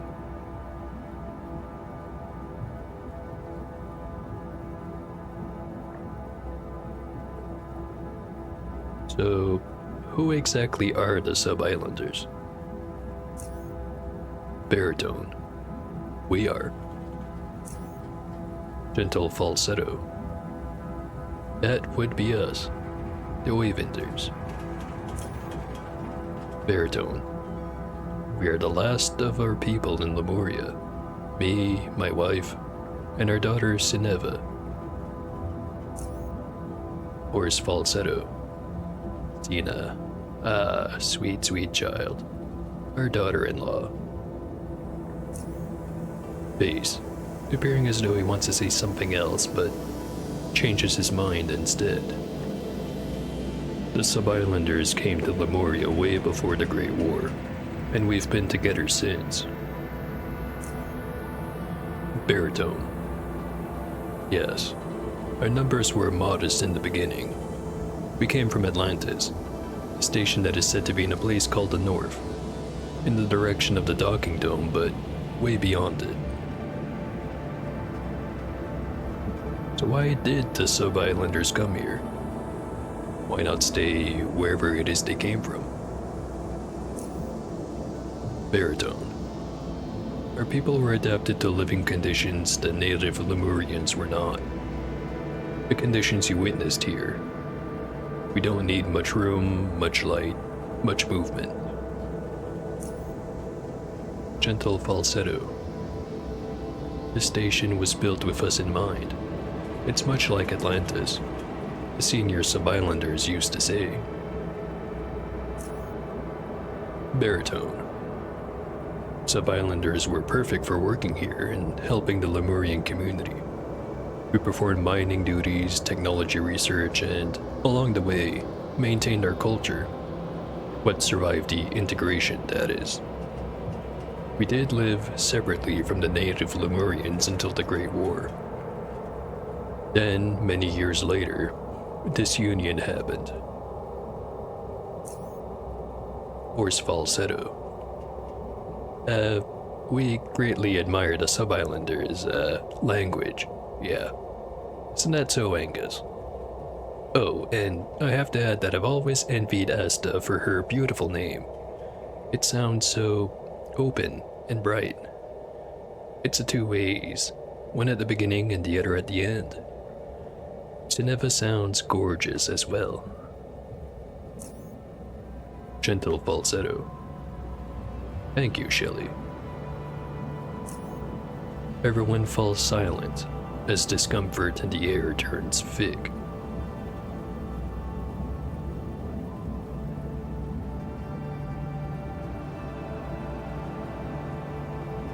I know you guys seem uncomfortable about it, but tell me about the disunion. Please. It's, baritone. Separation of our two peoples. Unfortunately, a violent one. Baritone. After the Great War, most prominent native Lemurians arrived to Abyssal Station. Most ministers, their families, and everyone else who had been selected. All was well at the start. Biocorp never found this location, and the natives integrated into the sub-islander population as well. Gentle falsetto. Sub-islander population. Baritone. There was no segregation, and the two peoples lived together, room to room. There was one place where the natives didn't fit in. The Research and Development Dome had two sections. General Laboratories section and Special Laboratories section. The Special Laboratories performed highly advanced and specialized research, and were composed of respected Atlantean researchers who preferred working their own way and didn't like the outsiders. Some of these were my great-grandparents, and everything I'm telling you now was passed down through generations. Jeez. That bloody lab. Ugh. To depths with it.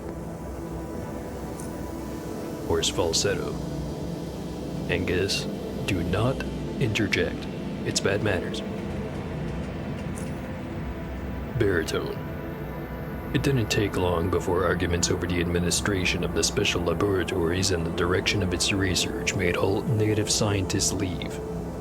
As years went by, this spread to general laboratories as well. One can say these were the earliest signs of tensions between the sub-islanders and the natives. Dull falsetto. And as years went by, the two people could coexist, less and less. Baritone. Medical problems the native Lemurians suffered from by being incapable of living in confinement of the station. The resources necessary for medication, special accommodation, and later even artificial means of reproduction. It became a growing problem. The condition itself, this was seen as weakness in the eyes of the proud Atlantean sub-islanders, an obstacle to their and the station's future. Gentle falsetto. Weakness. Baritone. Most of these sentiments originated in the R&D dome. There were disagreements even among the sub-islanders themselves. Some felt that the researchers took on views far too strange and, in some ways, unreal. Their behavior changed as well. Their families who lived in the residential domes spoke worried about... did I read that right? Yeah, let's just start the sentence over. Their families who lived in the residential domes spoke worried about their beloved ones returning after days or weeks of absence, to them with obsessions regarding our ancient sub-islander culture, about going outside, the future and the past, that hatred toward the native sickness. That is, while they were still returning. Hoarse falsetto, with a trembling voice. I don't even want to imagine it. Baritone. There was a moment in time when no one left the dome. All who went there stayed there. Thus, the station was in a state of fear, and security was on high alert. Then, about a century ago, it happened. The gates to R&D opened and armed sub-islanders, disunionists, started pouring out. Dressed in clothes described only as horrifying. Gentle falsetto. They spoke in our old sub-islander language. My grandfather, a sub-islander historian, told me so himself. And he awarded this language the epithet, bastardized. Base. The cafeteria was where the largest battle happened. These madmen wanted to kill everyone. Everyone. This dome. It was a massacre.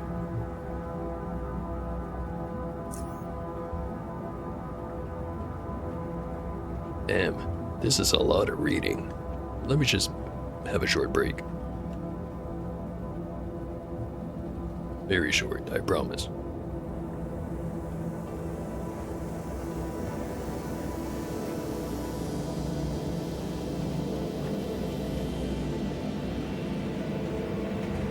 Alright, let's keep going.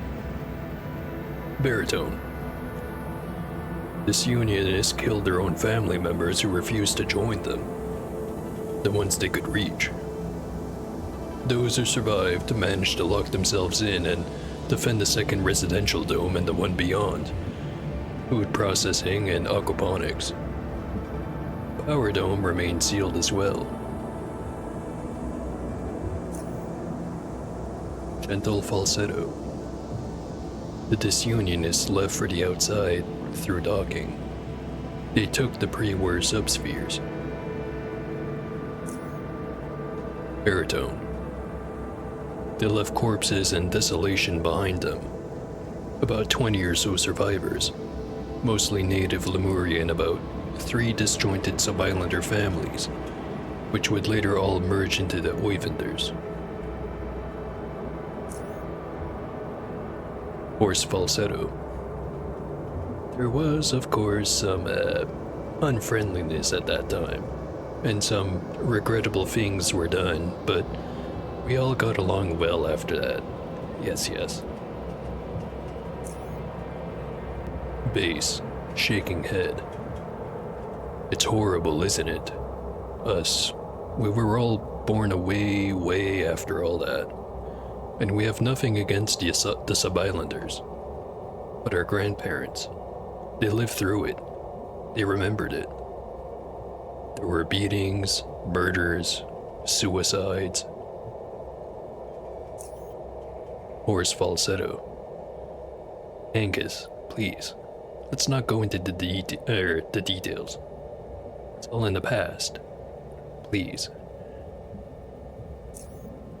Base. But it's the damn truth. This union has destroyed the things we needed to state. Hoarse falsetto. Angus, enough. Enough. Baritone.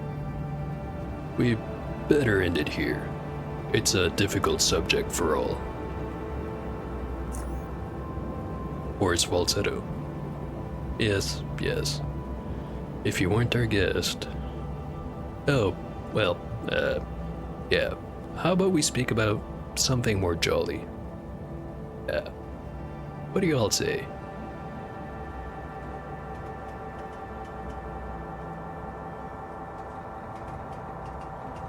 So, how about the station?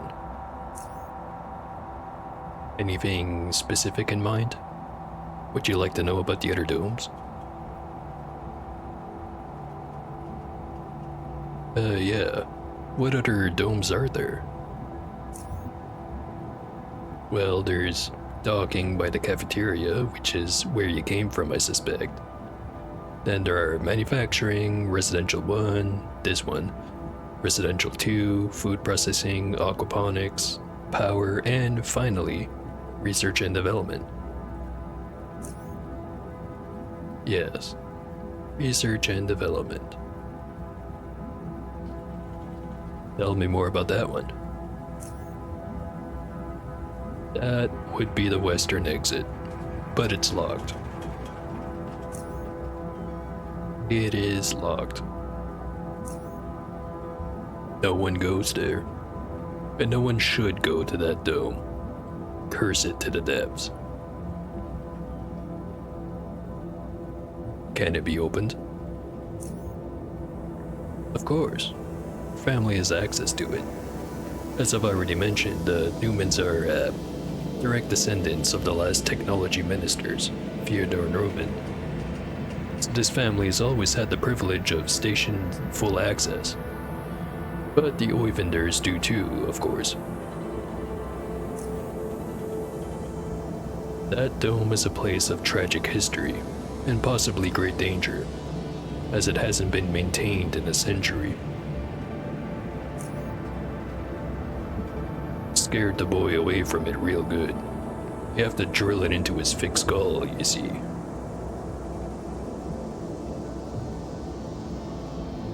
Right? How about we learn about the other ones? Manufacturing. It is the largest dome, easily 3 times larger than docking. There was so much space above your head. He smiles. So much you could stand on, or so much you could stand on someone's shoulders and still have room above. But it was sealed off after a fire, many years ago, back when I was a boy. In those days, we could still produce things with the machines that survived the disunion. By the devs. It was glorious.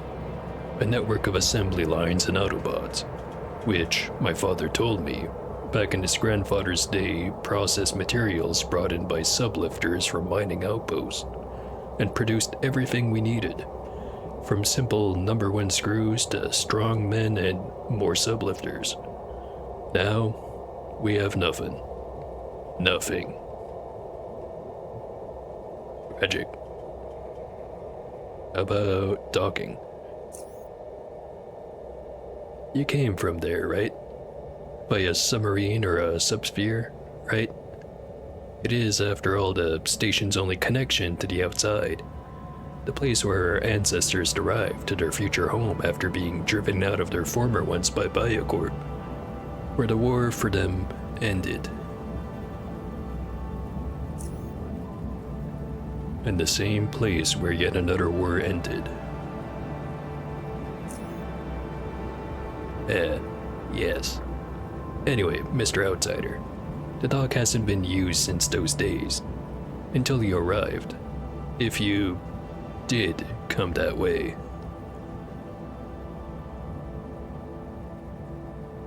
Residential Dome 1. Why, you're in it right now. This is where we live, all of us. The Wavenders have their own room, Angus and I our own, and Todd and Cinna have their own. We spend nearly all of our time here. I work at the doctor's office. Mr. Newman has his own workshop, and my wife works here as well.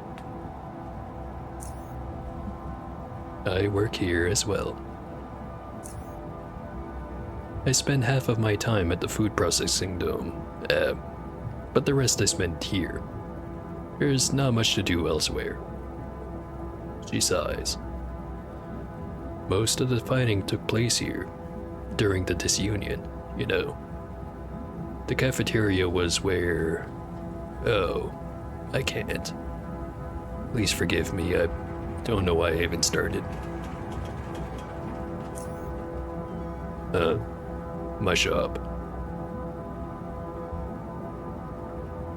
How about Dome 2? It's a dome east of here, similar to this one. At least the food processing and aquaponics was slowly abandoned following the disunion, as there wasn't many people left at the station. All that free space. But after the boy messed up at aquaponics, we don't let him go there anymore. Angus. It was difficult to maintain and the walls have corroded. And the smell. And the filth. We only use the main hallway anyway. She shrugs. I never lived there. Never ever. And that, accident or incident. It could have happened to anyone. Like, that fire in manufacturing. It was an accident. Damn it, woman. Have you forgotten? The fire was started by a maniac who wanted to kill himself. Damned he be to the bottom of the abyss. He killed my father.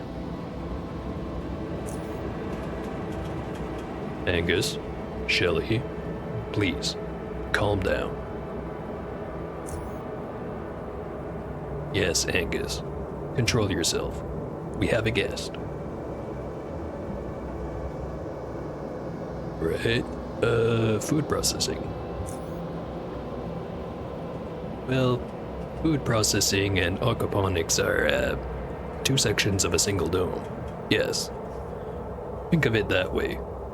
It's where I work. The aquaponics is a wonderful, self-contained... Sorry. We just start over. The sentence. The aquaponics is a wonderful, self-contained automated system which unifies breeding aquatic life with growing plants, all for our nourishment. And all of this is processed at the other part of the dome. And that's my job. I make sure that what we're eating is up to the highest standards.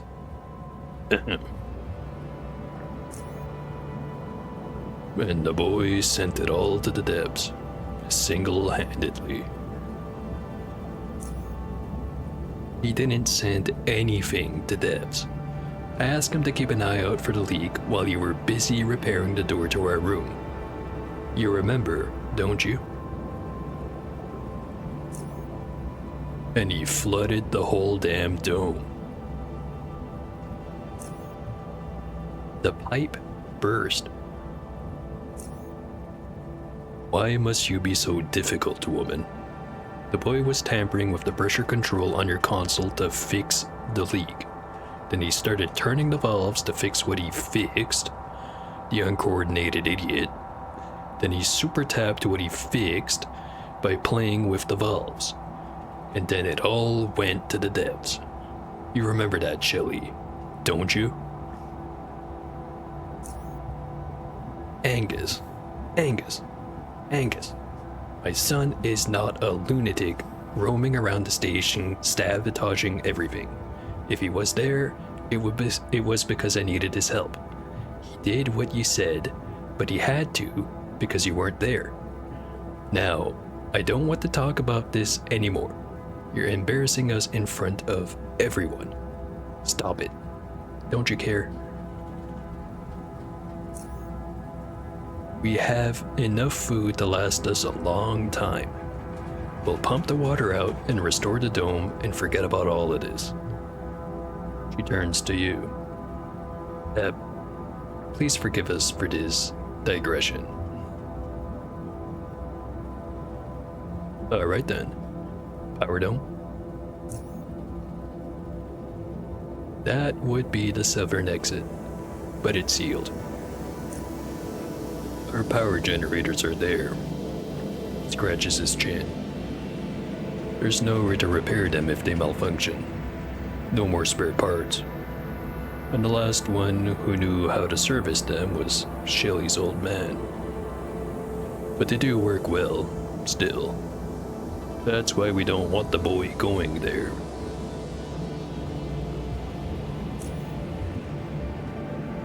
The substation units allow us to monitor and control the power levels, but the hydrothermal generators themselves are made to last. Very interesting. Oh, Mr. Outsider, excuse me. But why are you here exactly? If you understand.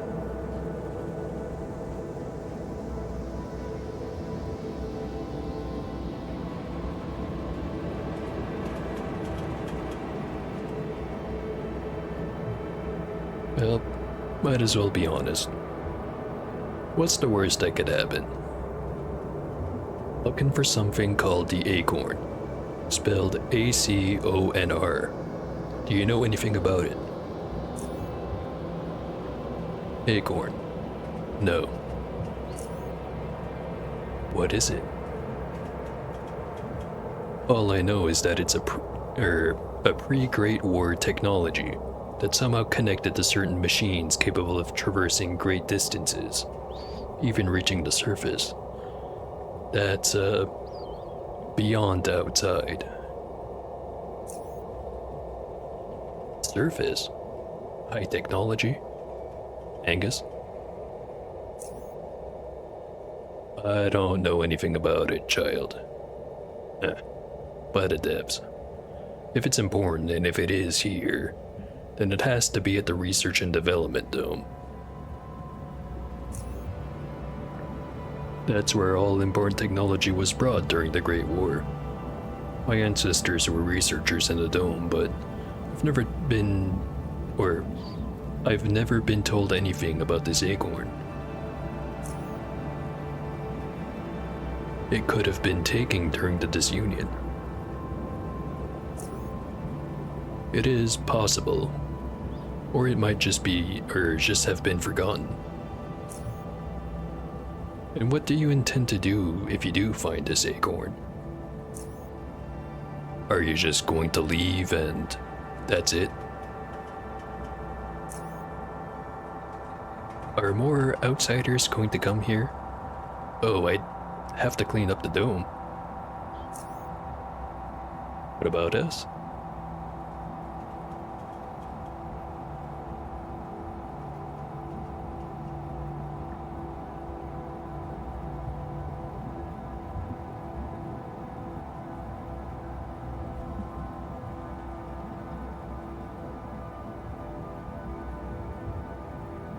I think I want to take you with me. You mean outside? Mr. Outsider, we cannot leave this station. It is difficult to explain. Too late. But our children, you see, Todd and Cinna, problems here, I mean, it's a different world outside. But maybe,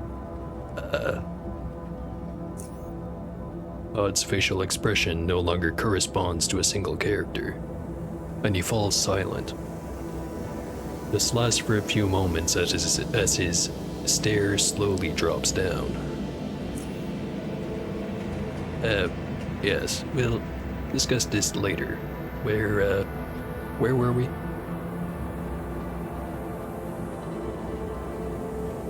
Wanted to ask some more general questions. Oh, certainly, Mr. Outsider.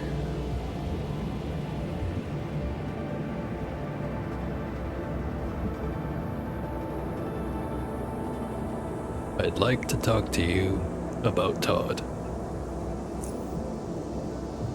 What did he screw up now? Angus, please, don't jump to conclusions. I'm sure it's nothing of the sort.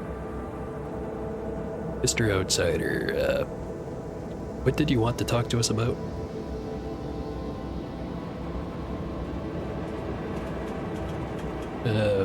Todd seems to be exercising a lot. Todd suffers from numerous health problems, both physiological and psychological.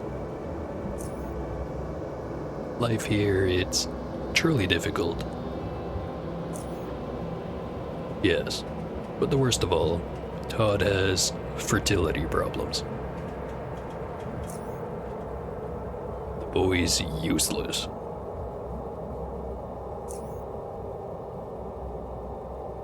There is still hope for him and Cinna to have a child, but it all depends on him. I've treated Todd for years. There's only so much I can do. No hope. Silence.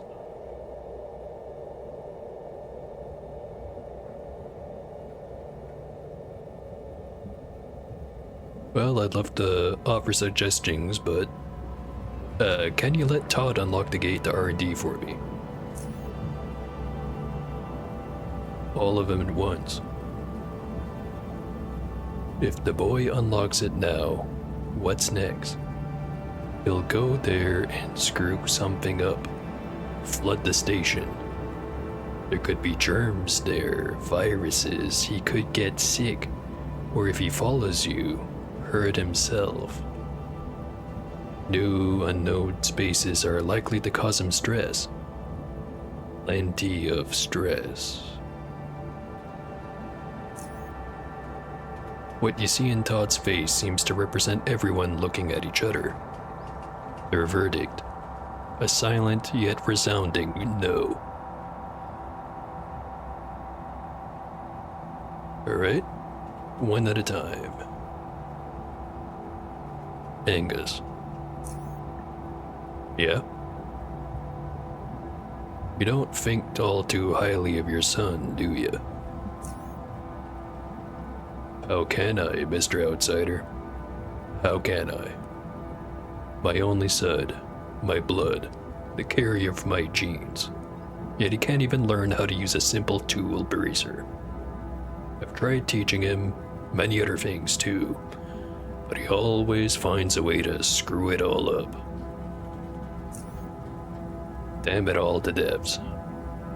He stares at his outstretched palms. These hands. With these I alone have maintained this station ever since my father died. May his spirit float freely. With these hands I've brought servants back to life to take care of our two families, saved us all from flooding and loss of electrical power on numerous occasions, and my son can't even maintain his own room. The only thing these hands couldn't do was raise a man.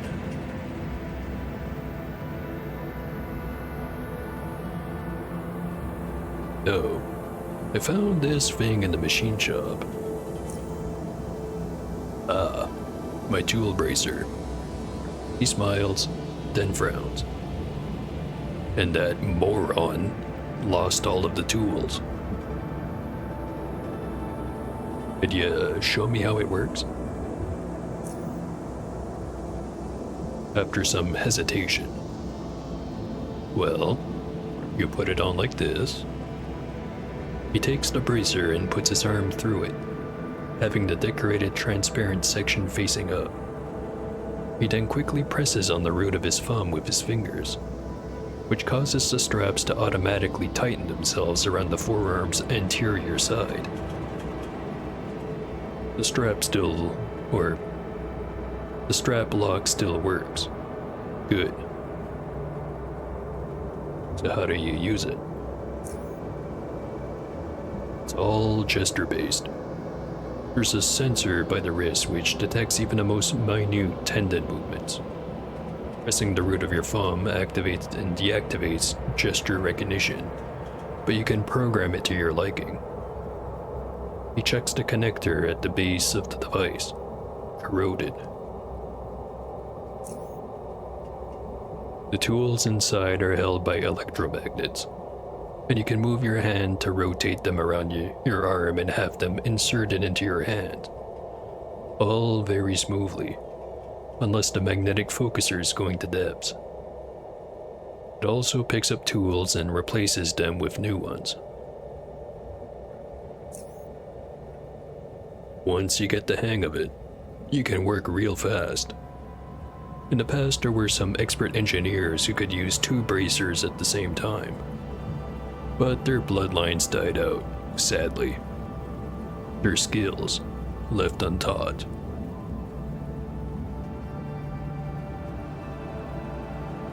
Could I try it on?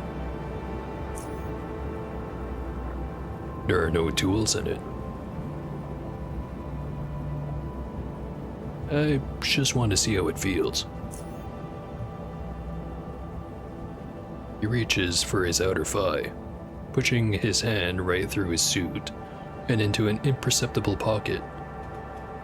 From it, he pulls out some kind of a metal rivet, and as soon as he does so, the pockets seal back into invisibility. He opens the tool bracer cover and puts the rivets right in the middle. The magnets snap it into place and close the bracer. This'll do. Here.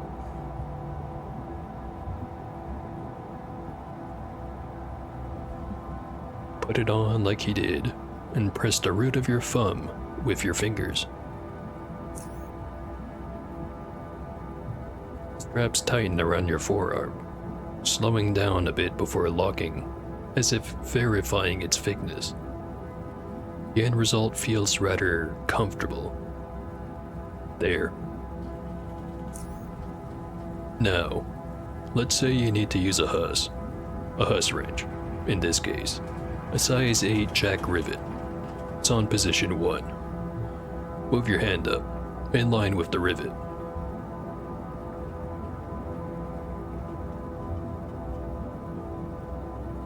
Do as he says.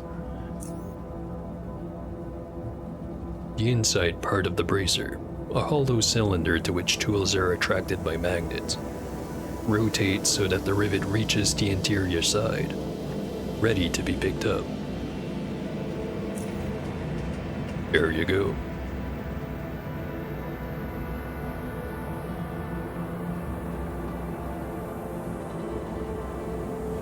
Then I move my hand down to reach for the rivet. As soon as your hand gets in position, you hear a short buzzing sound, and you feel the rivet being passed into your hand.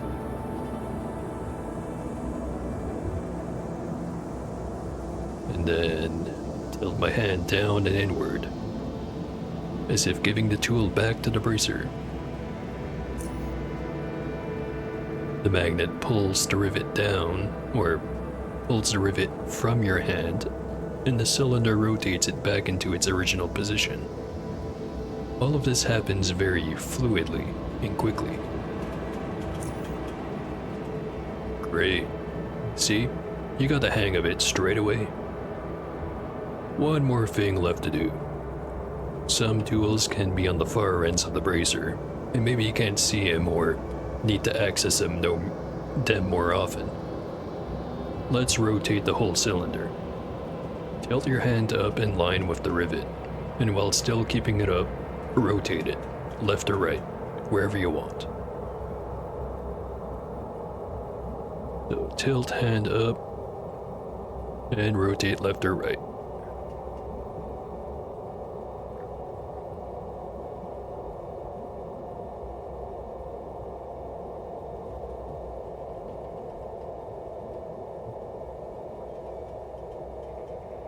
You know, it's kind of funny that it lets you fuck this up completely. But select the rivet, move it a bit to the right. Cylinder rotates, and the rivet is now in the place you selected. Excellent. That's all there is to it, basically. It's not exactly robotic science. To anyone but the boy. He shakes his head in disappointment.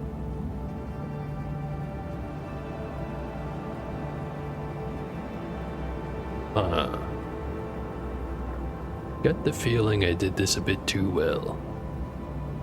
I think I got lucky. Let me try it one more time. I don't see the point, but you're our guest after all. Okay, put it back on.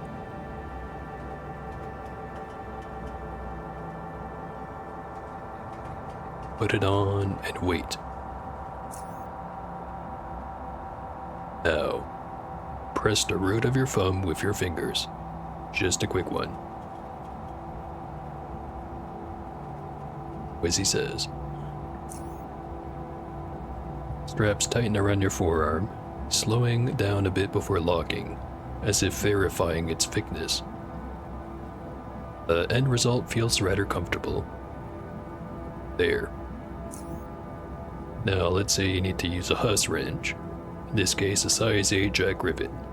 It's on position 1. Your hand up, in line with the rivet.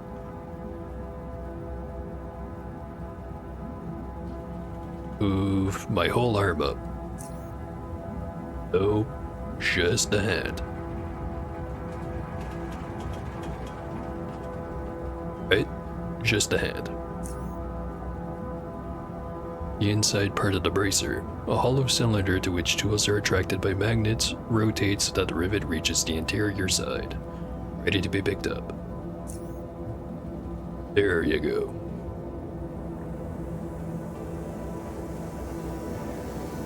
And, now what? Take it. Move your hand down and it'll drop into your hand. Move hand down, reach for the rivet. As soon as your hand gets in position, you hear a short buzzing sound and you feel the rivet being passed into your hand.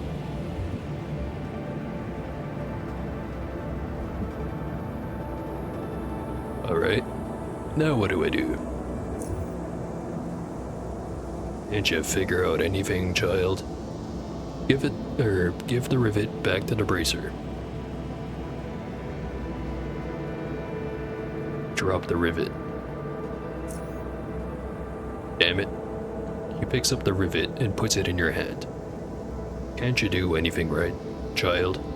Give the rivet back to the bracer. Alright. Tilt hand down and inward. Give it back to the bracer. The magnet pulls the rivet from your hand and the cylinder rotates it back into its original position. Great. See, you got a hang of it straight away. And this is all the same as last time.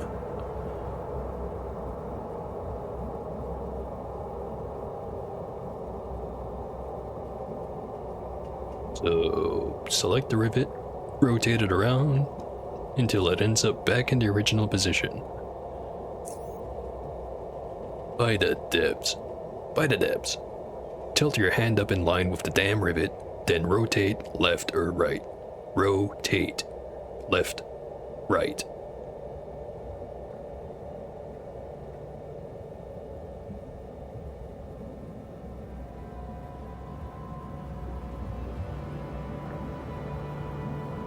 Rotate and then the rivet. And he's upset again. Okay, left. The cylinder rotates and the rivet is now in the place you selected.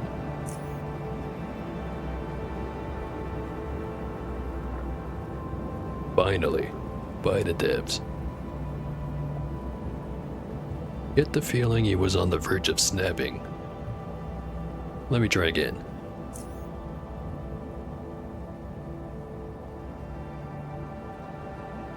Okay. This one time. Put it on and wait.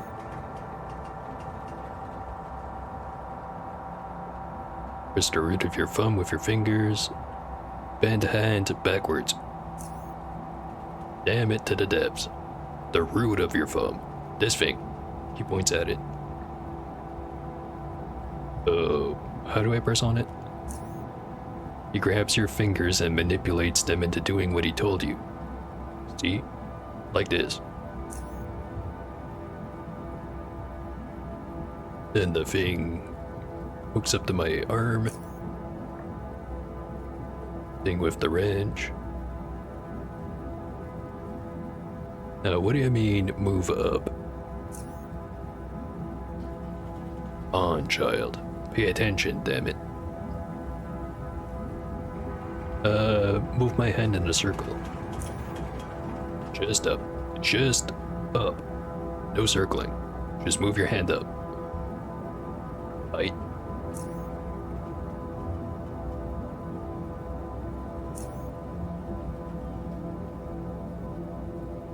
Stare at it. By the depths.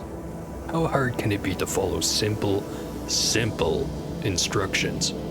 Can you get it, or can't you get it through your thick skull, boy? I mean, child, Mr. Outsider, You know, it's a miracle Tarl learned how to use the tool bracer with you around. What do you mean, learned? The boy's as useless as...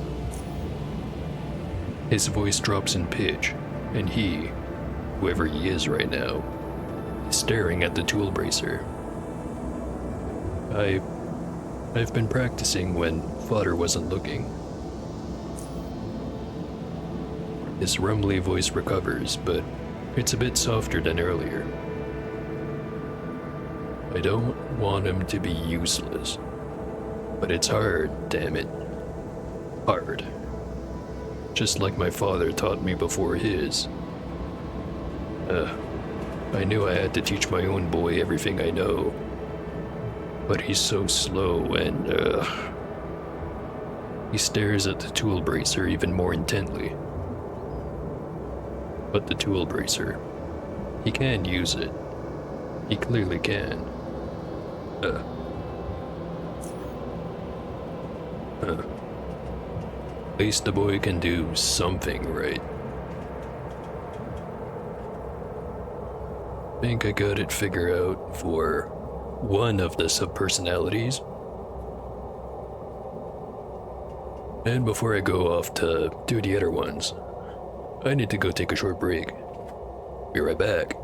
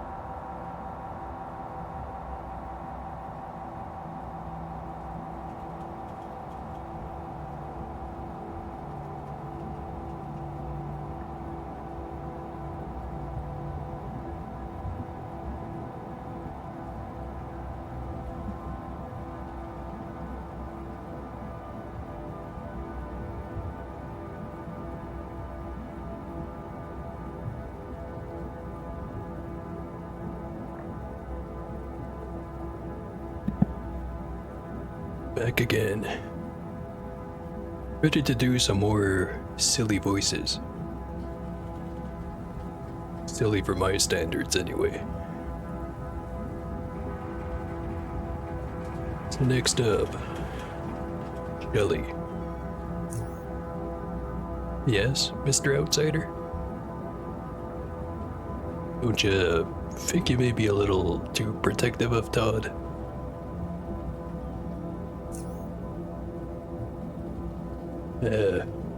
I beg to differ. Or, not doing the voice properly, damn it. I beg to differ. I'm as protective as a mother should be. It's my duty. Todd is a perfectly capable young man, but there'll always be things where mother knows best. And mistakes happen. Mistakes happen. Like in aquaponics. There are many ways he could hurt himself. And he needs to eat well. And why should he worry about it if his mother is an elementary technician? My expertise. I can prepare everything for him and she sighs, then pauses, then sighs again. No matter how old he is, he's, to me, still that little boy from our family portrait.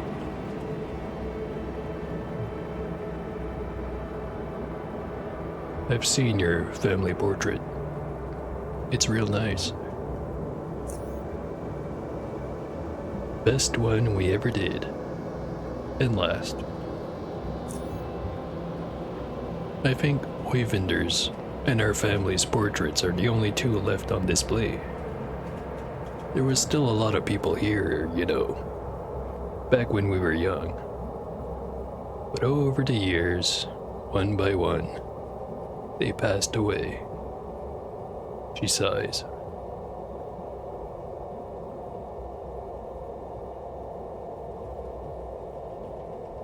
And few were being born to replace the dying.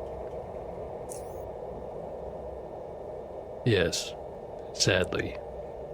Bad living conditions resulted in numerous health issues for us Lemurians over the years. It's too confined. The sub-islanders don't mind it. In fact, they prefer it. Lemurians took plenty of medications to maintain their health, but much of our capacity for manufacturing medicine was destroyed during the disunion.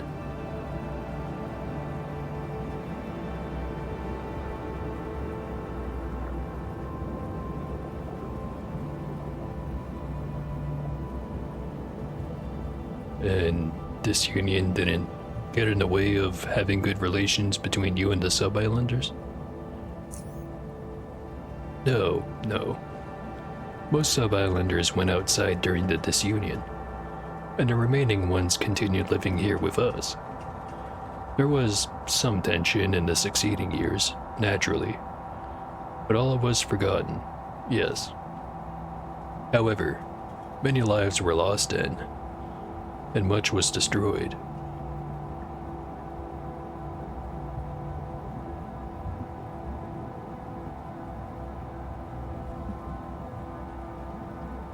But your bloodline survived, you and your husbands, and now you have Todd. Angus has always been a great father to Todd. Great. We both are. Hardworking and dedicated. It may seem like, he's hard on Todd, but as I've told Stig and Asda many times, it's just how it comes across.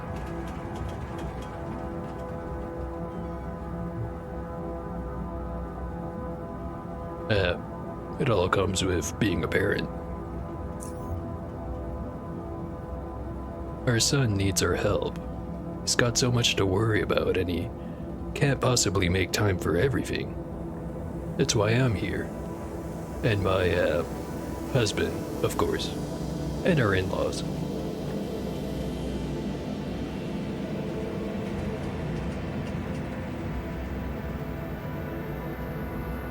got a lot of things in mind. I do my best as a mother and wife and the only elementary technician. I have to think about everything. But my mother has always taught me that to be strong, you have to let it out. Let it out. So I have my boudoir where I can and go weep. Yes. It's nothing to be ashamed of, it releases negative emotions.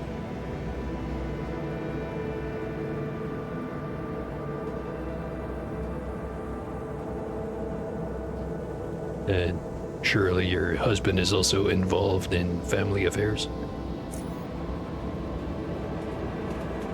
Angus has always been a great father to Todd. I think I'm in a loop.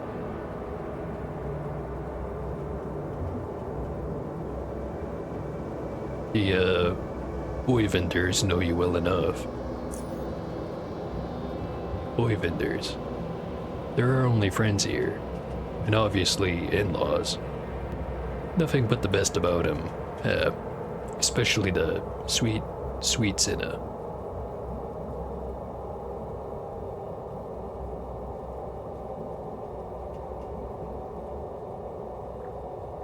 You know, I've yet to meet her.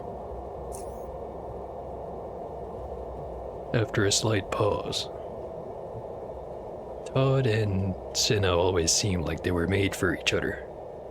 They were so different yet so alike. They had no one else but each other, sure, but they're a perfect match. Still remember their wedding like it was yesterday. Sad we couldn't do a proper photographing session. We had to use a surveillance camera.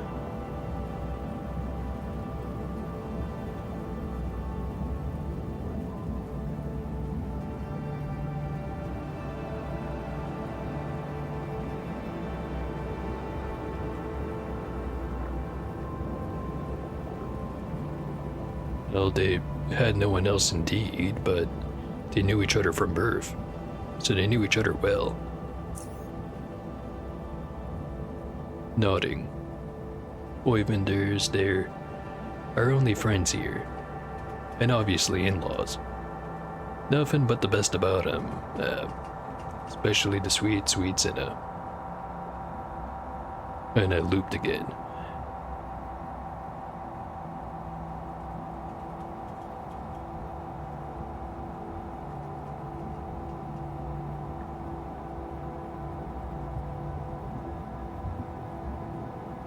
Right, this line. Sub-islanders preferred these conditions, but they were always fewer in numbers. There were a lot more sub-islanders before the disunion, yes. There were, but now, the Wavenders are the only ones left.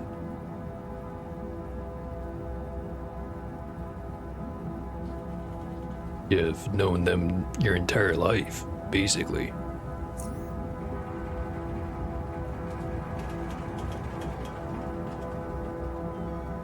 And this loop again.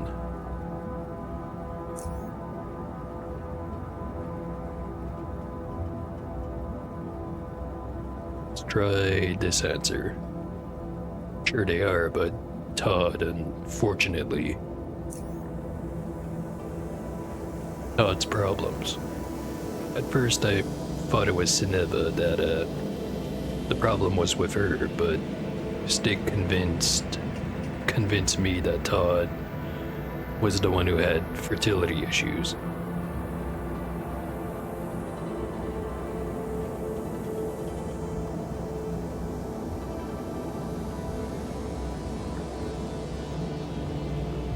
So what? You just keep him here, doing exercise?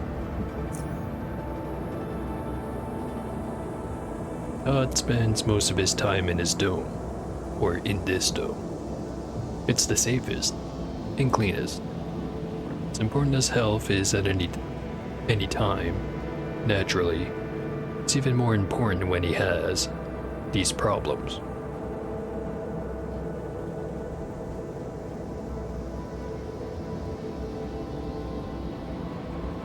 With fertility?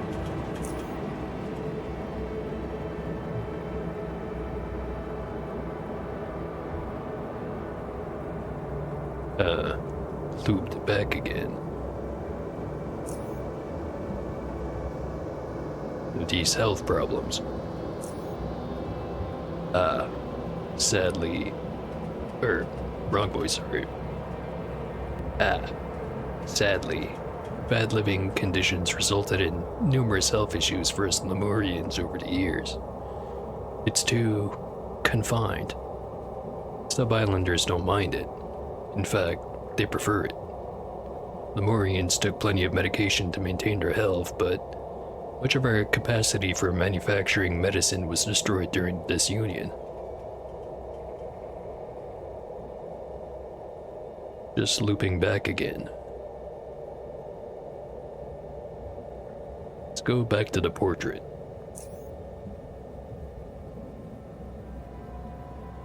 Yes, but I was thinking. The food was never a problem. Never. Not even in the worst of times. We've always produced sufficiently, and throughout the years we've always had conscientious elementary technicians who made sure quality was up to the highest standards. That's something I'm proud to say as one myself. I've maintained to this day to the best of my abilities.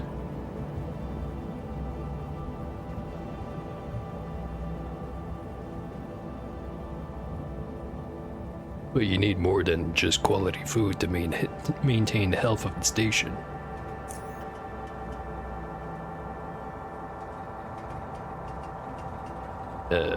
Back to this line.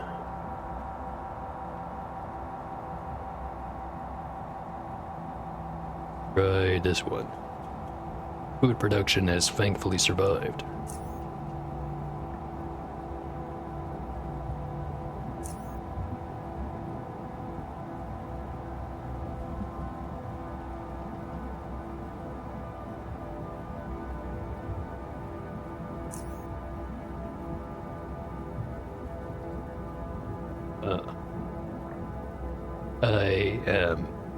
I don't let him see me. I don't. Our son needs our help. He's got so much to worry about and he can't possibly make time for everything.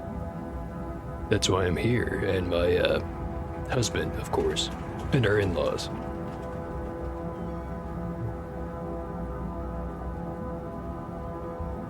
Yeah, make sure he stays in a good environment, right?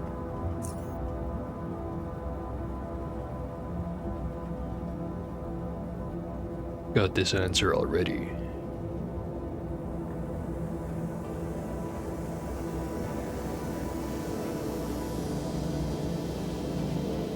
I'm sure Cinna's very supportive of him. After a slight pause. And that thing about how they always seem to get together.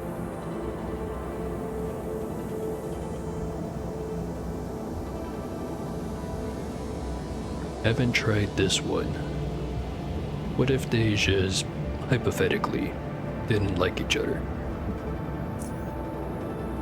Well, they'd have to, learn to like each other. There's no choice. We'd help them. Our son needs our help. He's got so much to worry about. Back in the loop.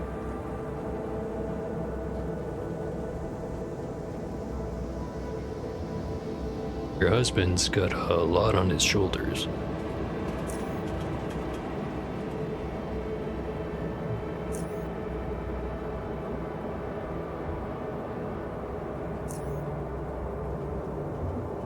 His sanity. Yes. She drifts off. Sadly, bad living conditions resulted in numerous health issues for us Lemurians over the years. This one again.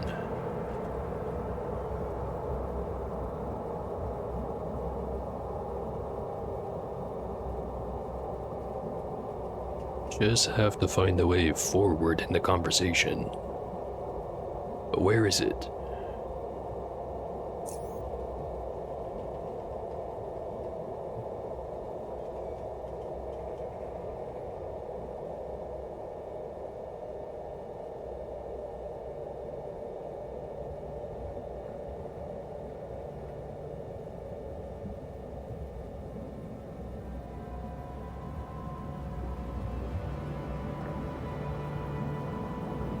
This station has a sad past indeed. This station's been through a lot. Oh, I hear some barking.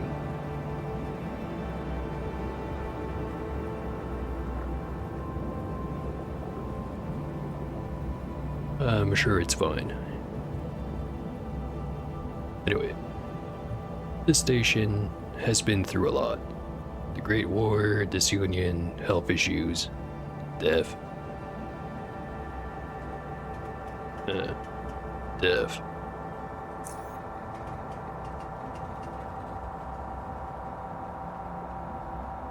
There was still a lot of people here, you know, back when we were young.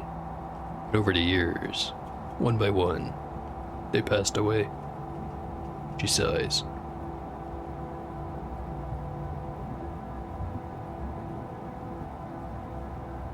Was there enough food for everyone?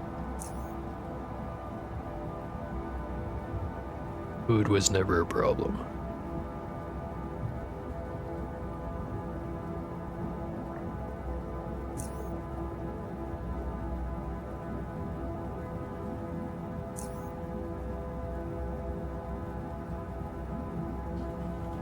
A new line. Yes, but I was thinking. Isla, my mother, passed away just a few months prior to when it was taken. The last member from my side of the family. I miss her so much, especially at times like this.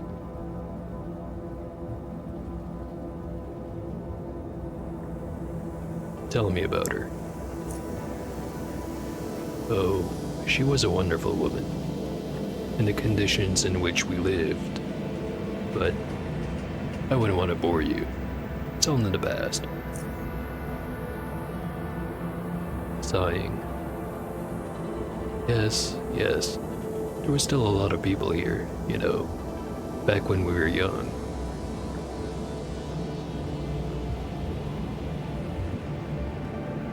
Back to the portrait.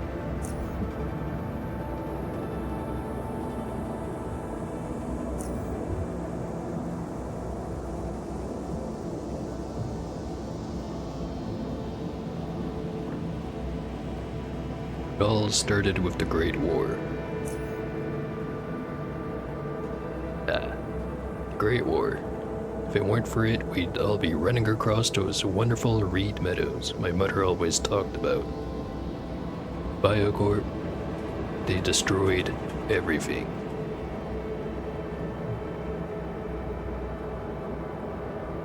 Speaking of which, the majestic reed field you chose as the picture's background looks great. Ah, thank you. I chose that one. The last time Angus picked something dull, static, minimalistic, uninteresting. I wanted something visually stunning that captured the better, prosperous times of our history. Toy vendors did the same with their portrait, only their sub-islander culture's different. Toy vendors. They're our only friends here, and obviously in-laws. Back into this loop.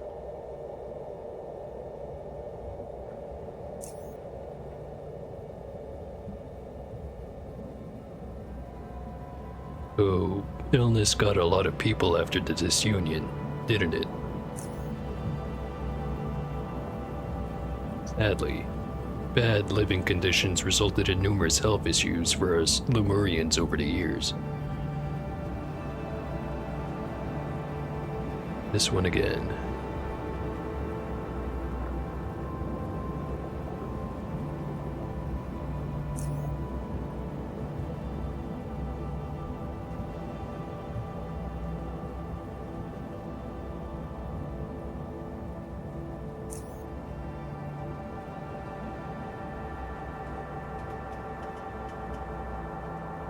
You know, one can tell by looking at Todd that you're feeding him well.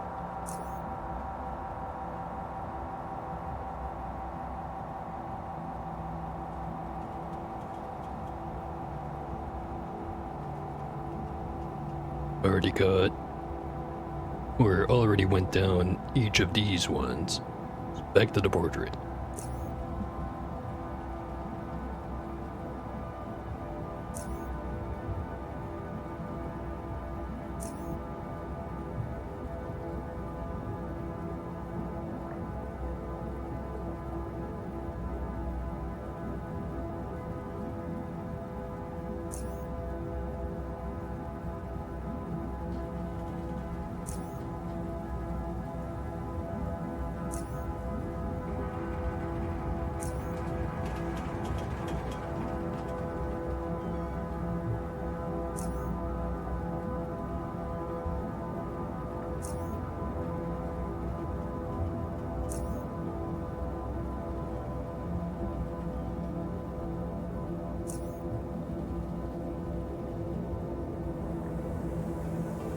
Read through most of these, if not all of these. What am I missing?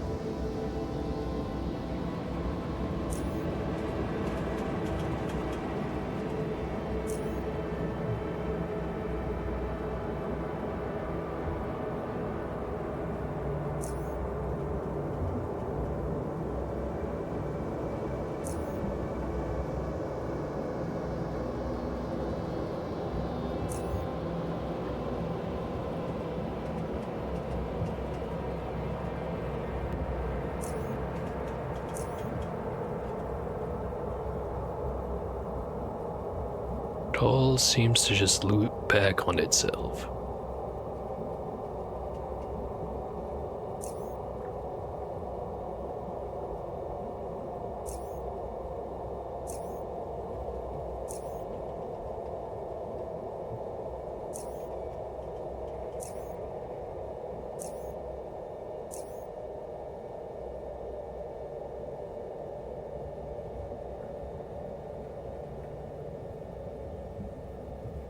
Let's get back to the beginning.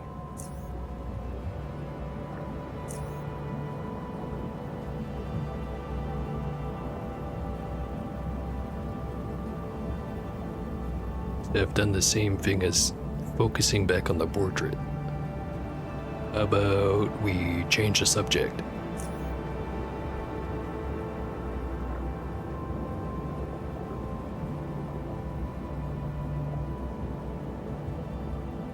The only option I have is the portrait.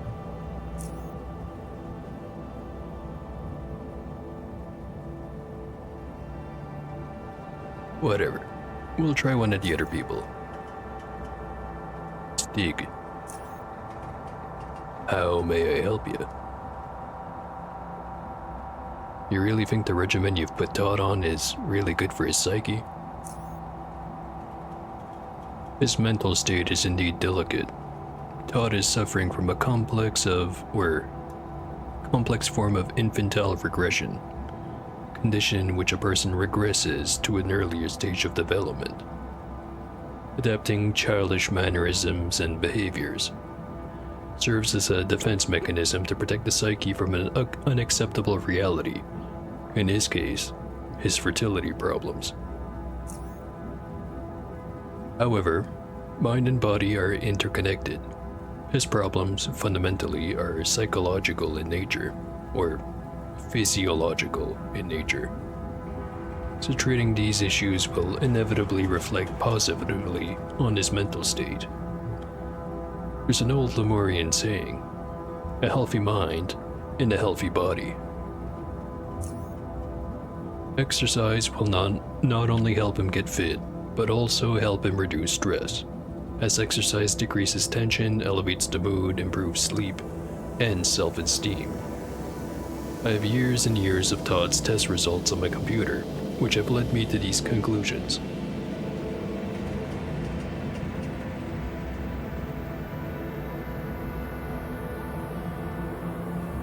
Oh, I've seen some of Todd's medical records. He's got low testosterone levels. Could that be due to stress?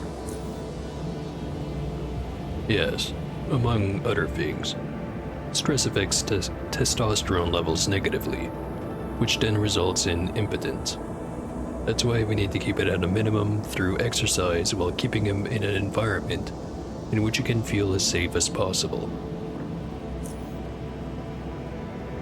You asked that Todd opens the R&T dome gate for you. That, in and of itself, will be stressful for someone in as delicate condition as he is, as mundane an action as it may seem.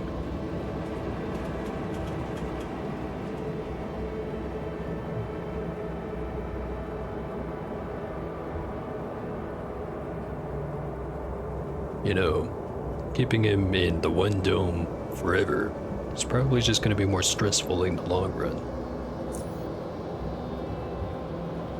Having a new unknown space before him, one that has been described as dangerous to him repeatedly, is bound to cause him a lot of stress.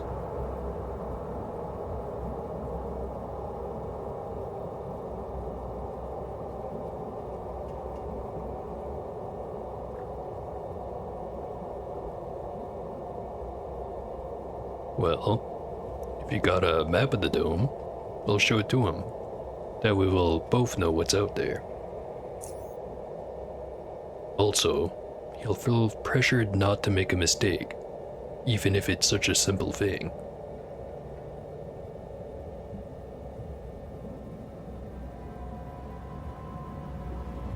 I know how the implants work.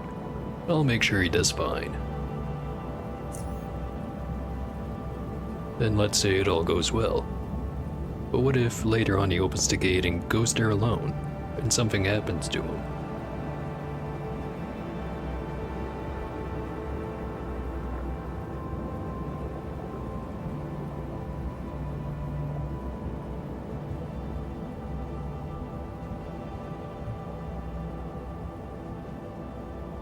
Well, I'll tell him it's really spooky and the lights are flickering when I get back.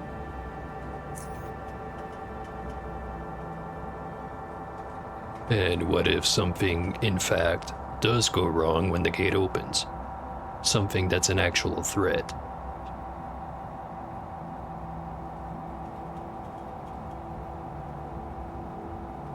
Well, I'll take care of it. And you'll see that problems can be overcome. You do make some good points, Mr. Outsider. I see what you mean. Still, cannot allow Todd near the gate if that's how you intend to handle the situation.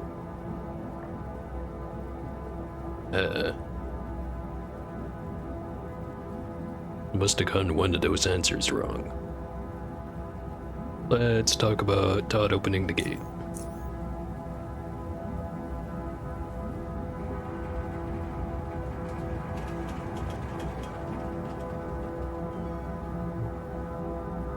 I'll be there to keep him safe.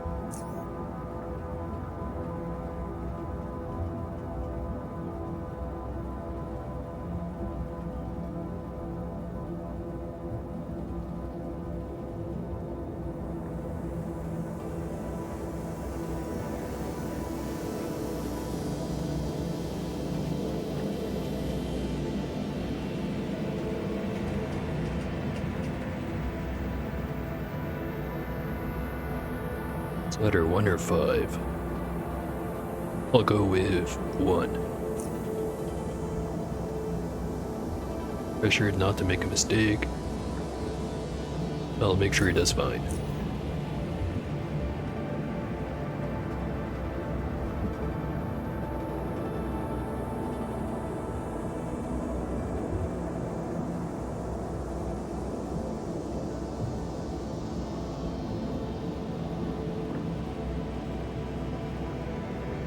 How about we wall it off afterwards?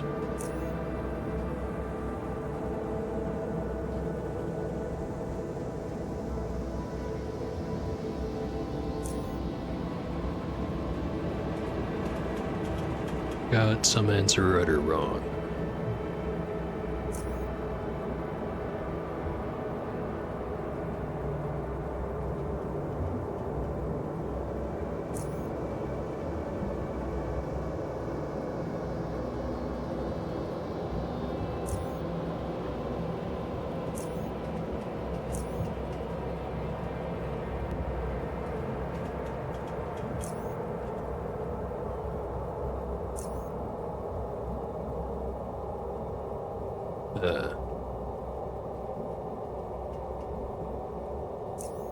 How do I convince him?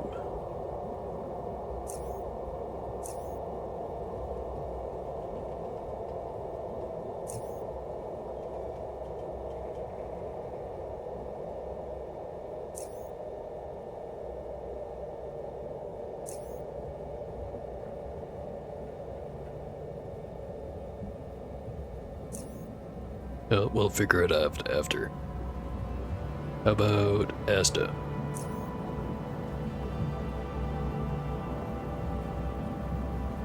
Strange thing happens. Odd pauses. Odd, as he appears to have subtly falling out of character. His mouth moving, but no words coming out. Then, please, speak to my husband.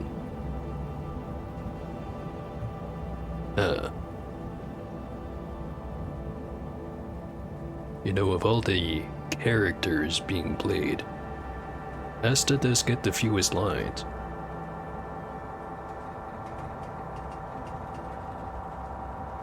Can I talk to Senna? Unfortunately, no. She can't speak to you. Or anyone else. She's resting. All of this concerning Todd. It's too heavy a burden for her. She's resting.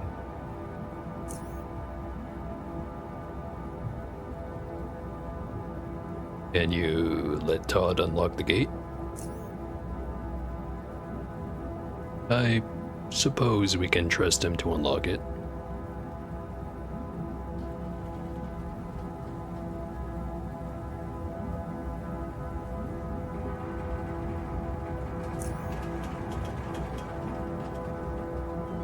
They hesitate. But as soon as one of them shakes their heads, the others follow. So I do have to convince probably at least two of them. Let's try stick again. Just have to find the right sequence of answers.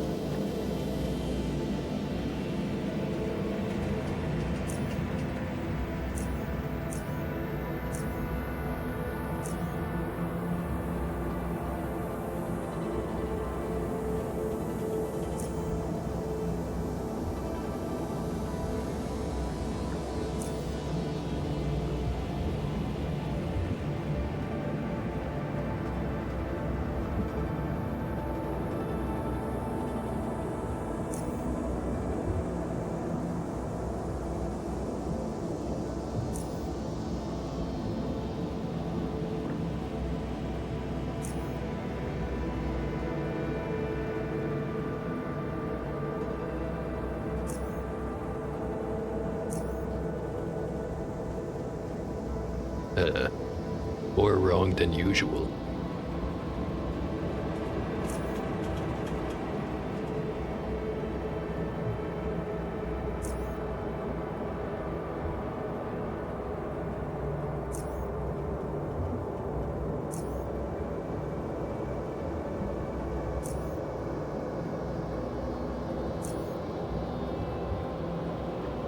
Completely wrong.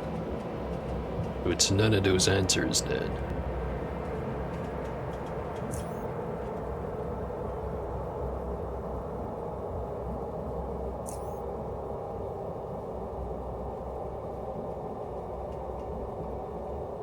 So maybe I should go through it where keeping all the answers wrong except the one I'm testing out. Maybe.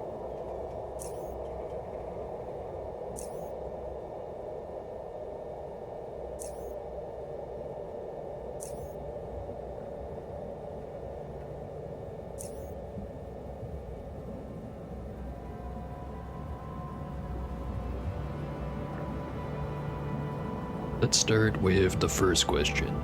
Try to answer it right, answer everything else wrong.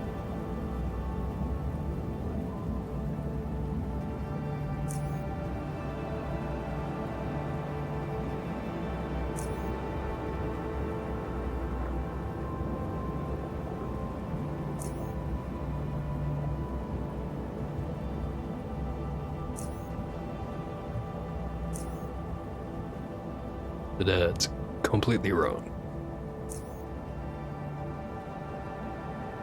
First question again. 4 is not the answer. How about 2?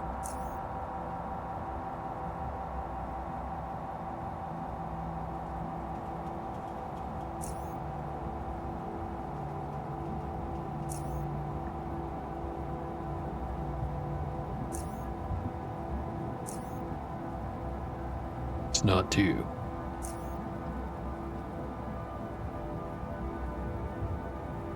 Maybe 1.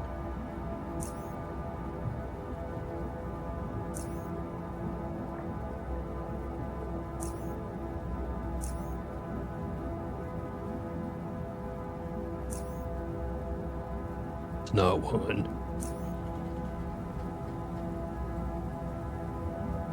If it's not 1 or 2, it must be 4, right?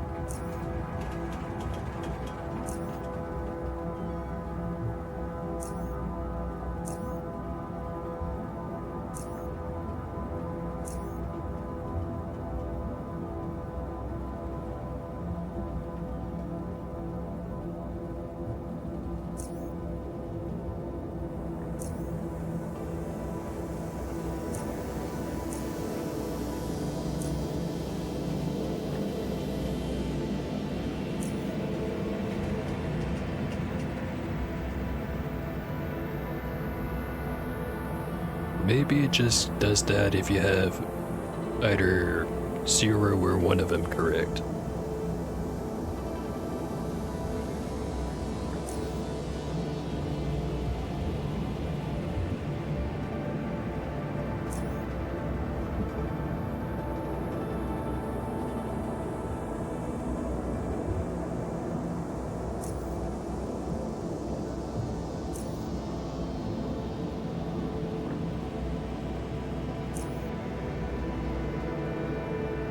Well, it's not whatever sequence I picked there.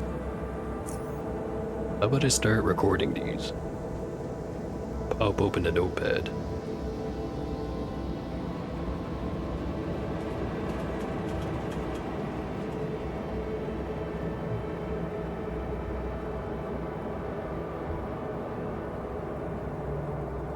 Alright. Sequence 1 or A.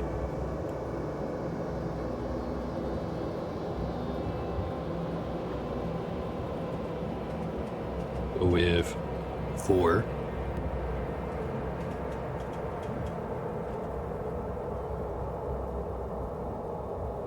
5,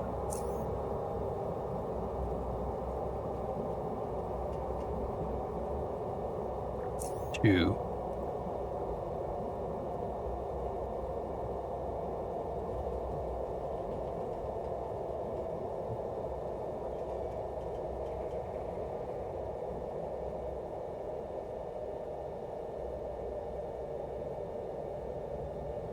3,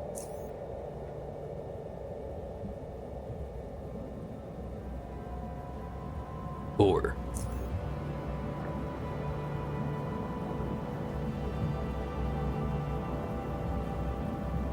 So, some good points.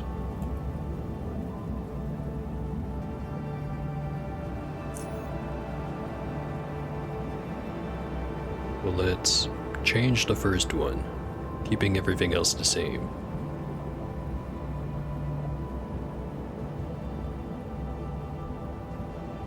Not 4. It's not gonna be 5. It's not gonna be 3. It's either 2 or 1. Let's go with 2.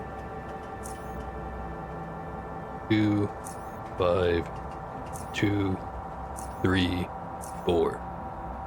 Mostly wrong. That must mean the first one was correct.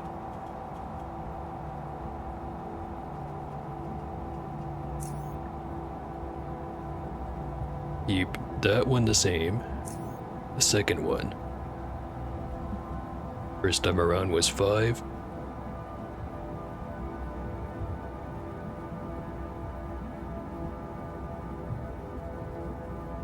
Let's go with 1. Then 2, 3, 4.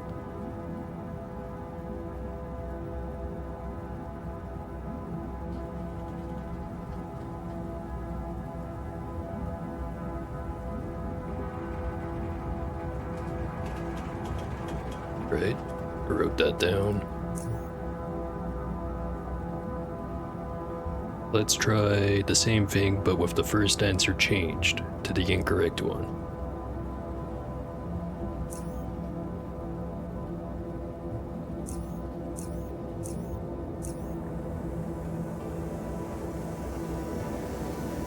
But that's more correct, I think. Shit.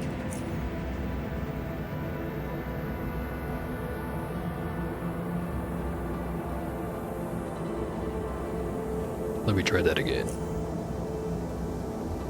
4, 1, 2, 3, 4 versus 4, 5, 2, 3, 4. Same amount of correct.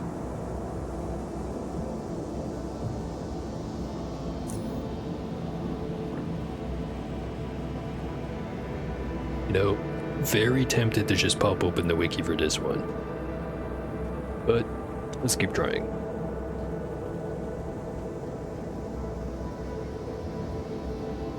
Let's keep 4, 1, 2, 3. Change the last one.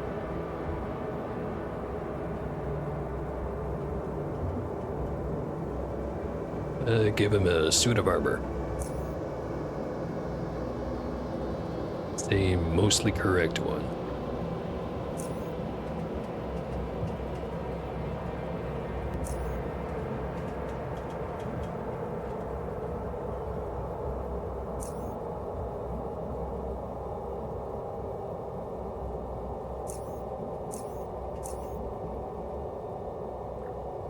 So 2 is definitely the middle end, or the correct answer. Whatever the correct one is, it's 4 something 2 something something. Probably.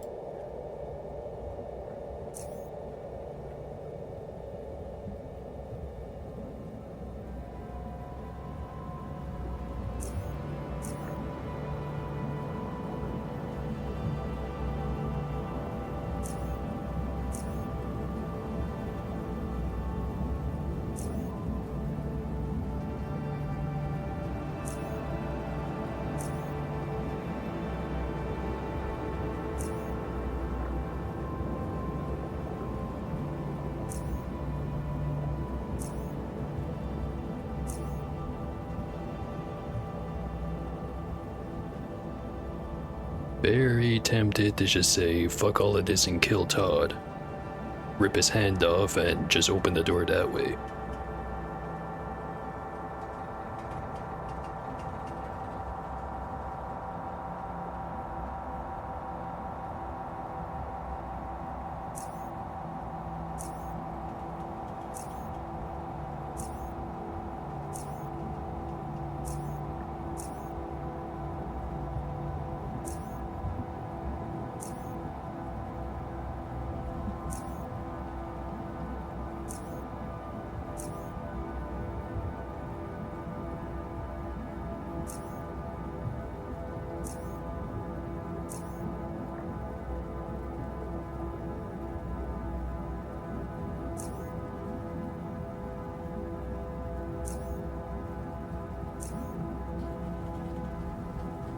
Yeah, okay.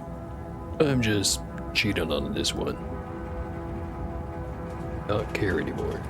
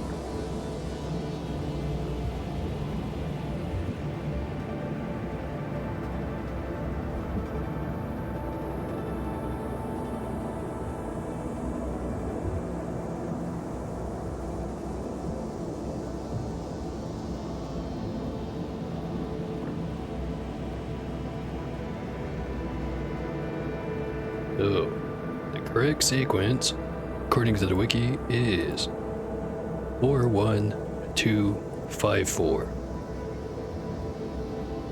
So I nearly had it.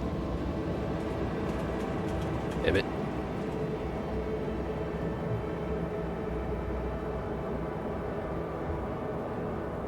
Also, my friggin' taskbar is showing up over top of the game now. Fix that.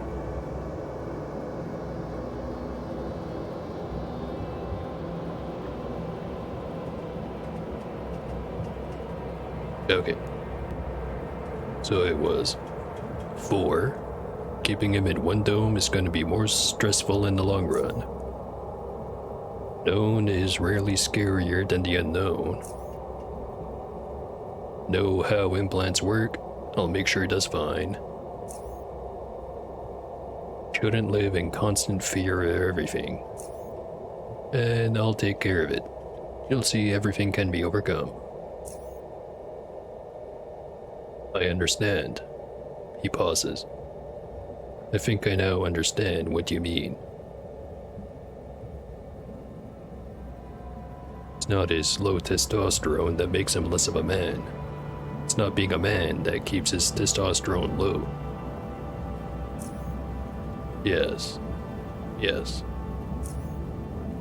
Native Lemurians. How different they are. I've grown distant to Todd after years of him and Cinna not being able to make a child. His problems prevented, and I've worked for years to improve his health with the means I had. His voice rises in pitch and exhibits more emotion. I felt like another patient. He shakes his head, reverting to his previous self. Yes, we've grown distant, Astra. And I and him.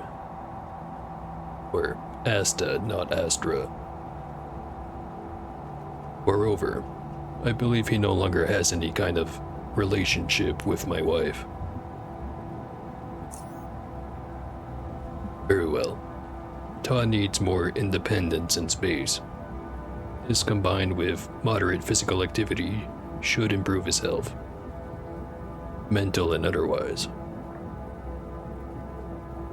Alright. Now there's one person left to convince.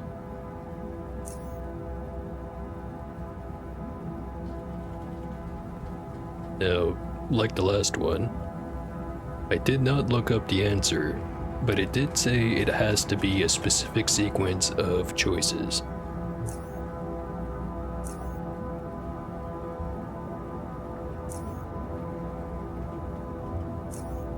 Just have to find the right one to start with.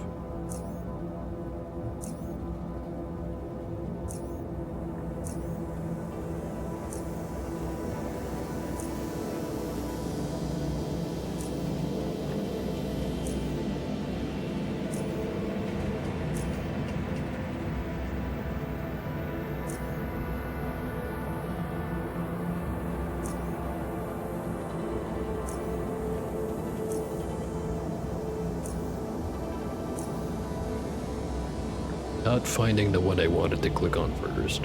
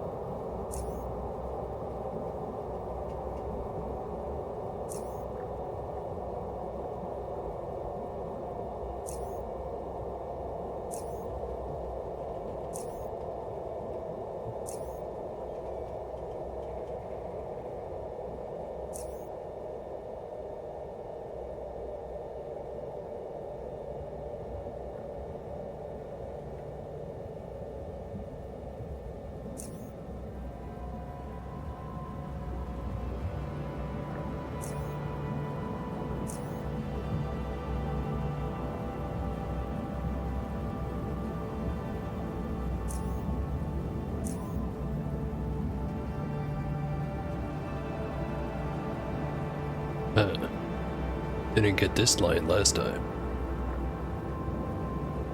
Just after that portrait had been taken, yes, they disappeared. Both of them. We couldn't find them at all. I was mortified. Mortified. We searched the entire station, and then Angus heard them giggling in some utility space behind one of the wall panels. They were happy.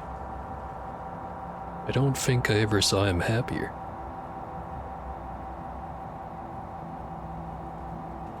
The happiest he's ever been was when he ran away to a dark, dirty wall section with Seneva. Her voice drops slightly in pitch, losing some of the hoarseness along the way. Father beat me really hard when he found us. She shakes her head, recovering her previous voice. Angus disciplined him, but as I've said, yes, Todd was happy. Oh, maybe he does need some. I want only the best for him. We're watching his every move when, in fact, maybe, yeah, wonderful portrait. She falls silent.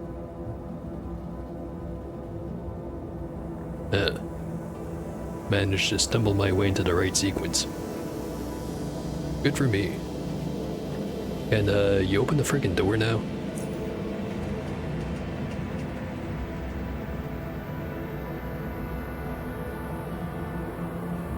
I suppose we can trust him to unlock it.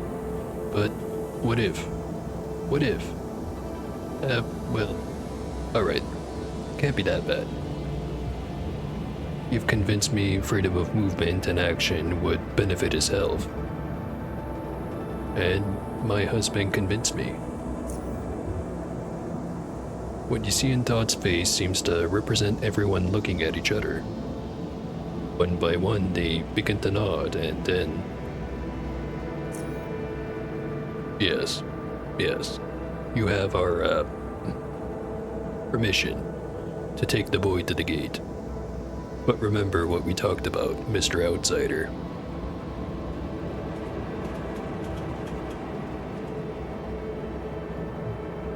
I'll do so right away. Todd, you in there? Somewhere? closes his eyes and reopens them after a few moments. Me? I need you to unlock the gate to the R&D dome for me. Research? No. I can't go there. Well, I talked to your parents. They allow it.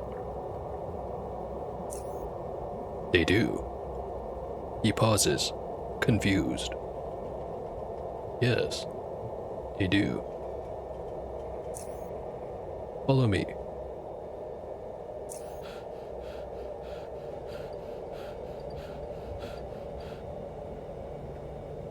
Odd brings his right hand near the gate control screen. The red light turns green, and the gate opens. He pauses, almost as if he wishes to turn away and leave. But he instead speaks with a new voice, not too dissimilar to his usual tenor. Todd. He looks around. Stina? Sineva? Can you hear me, Todd? Yes, I'm helping Mr. Outsider. And you? Are you feeling well? How's our baby boy doing? Todd. What's the matter? Cinna? How's our boy? Don't you know what I'm talking about? It took us so long, Cinna, but we finally did it. You gave me a boy. Her eyes fill with tears. Todd, I'm dead. Prey is dead. We did not survive the birth. My parents, your parents, everyone. You don't know whose teary eyes you're staring into, but after a while it doesn't seem to matter. You were waiting for me to make you happy, Cinna. So long. You can't be. He wipes his tears away. You are. And I'm alone. Gives you a sad and unmistakably more mature look. Then he turns around and jogs away.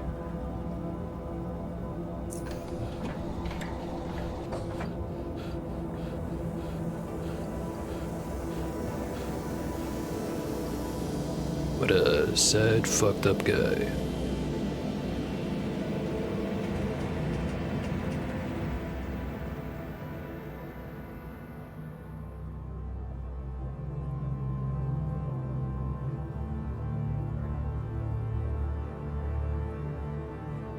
No power to the gate controls.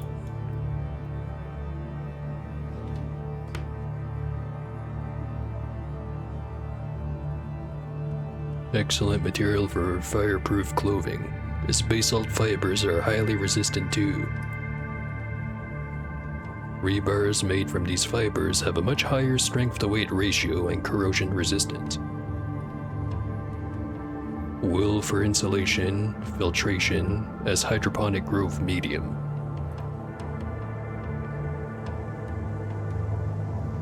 Rock fiber. Interesting. Transparent metallic glass, a microalloy composed of, is made through the process of aerodynamic levitation, whereby the materials are suspended in the air and melted with lasers.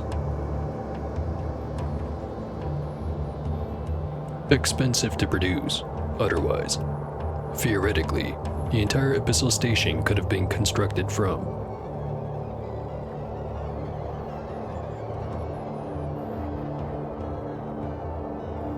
Some high-tech shit that we're working on here.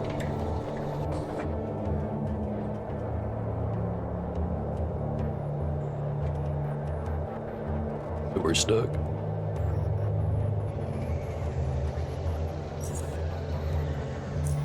And I'm caring too much again.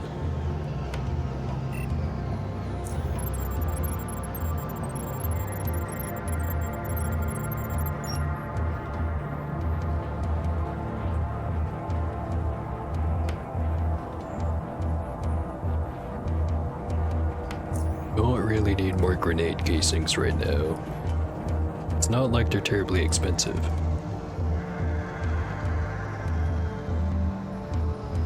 I should definitely go back and drop all this stuff off.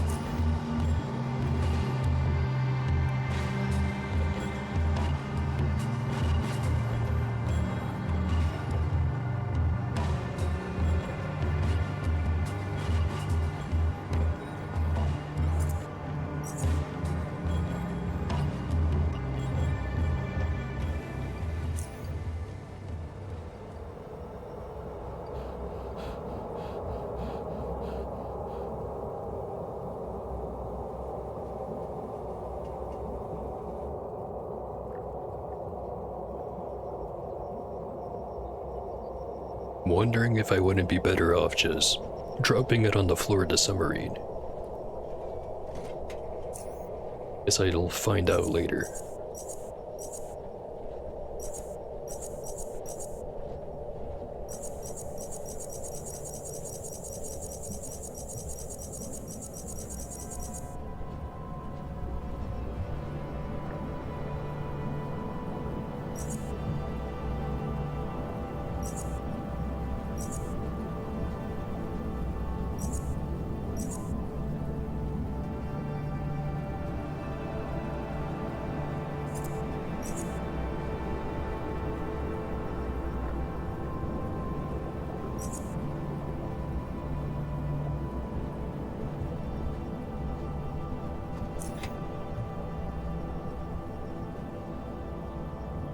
Let's get back in there.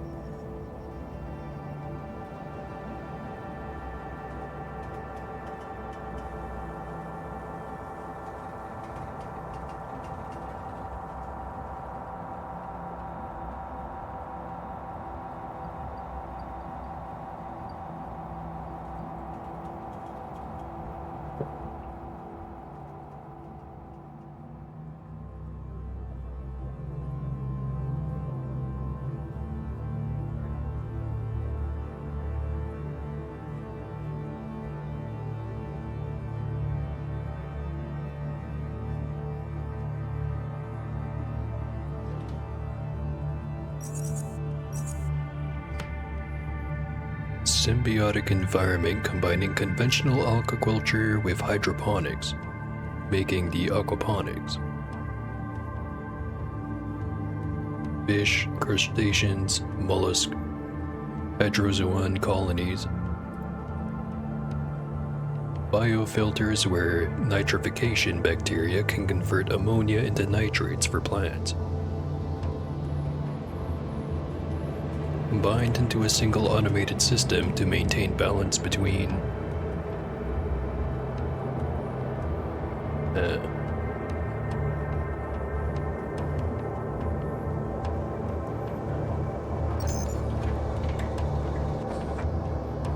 back to the entrance.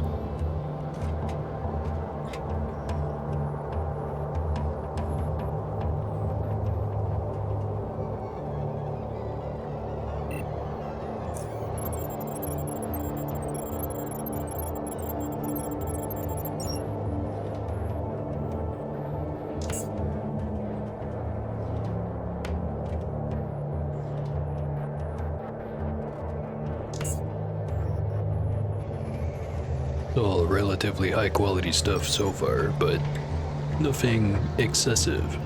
You know, like a 164 quality Onager or Petard.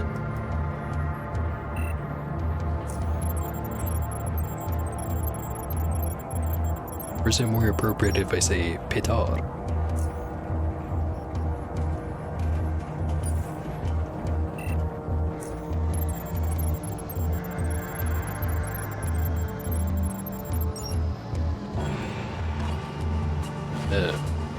Biohazard suit.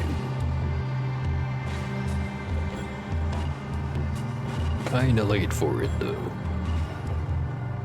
Not to mention those penalties.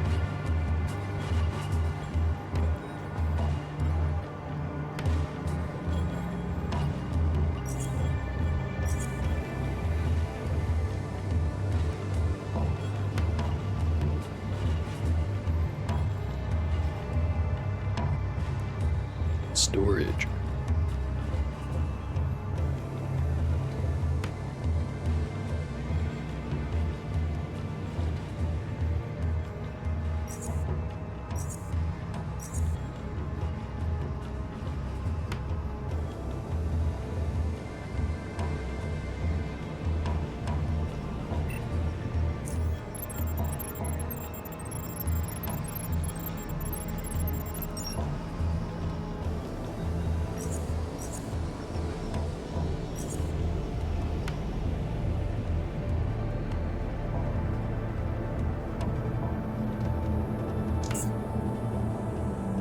Mattresses, couches.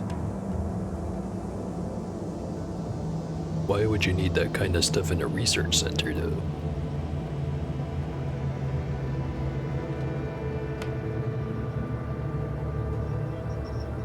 Guess there's the whole people disappearing into this place and then not coming back out up until everyone was very angry.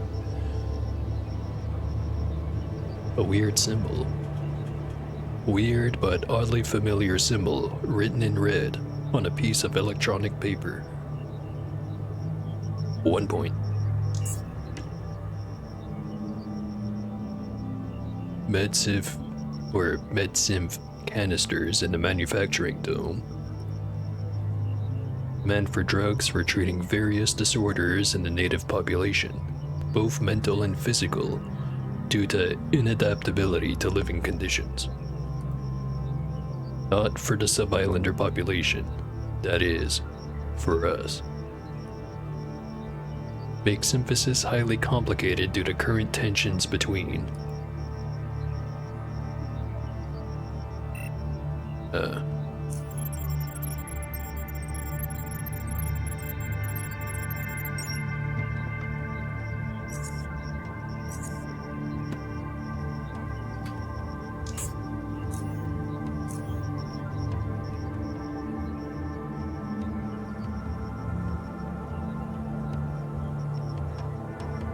between R&D and the remaining submarines and subspheres.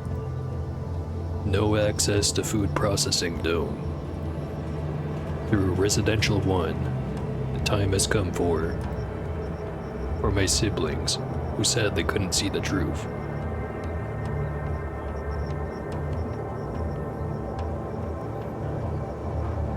Sacrifice of human flesh and bone. Cut into pieces and arranged according to instructions, while the liver is dipped into the solution. Blood collected in a bowl, mixed with shadow dust, and sprinkled across. Ignite the crystal's incense to cast shadow light upon. Should all gather around as the outside lights dim and change. Gateway from which serpentine.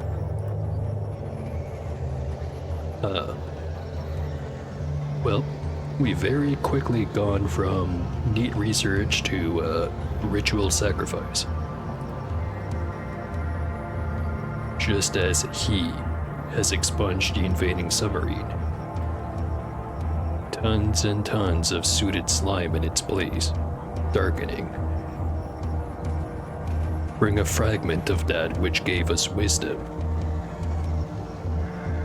Lotsomir's power, infinite. Think I'm starting to figure out where the frig the natives came from.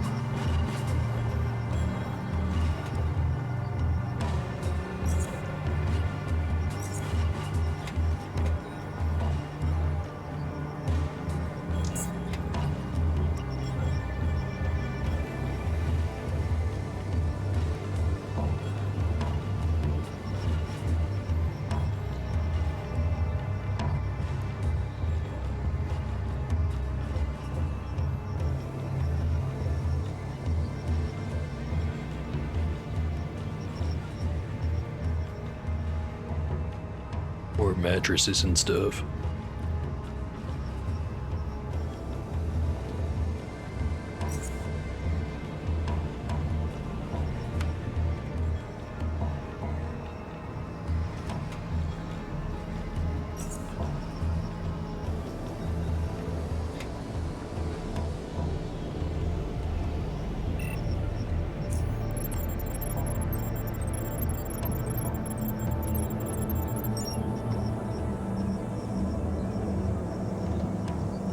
Bunch of bullets. Bunch of grenades.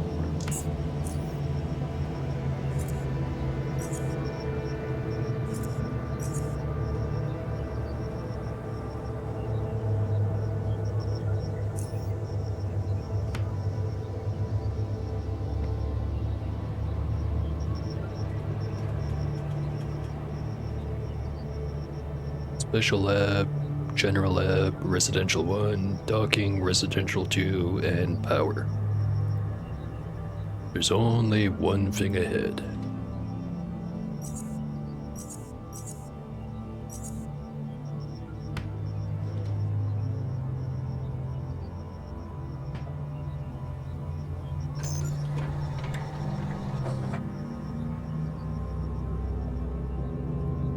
And there it is. Let me just have a look around first.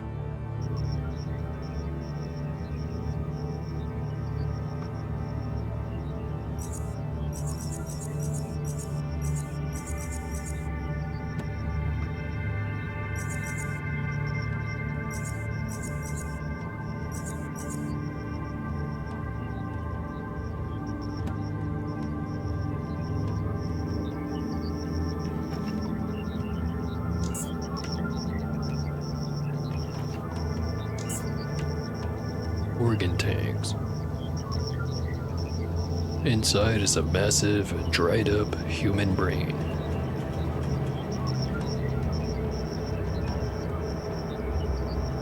No power. Also no power.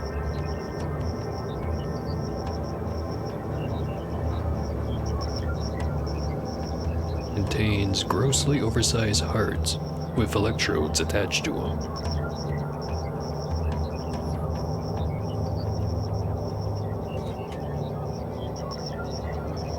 Pacifier. The cumbersome and clunky construction of this psionic headband suggests that it's just an experimental model. It seems that their designers were looking to enhance non-lethal psionic techniques. Armor penalty of 10, grants 1 additional psi slot, psionic skills increased by 25, psi regeneration increased by 3, non-damaging psi ability psi cost reduced by 30%. And damaging psi ability psi cost increased by 40%. Initiative decreased by 15. Chance to get critically hit by weapons and unarmed attacks increased by 5%. Seems neat. MEG tracings. Magnetoencephalogram. Magnetoencephalogram of a certain Jansen's brain activity during high frequency, 41.5 Hz shadow wave exposure, as printed at the bottom. Doesn't look healthy one bit. 2 points.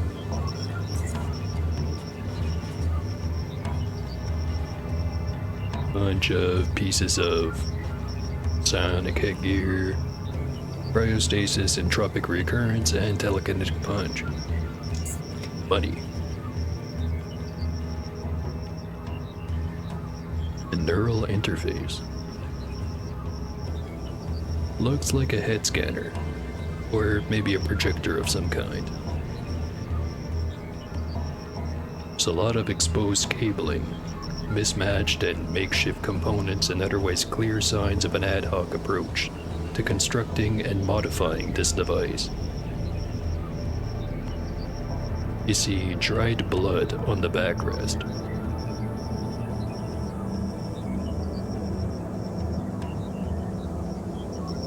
There's the power substation. Not gonna click that yet. Also, it's an interesting looking portrait right there. It depicts a gigantic serpent devouring a radiant sphere. No other information. I'm sure everything is perfectly fine on the surface.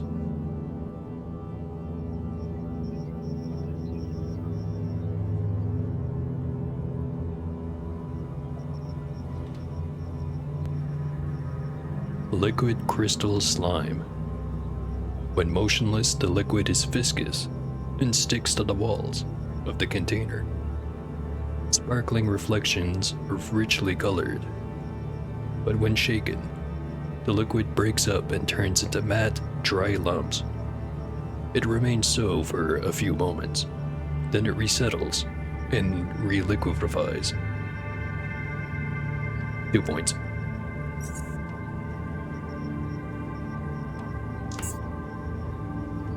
And there's the wait alarm again.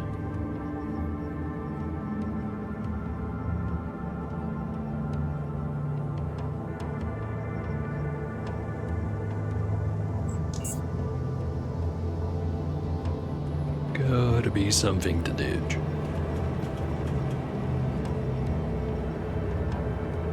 Like, say, this piece of headgear.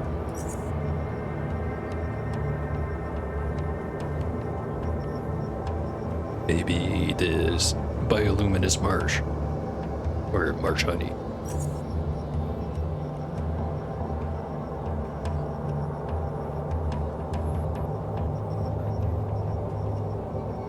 Maybe this SMG frame.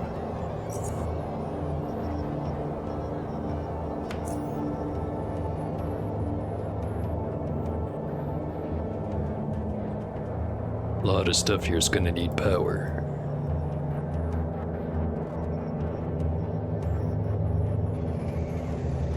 Yet if bad things happen once I turn on the power or once I touch the glowy thing. Let's quick save. Start with the glowy. To merely call the monolith dark would not be accurate. Its blackness is not merely the lack of reflective light, but emptiness in every way. Its space is not vacant or filled with dark substance, but rather it feels as though there's not even any space there. It's more like a tear in space-time, or perhaps a tear in reality itself, revealing the nothingness beyond. At the same time, the monolith does appear as if it has some sort of an existence itself, and its existence seems clearer and more fundamental than that of everything else around it. One of its corners seems to have been cut off, giving you a glimpse inside the monolith. A sight of endless expanses populated by dimmed purple, bluish and reddish light, sparsely lit by bright white particles, all swirling endlessly without aim in a fine purple mist through the black void.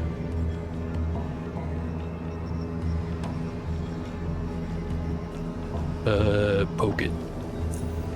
It feels smooth to the touch. It's neither cold nor warm.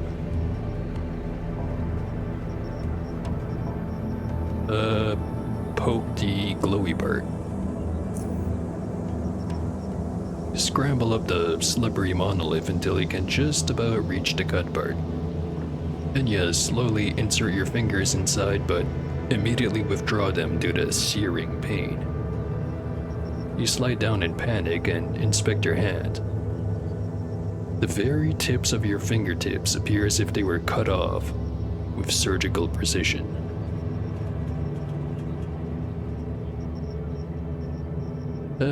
Didn't need those anyway. Alright, leave it be.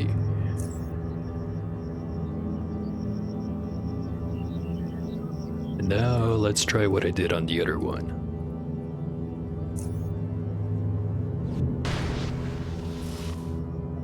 Oh, it didn't like that. Do it again. It very much did not like that. Do it again.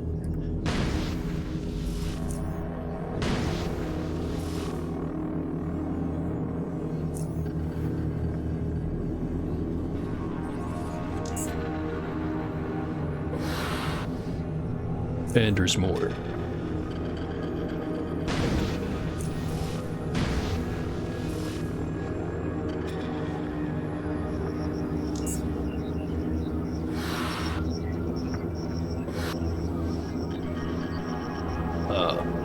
That one despawned and immediately respawned.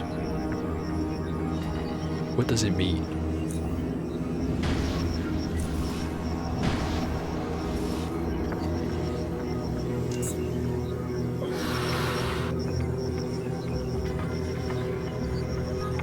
Also, why does my shield work on these guys? Feels like it shouldn't.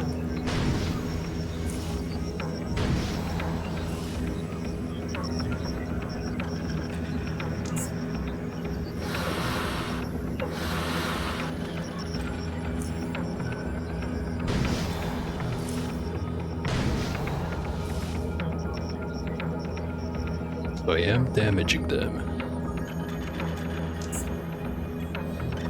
By damaging the stone.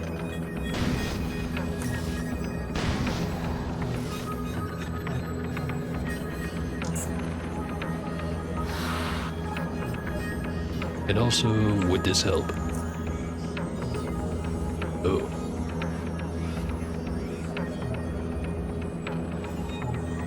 Void creatures.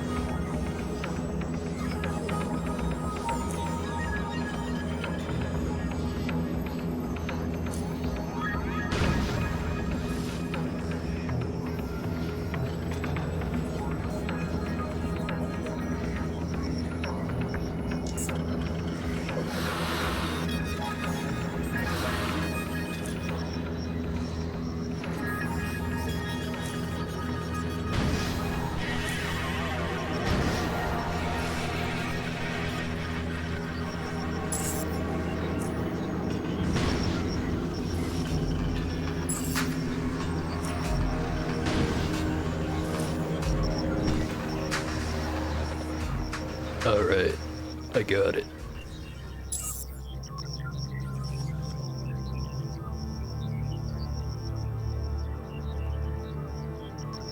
More shadow dust. Now, is it actually dead?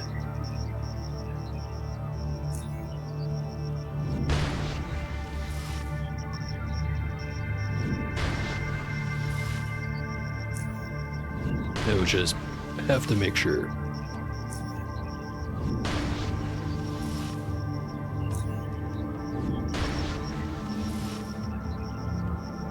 Yeah, it's probably good enough. Hit the power.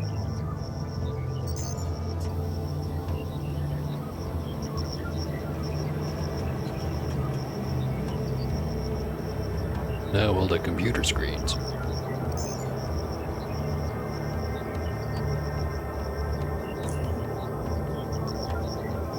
Shadow wave psychoprojection shards. Standard. Superseded. Less than 0.5 Hz. No perceptible stimulation, no short-term effects. 0.5 to 3 Hz. Faint. Distant aural beat in the range of 5 to 15 beats per beats per minute. No visual stimulation. Beta, 3 to 8 Hz. Deep stimulation of unconscious cognition, inductive reasoning, memory recollection, creativity, association, language, etc. etc. Alpha, 8 to 12 Hz. Sense of great relaxation and loss of sense of time and spatial awareness. Beta, 12 to 38 Hz. Lucid audio-visual hallucinations. Gamma, 38 to 42 Hz. Increased analytic cognitive performance, deductive reasoning, complex problem solving, etc.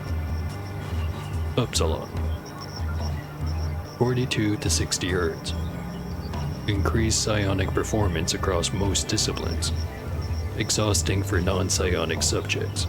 severe headaches in extreme cases. Frequencies higher than 60 Hz are considered dangerous and should only be used with psionic subjects while exercising extreme caution.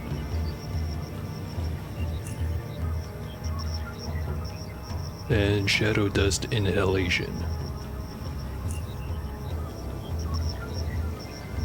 Infra, less than 0.5 Hz. Actually, is that even Hertz? Whatever. Sense of vermicular motion inside head and abdomen. Mild headache and intestinal pain in approximately half of subjects. Delta, 0.5 to 3 Hz. Violent pounding in ears, sometimes accompanied by hissing, growling, and screaming. No visual stimulation. Beta, 3 to 8 Hz. Creeping terror, distress, coldness. Alpha, 8 to 12 Hz. Sense of asphyxiation and claustrophobia. Beta, 12 to 38 Hz. Temporary loss of sight and hearing with the exception of sporadic audiovisual visions, most commonly containing flashing pairs of lights, serpentine motion, and indiscernible echoing sounds. Gamma, 38 to 42 Hz. Suicidal urges, madness, often leading to cerebral hemorrhaging and death. Complete and overwhelming sensory hallucinations. Frequencies higher than 42 Hz will consistently result in death of subjects that have inhaled shadow dust.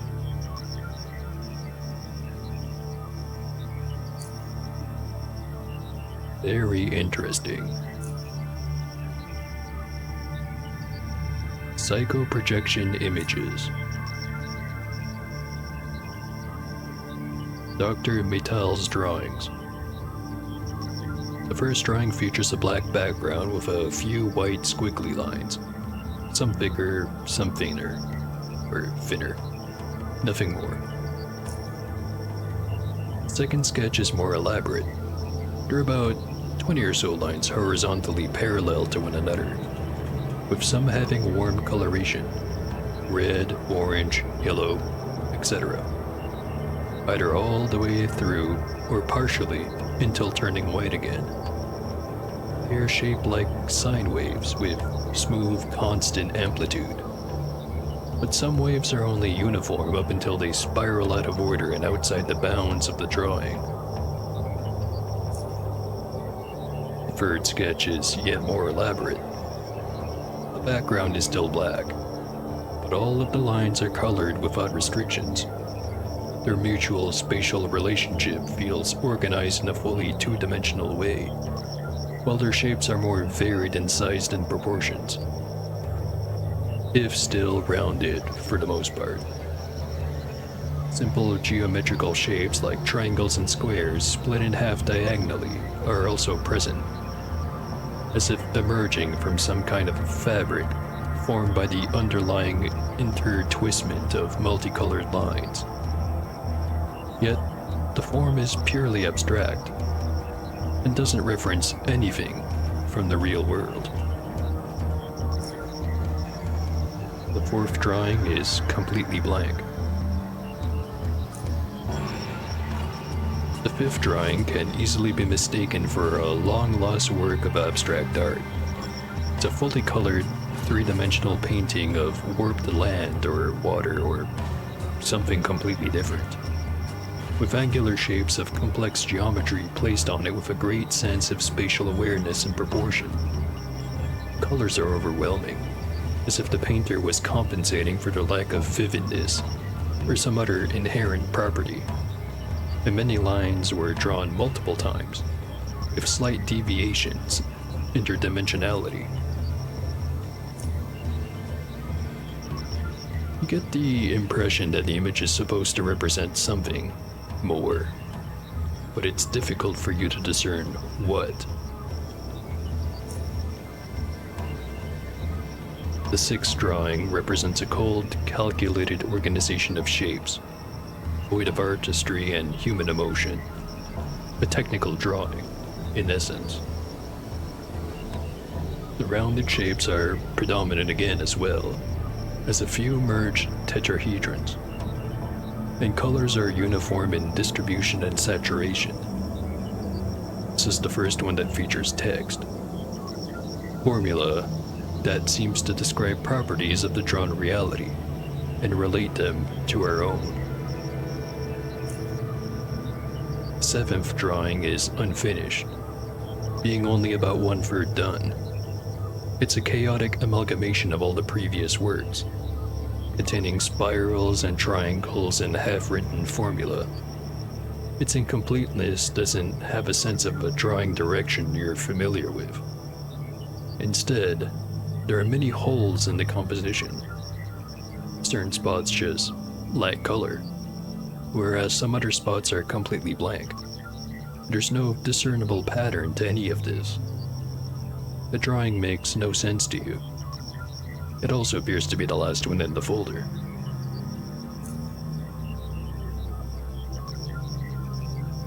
What could it mean? Early collection. This folder contains numerous drawings by various individuals, ranging from simple black and white sketches to colorful portrayals of mind-bending objects, worlds of purely abstract concepts. Rounded, wave-like or spiraling lines pervade the imagery in triangles, pyramids, or tetrahedrons, depending on dimensions featured, are also common motives.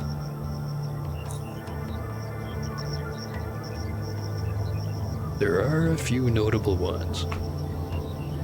A transparent submarine dripping with black, slimy mass.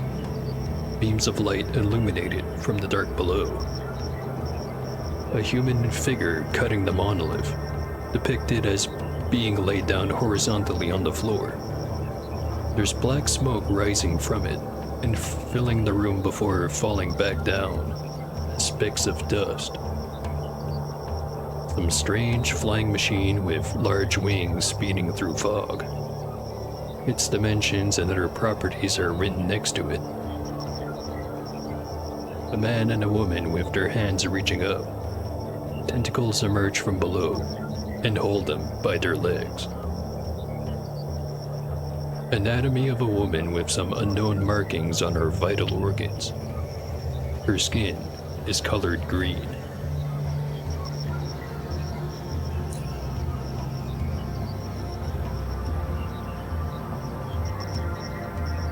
Contemporary collection. This folder contains numerous drawings by various individuals, most of them disturbing, informing content. They feature twisted perspectives, strong colors that bleed into one another, serpents and other sinister-looking creatures devouring or simply slaughtering humanoid beings, as well as creatures of other kinds. Some of these drawings contain formulas, occult rather than scientific, regarding things done to flesh that is often featured next to these inscriptions, drawn in one way or the other. Some are more notable than others. Humanoid reptilians driving spears into a hairy, muscular, four-legged creature. They're in the middle of an endless pool of blood. The serpent constricting various objects. People, machines, cities, celestial bodies, and things greater. Often titled as Surmir, or Bloodsorm, or most commonly, Bloodsormir. A vortex of some kind, dark-centered and surrounded by people both alive and dead. All of the living ones are bowing deeply, but the one who's sprinkling some kind of black dust all over it. The dead are never whole.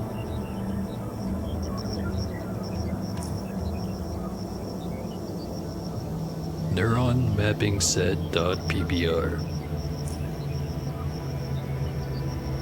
The dark screen slowly turns purple. colorful and detailed spiraling shapes of mathematical perfection begin to appear in the middle of the screen, becoming more and more concentrated in the very center until a symmetrical image finally gains form.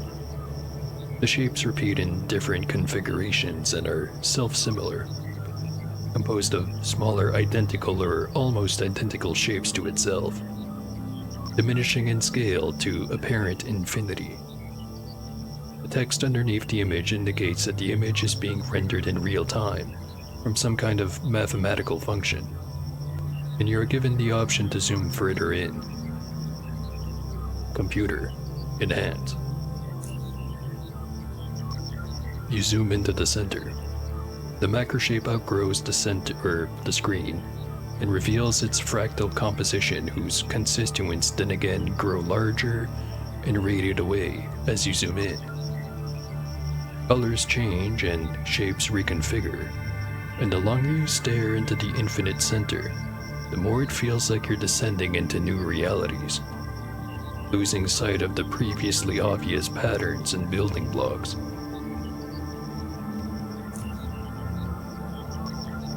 From purple vastness, you fall into a spiraling azure sea whose surface forms the maw of the universe that swallows you and squeezes past the bright stars, and into a quasar containing a layer of slivering green serpents, between which clouds of glistening dust conceal scorching pits of molten rock, forming an iced island on which lush orange vegetation homes the swarm of yellow thousand-legged insects, crawling around their monstrous black queen, whose single compound eye reflects floating polyhedrons, between which cosmic arcs of lightning wreak havoc that disintegrate reality and funnel it broken into a spiraling singularity. Very descriptive. Which is in fact a great serpent. You can no longer zoom in. Ah. Well, no longer feel bad about killing all of them. Well, not all of them. Most of them. That's probably also not true.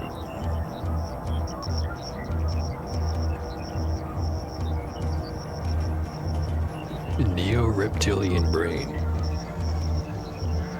Don't like that.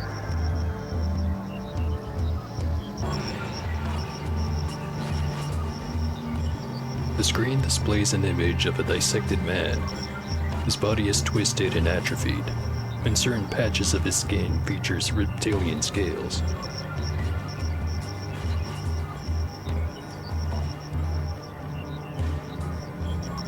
Shadow waves on living tissues. Affects DNA replication. Dust into the bloodstream, which will accelerate the processing cause. Biomolecules unknown.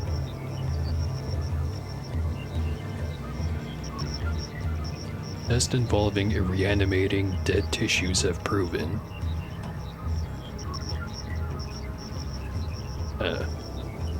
Not sure where it starts and where it ends, but I don't like any of that shit. What's the scanner say? Some kind of crudely constructed scanner. Can't deduce much from its appearance.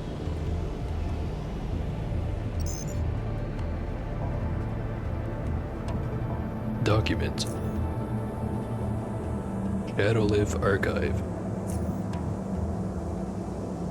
This is a collection of collaborative scientific notes, reports, and papers on Shadowlift recovered following shadow emission LEAD-129, which wiped out most of the data in the Special Laboratory Database. The collection is incomplete and provides limited corporeal insight into the most basic interactions between Shadowlift and our reality.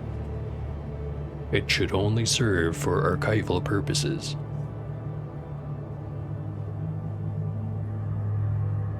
Starting to see why Biocorp just kinda went, fuck everyone living here.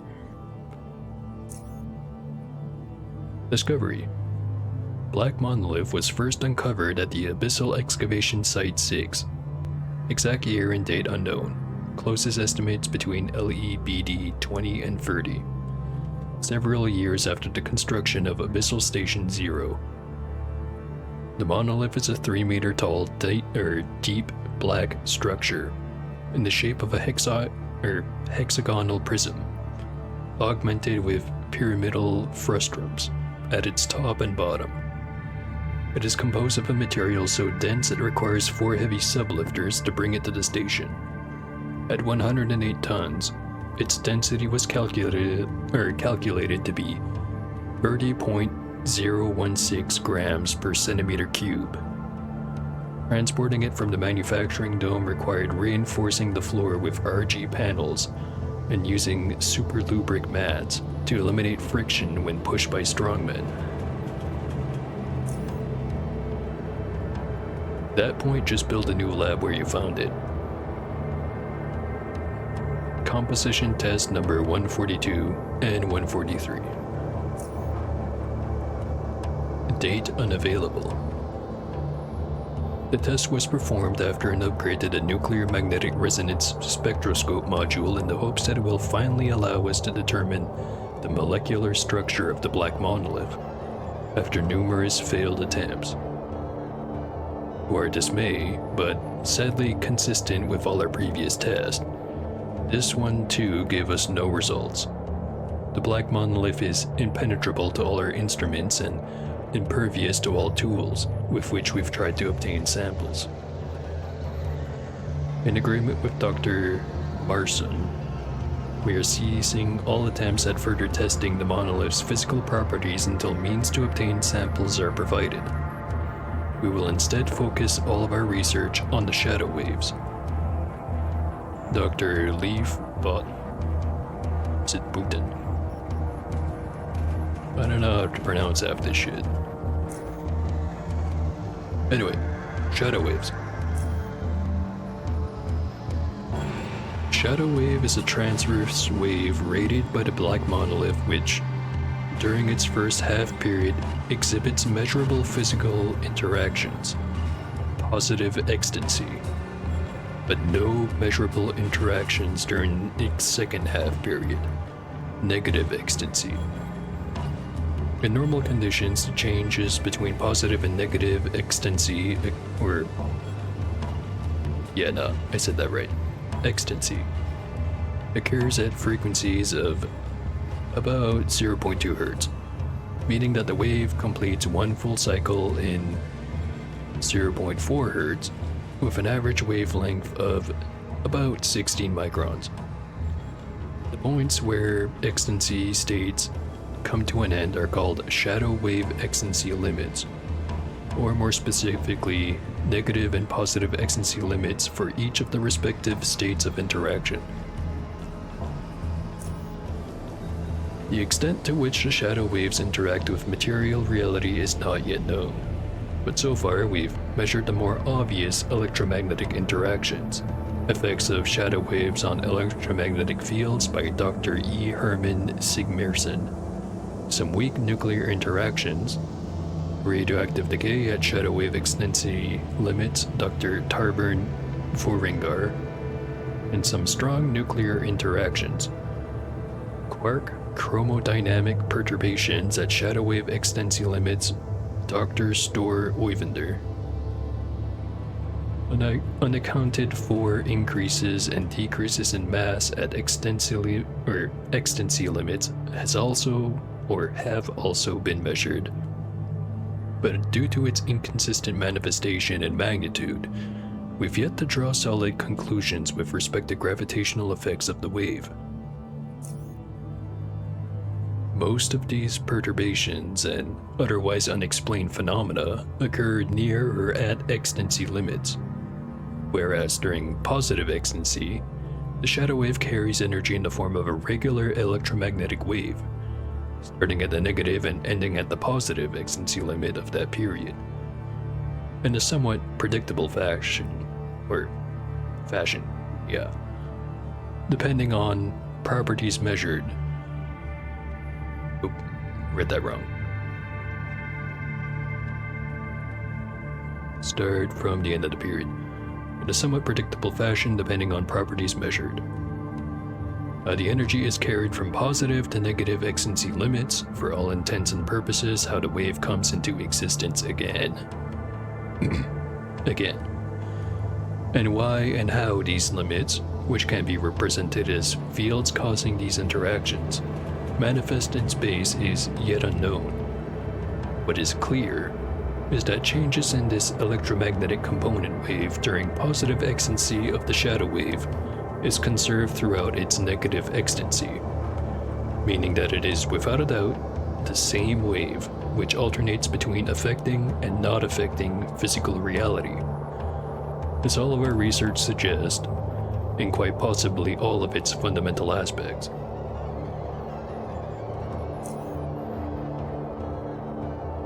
The electromagnetic wave, which we've studied the most of all interactions, exhibits an unusual kind of elliptical polarization, defined by Holdenson's disjoint function.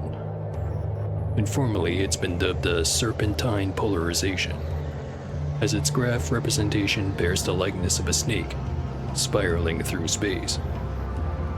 All attempts at polarizing the wave in any way have proven unsuccessful, as the wave will be repolarized as soon as the shadow wave enters its negative excitancy, meaning that after passing negative excitancy limit, the EM wave will again have serpentine polarization.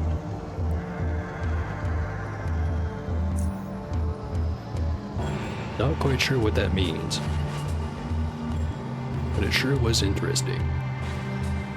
Now, how about manipulating the shadow waves? Shadow Wave Manipulation by Dr. Gustav Marsa. So far, we've determined that shadow wave can be partially manipulated through changes in the electromagnetic field during positive excitancy. This means that by giving the wave more energy at appropriate excitancy limits, we can, for instance, change its frequency in a manner that is consistent with our understanding of the laws of reality. However, this also produces amplified and so far unpredictable quantum effects at excitancy limits, both positive and negative, depending on how the wave had been manipulated and the medium through which it passes. The shadow waves can be directed through space by guiding them into Orion tubes with a massive magnetic field shaper at the base of the monolith. In these tubes, we can shoot photons at specific intervals, aiming for either negative or positive excitancy limits, so that we may study the resulting quantum interactions. Consistency of Heinlein's law in electron-positron annihilation near negative excitancy limits by Dr. E. Herman Sigmarsson. The process can be dangerous if too much energy is introduced, which has resulted in 2 accidents already, but controlled wave manipulation at positive excitancy limits will create relatively stable changes in the wave. What quantum interactions occur at negative excitancy limit, like the creation of new particles, actual and not virtual, is currently beyond the scope of our understanding.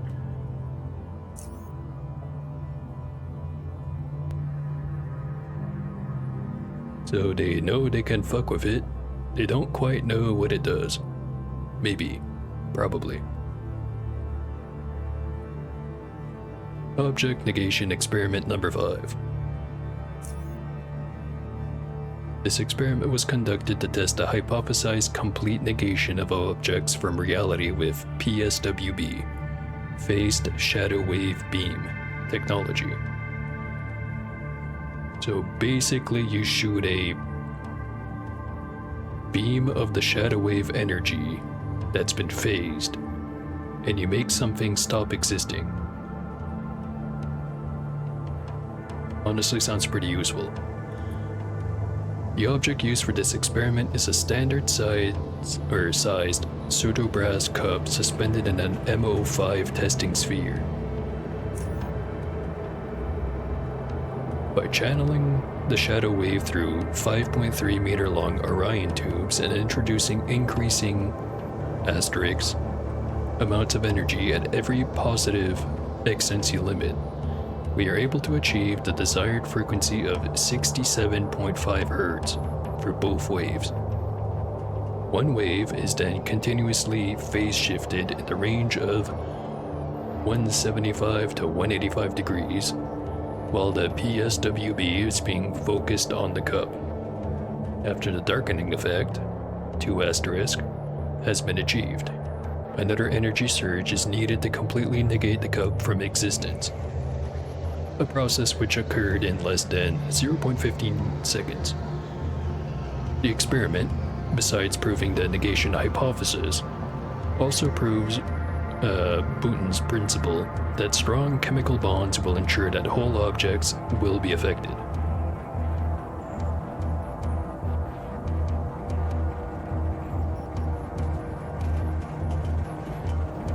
So the increasing amounts of energy thing is using Sigmarson's resonance function, and the darkening effect is shadow photons and the darkening effect by Dr. E. Hermann Sigmarson. In conclusion, the fifth test was a complete success, the only losses being the 2 Orion tubes and 1 MO5 sphere. However, those could hardly be called losses, not because of the relatively small cost of the equipment, but more so due to the fact that the changes in their chemical structure and the formation of these unknown liquid crystal compounds will provide our team with new studying material. Dr. Michael Payne.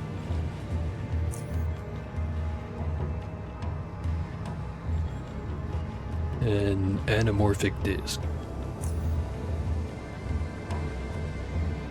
Today we received something called an anamorphic disk. It is supposedly capable of cutting the black monolith. Came in an external shipment, the details of which are oddly kept away from all of us, lowly engineers. At first glance, it's a rather unimpressive rubbery disc, 20 centimeters in diameter and 1 centimeter thick, gray in color, of a rough texture, made out of some unknown synthetic material. We were explicitly instructed not to scan and to keep in cryo except during use. This thing is something no sane person would see it as a cutting tool, let alone something that could damage an object as impervious as the black monolith. However, after doing some testing at the shop, we now view the anamorphic disk in a completely different light. You know, I do remember stealing a mysterious disc from a dead guy and giving it to some other guy at one point. Wonder if that has any relation. Anyway, the disc arrived with a Cedar SG88M, large diameter grinder, on whose end it is to be attached, which frankly gives it a comically disproportionate appearance. Speaking of comical, I really expected to believe that such a primitive tool as a mechanical grinder with a rubber gasket at its end will achieve what the most technologically advanced lasers and plasma cutters at our disposal can't. These thoughts went through all of our minds, and then we fired the thing up. Within the span of a second, the disc flattened, while tripling in diameter, its gray color becoming much lighter in shade. In this state, the disc could cut anything we tested it on. Pseudobrass, steel, all the way to the stronger alloys and minerals, even a G5 rated diamond, and did so with little resistance. Will it cut the monolith? That would be the ultimate test. We were instructed to modify a strongman, to use the grinder and ensure that it is capable of performing the cut, taking all of the potential variables into account. No idea how they came up with those, but what do I know? I'm just an engineer. Hopefully the cut will be performed tomorrow, after which I will file another report. Chief Station Engineer Boris Grayson. I'm guessing it worked.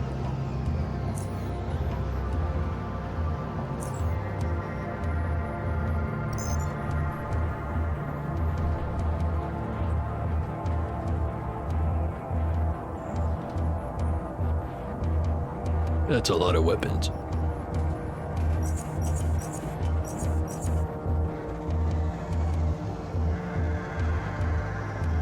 I kinda want to take all of it.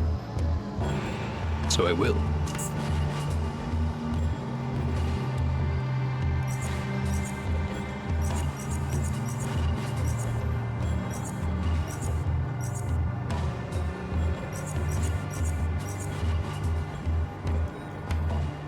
Strongman head. It's got burn marks that rise from the neck and spiral toward the top of the head. Emit a faint purple glow.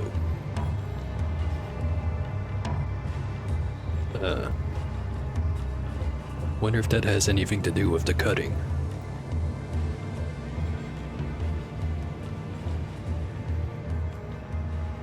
And there's the thing. The acorn. I have it now. 2 XP. Very nice.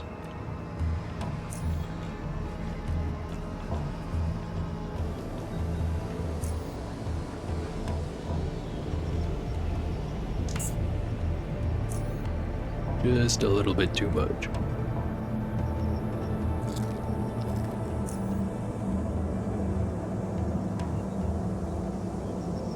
Right, it's been very cool hanging out with you, Rog. I'm leaving now.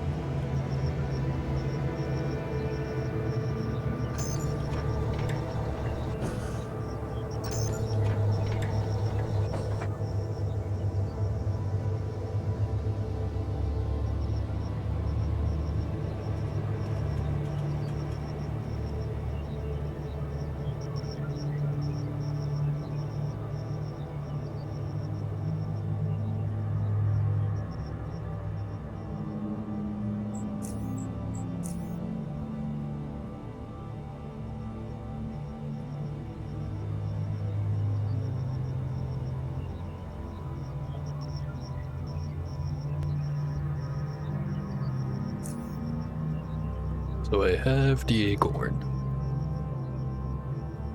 The very special, very powerful, mysterious device.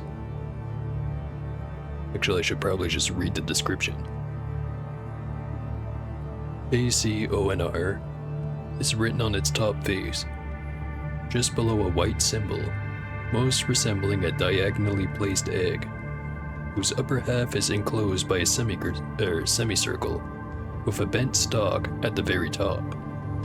It appears to be a container of some kind, one that seems to open horizontally in the middle.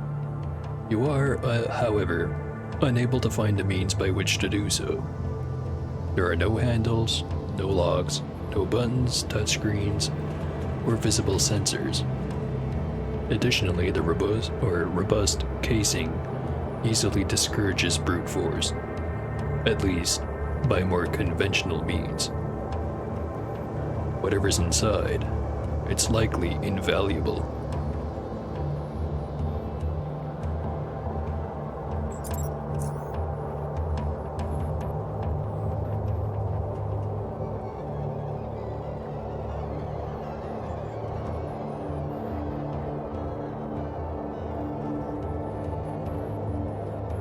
Also, I don't think I ever checked out this room. Not that I think there's anything in here.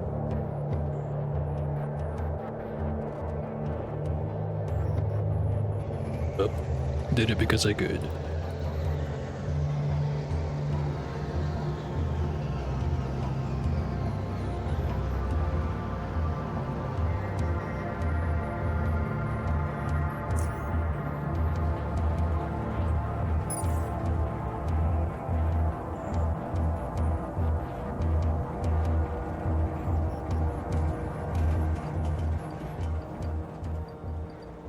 So now that I think about it, how am I gonna fit all the other stuff onto the submarine?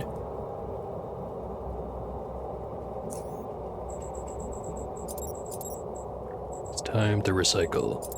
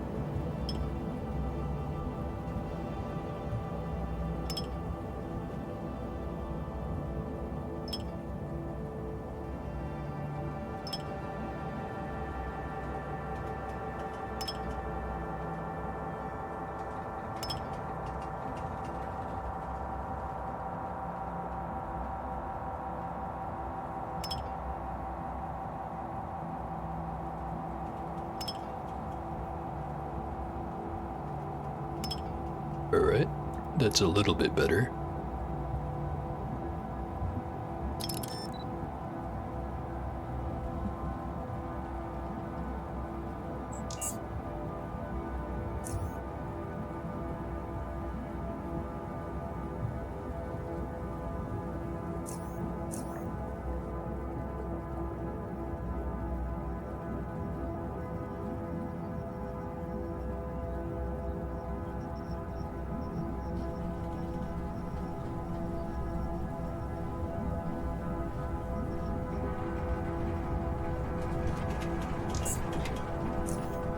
Alright. How to do it with the other batch of shit.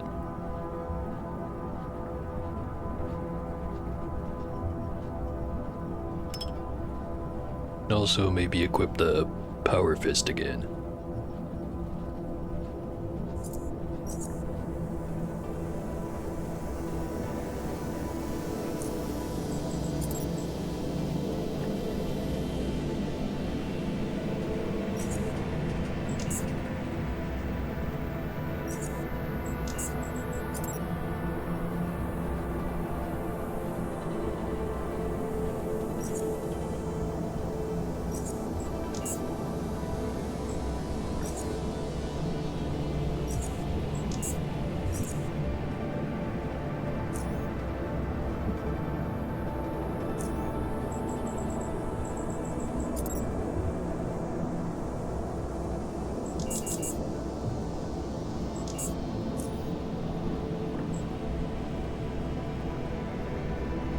Just for reference, how low do I have to get it?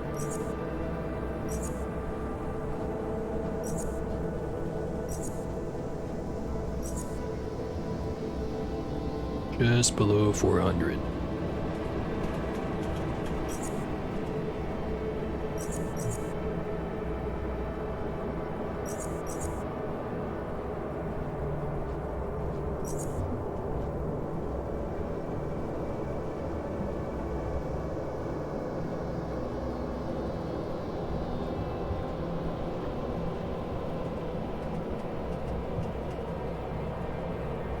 It's always so hard picking something to give up. Want it all, damn it.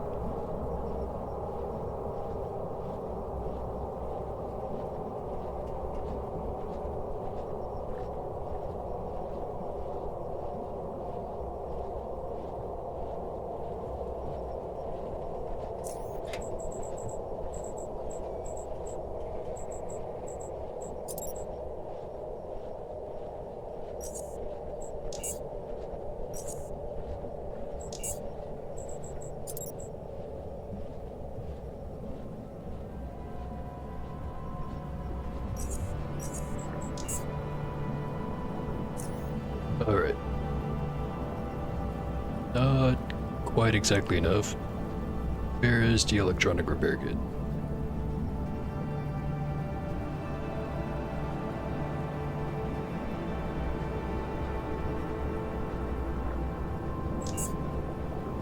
There they are.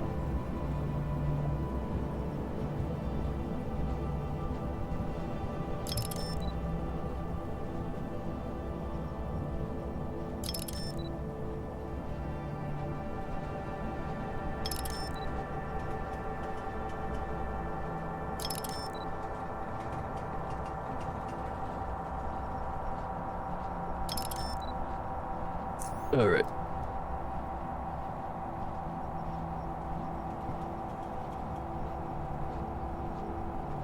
This is not where I parked my submarine. Also, why is the water all stinky?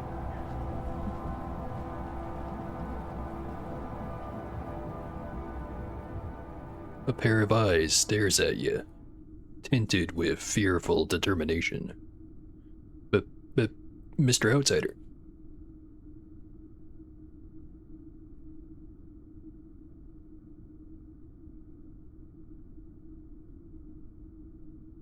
I did tell him that I'd get him the hell out. Are you sure you want to do this? He nods silently. Welcome aboard. He nods with a slight smile. Don't be afraid. Time to surface.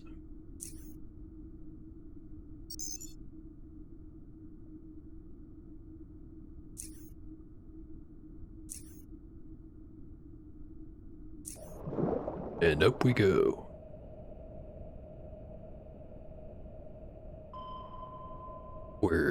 We're moving.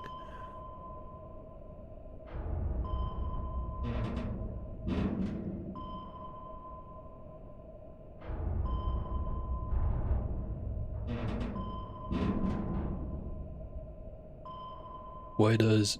No questions.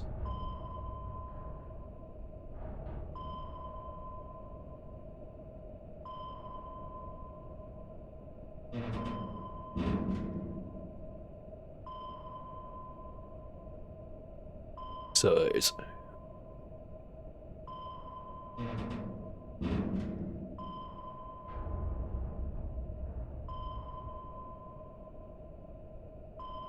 His breathing speeds up.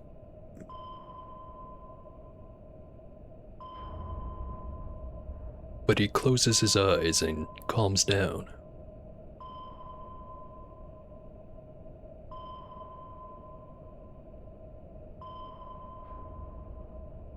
Past halfway.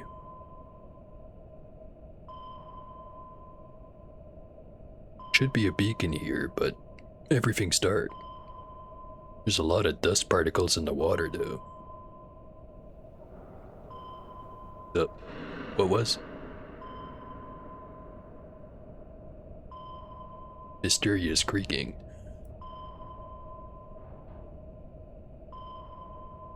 $73. $216. Getting there.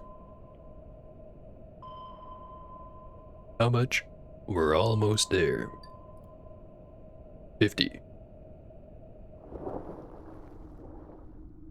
And I think we're here.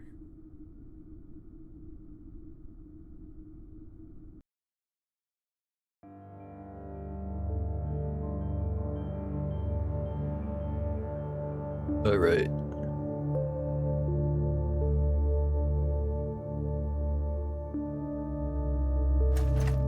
First things first. Dump all the loot.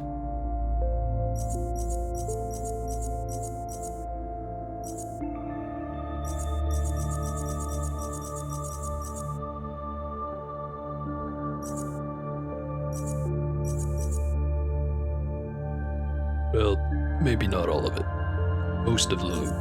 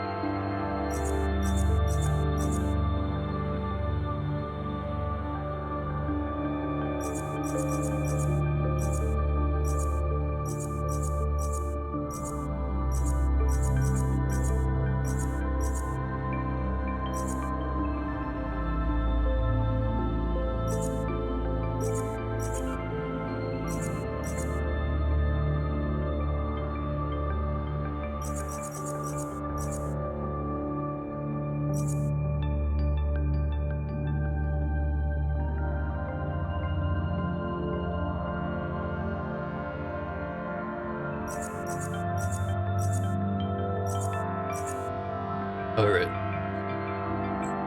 That's how much stuff I had to ditch, just to be able to walk without the food buff. Also, maybe I should call someone about Dodd.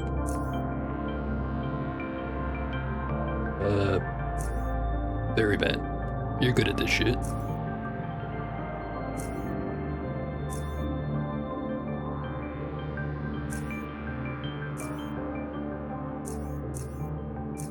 Maybe I have to talk to Todd directly. Not gonna just leave him here. Is this the surface? It is. Now, about you.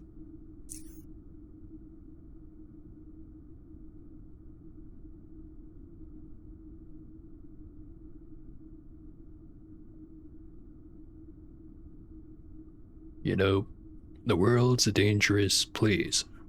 It'll swallow you in seconds. You can't take care of yourself out here, but I can't take care of you either, due to the nature of my life. I'll find someone who will, though. You stay here. I'll be back as soon as I find you a new home. He smiles. Thank you, Mr. Outsider. I'll stay here. I'll be good. I won't touch anything. Good. See ya.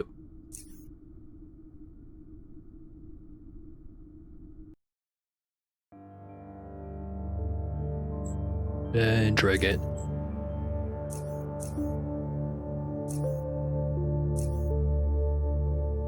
Gonna have to go talk to him in person. At the northeastern waters. And then after that, this serpent-born geyser village. I think that means he's right there.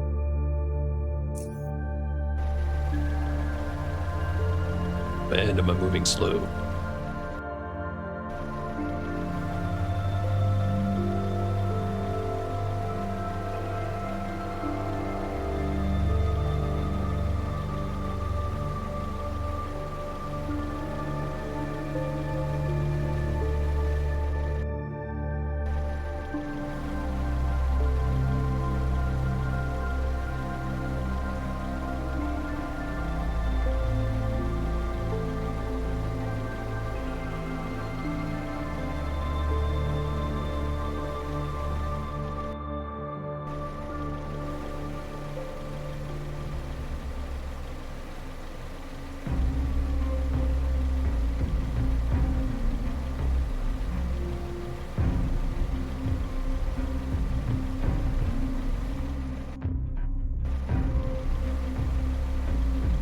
It'd take forever to move all this loot.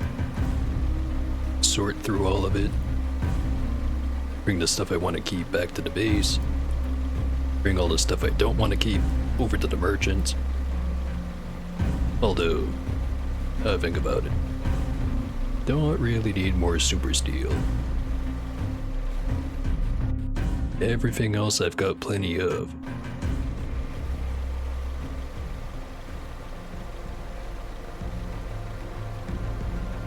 Might have to make it the last loot trip. Maybe.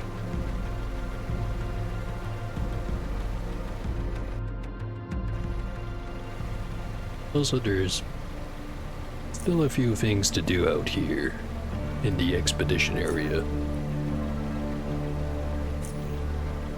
Can't remember exactly what other than just kill off the rest of the serpent-born dudes. I know there's the guy I ran into earlier, there's Magnar. Who else? There's gotta be more, but I don't remember him right now.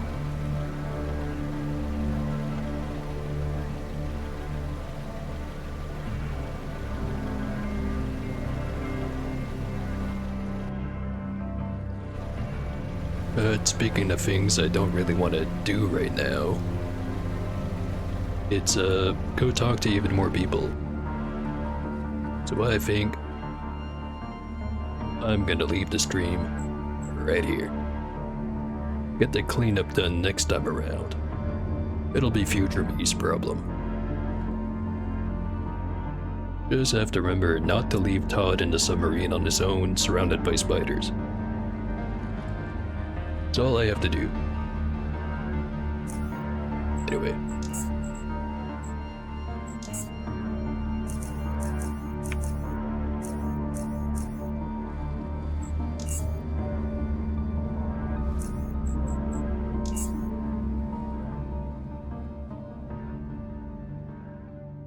That is more or less the end of the Expedition DLC. Like I said, there's some cleanup left to do, but nothing required. Basically just have to go bring the acorn over to Oldfield, or maybe not bring it over to Oldfield, and that's that. And anyways, just kinda talking in circles again. Hopefully that was a good stream. See ya.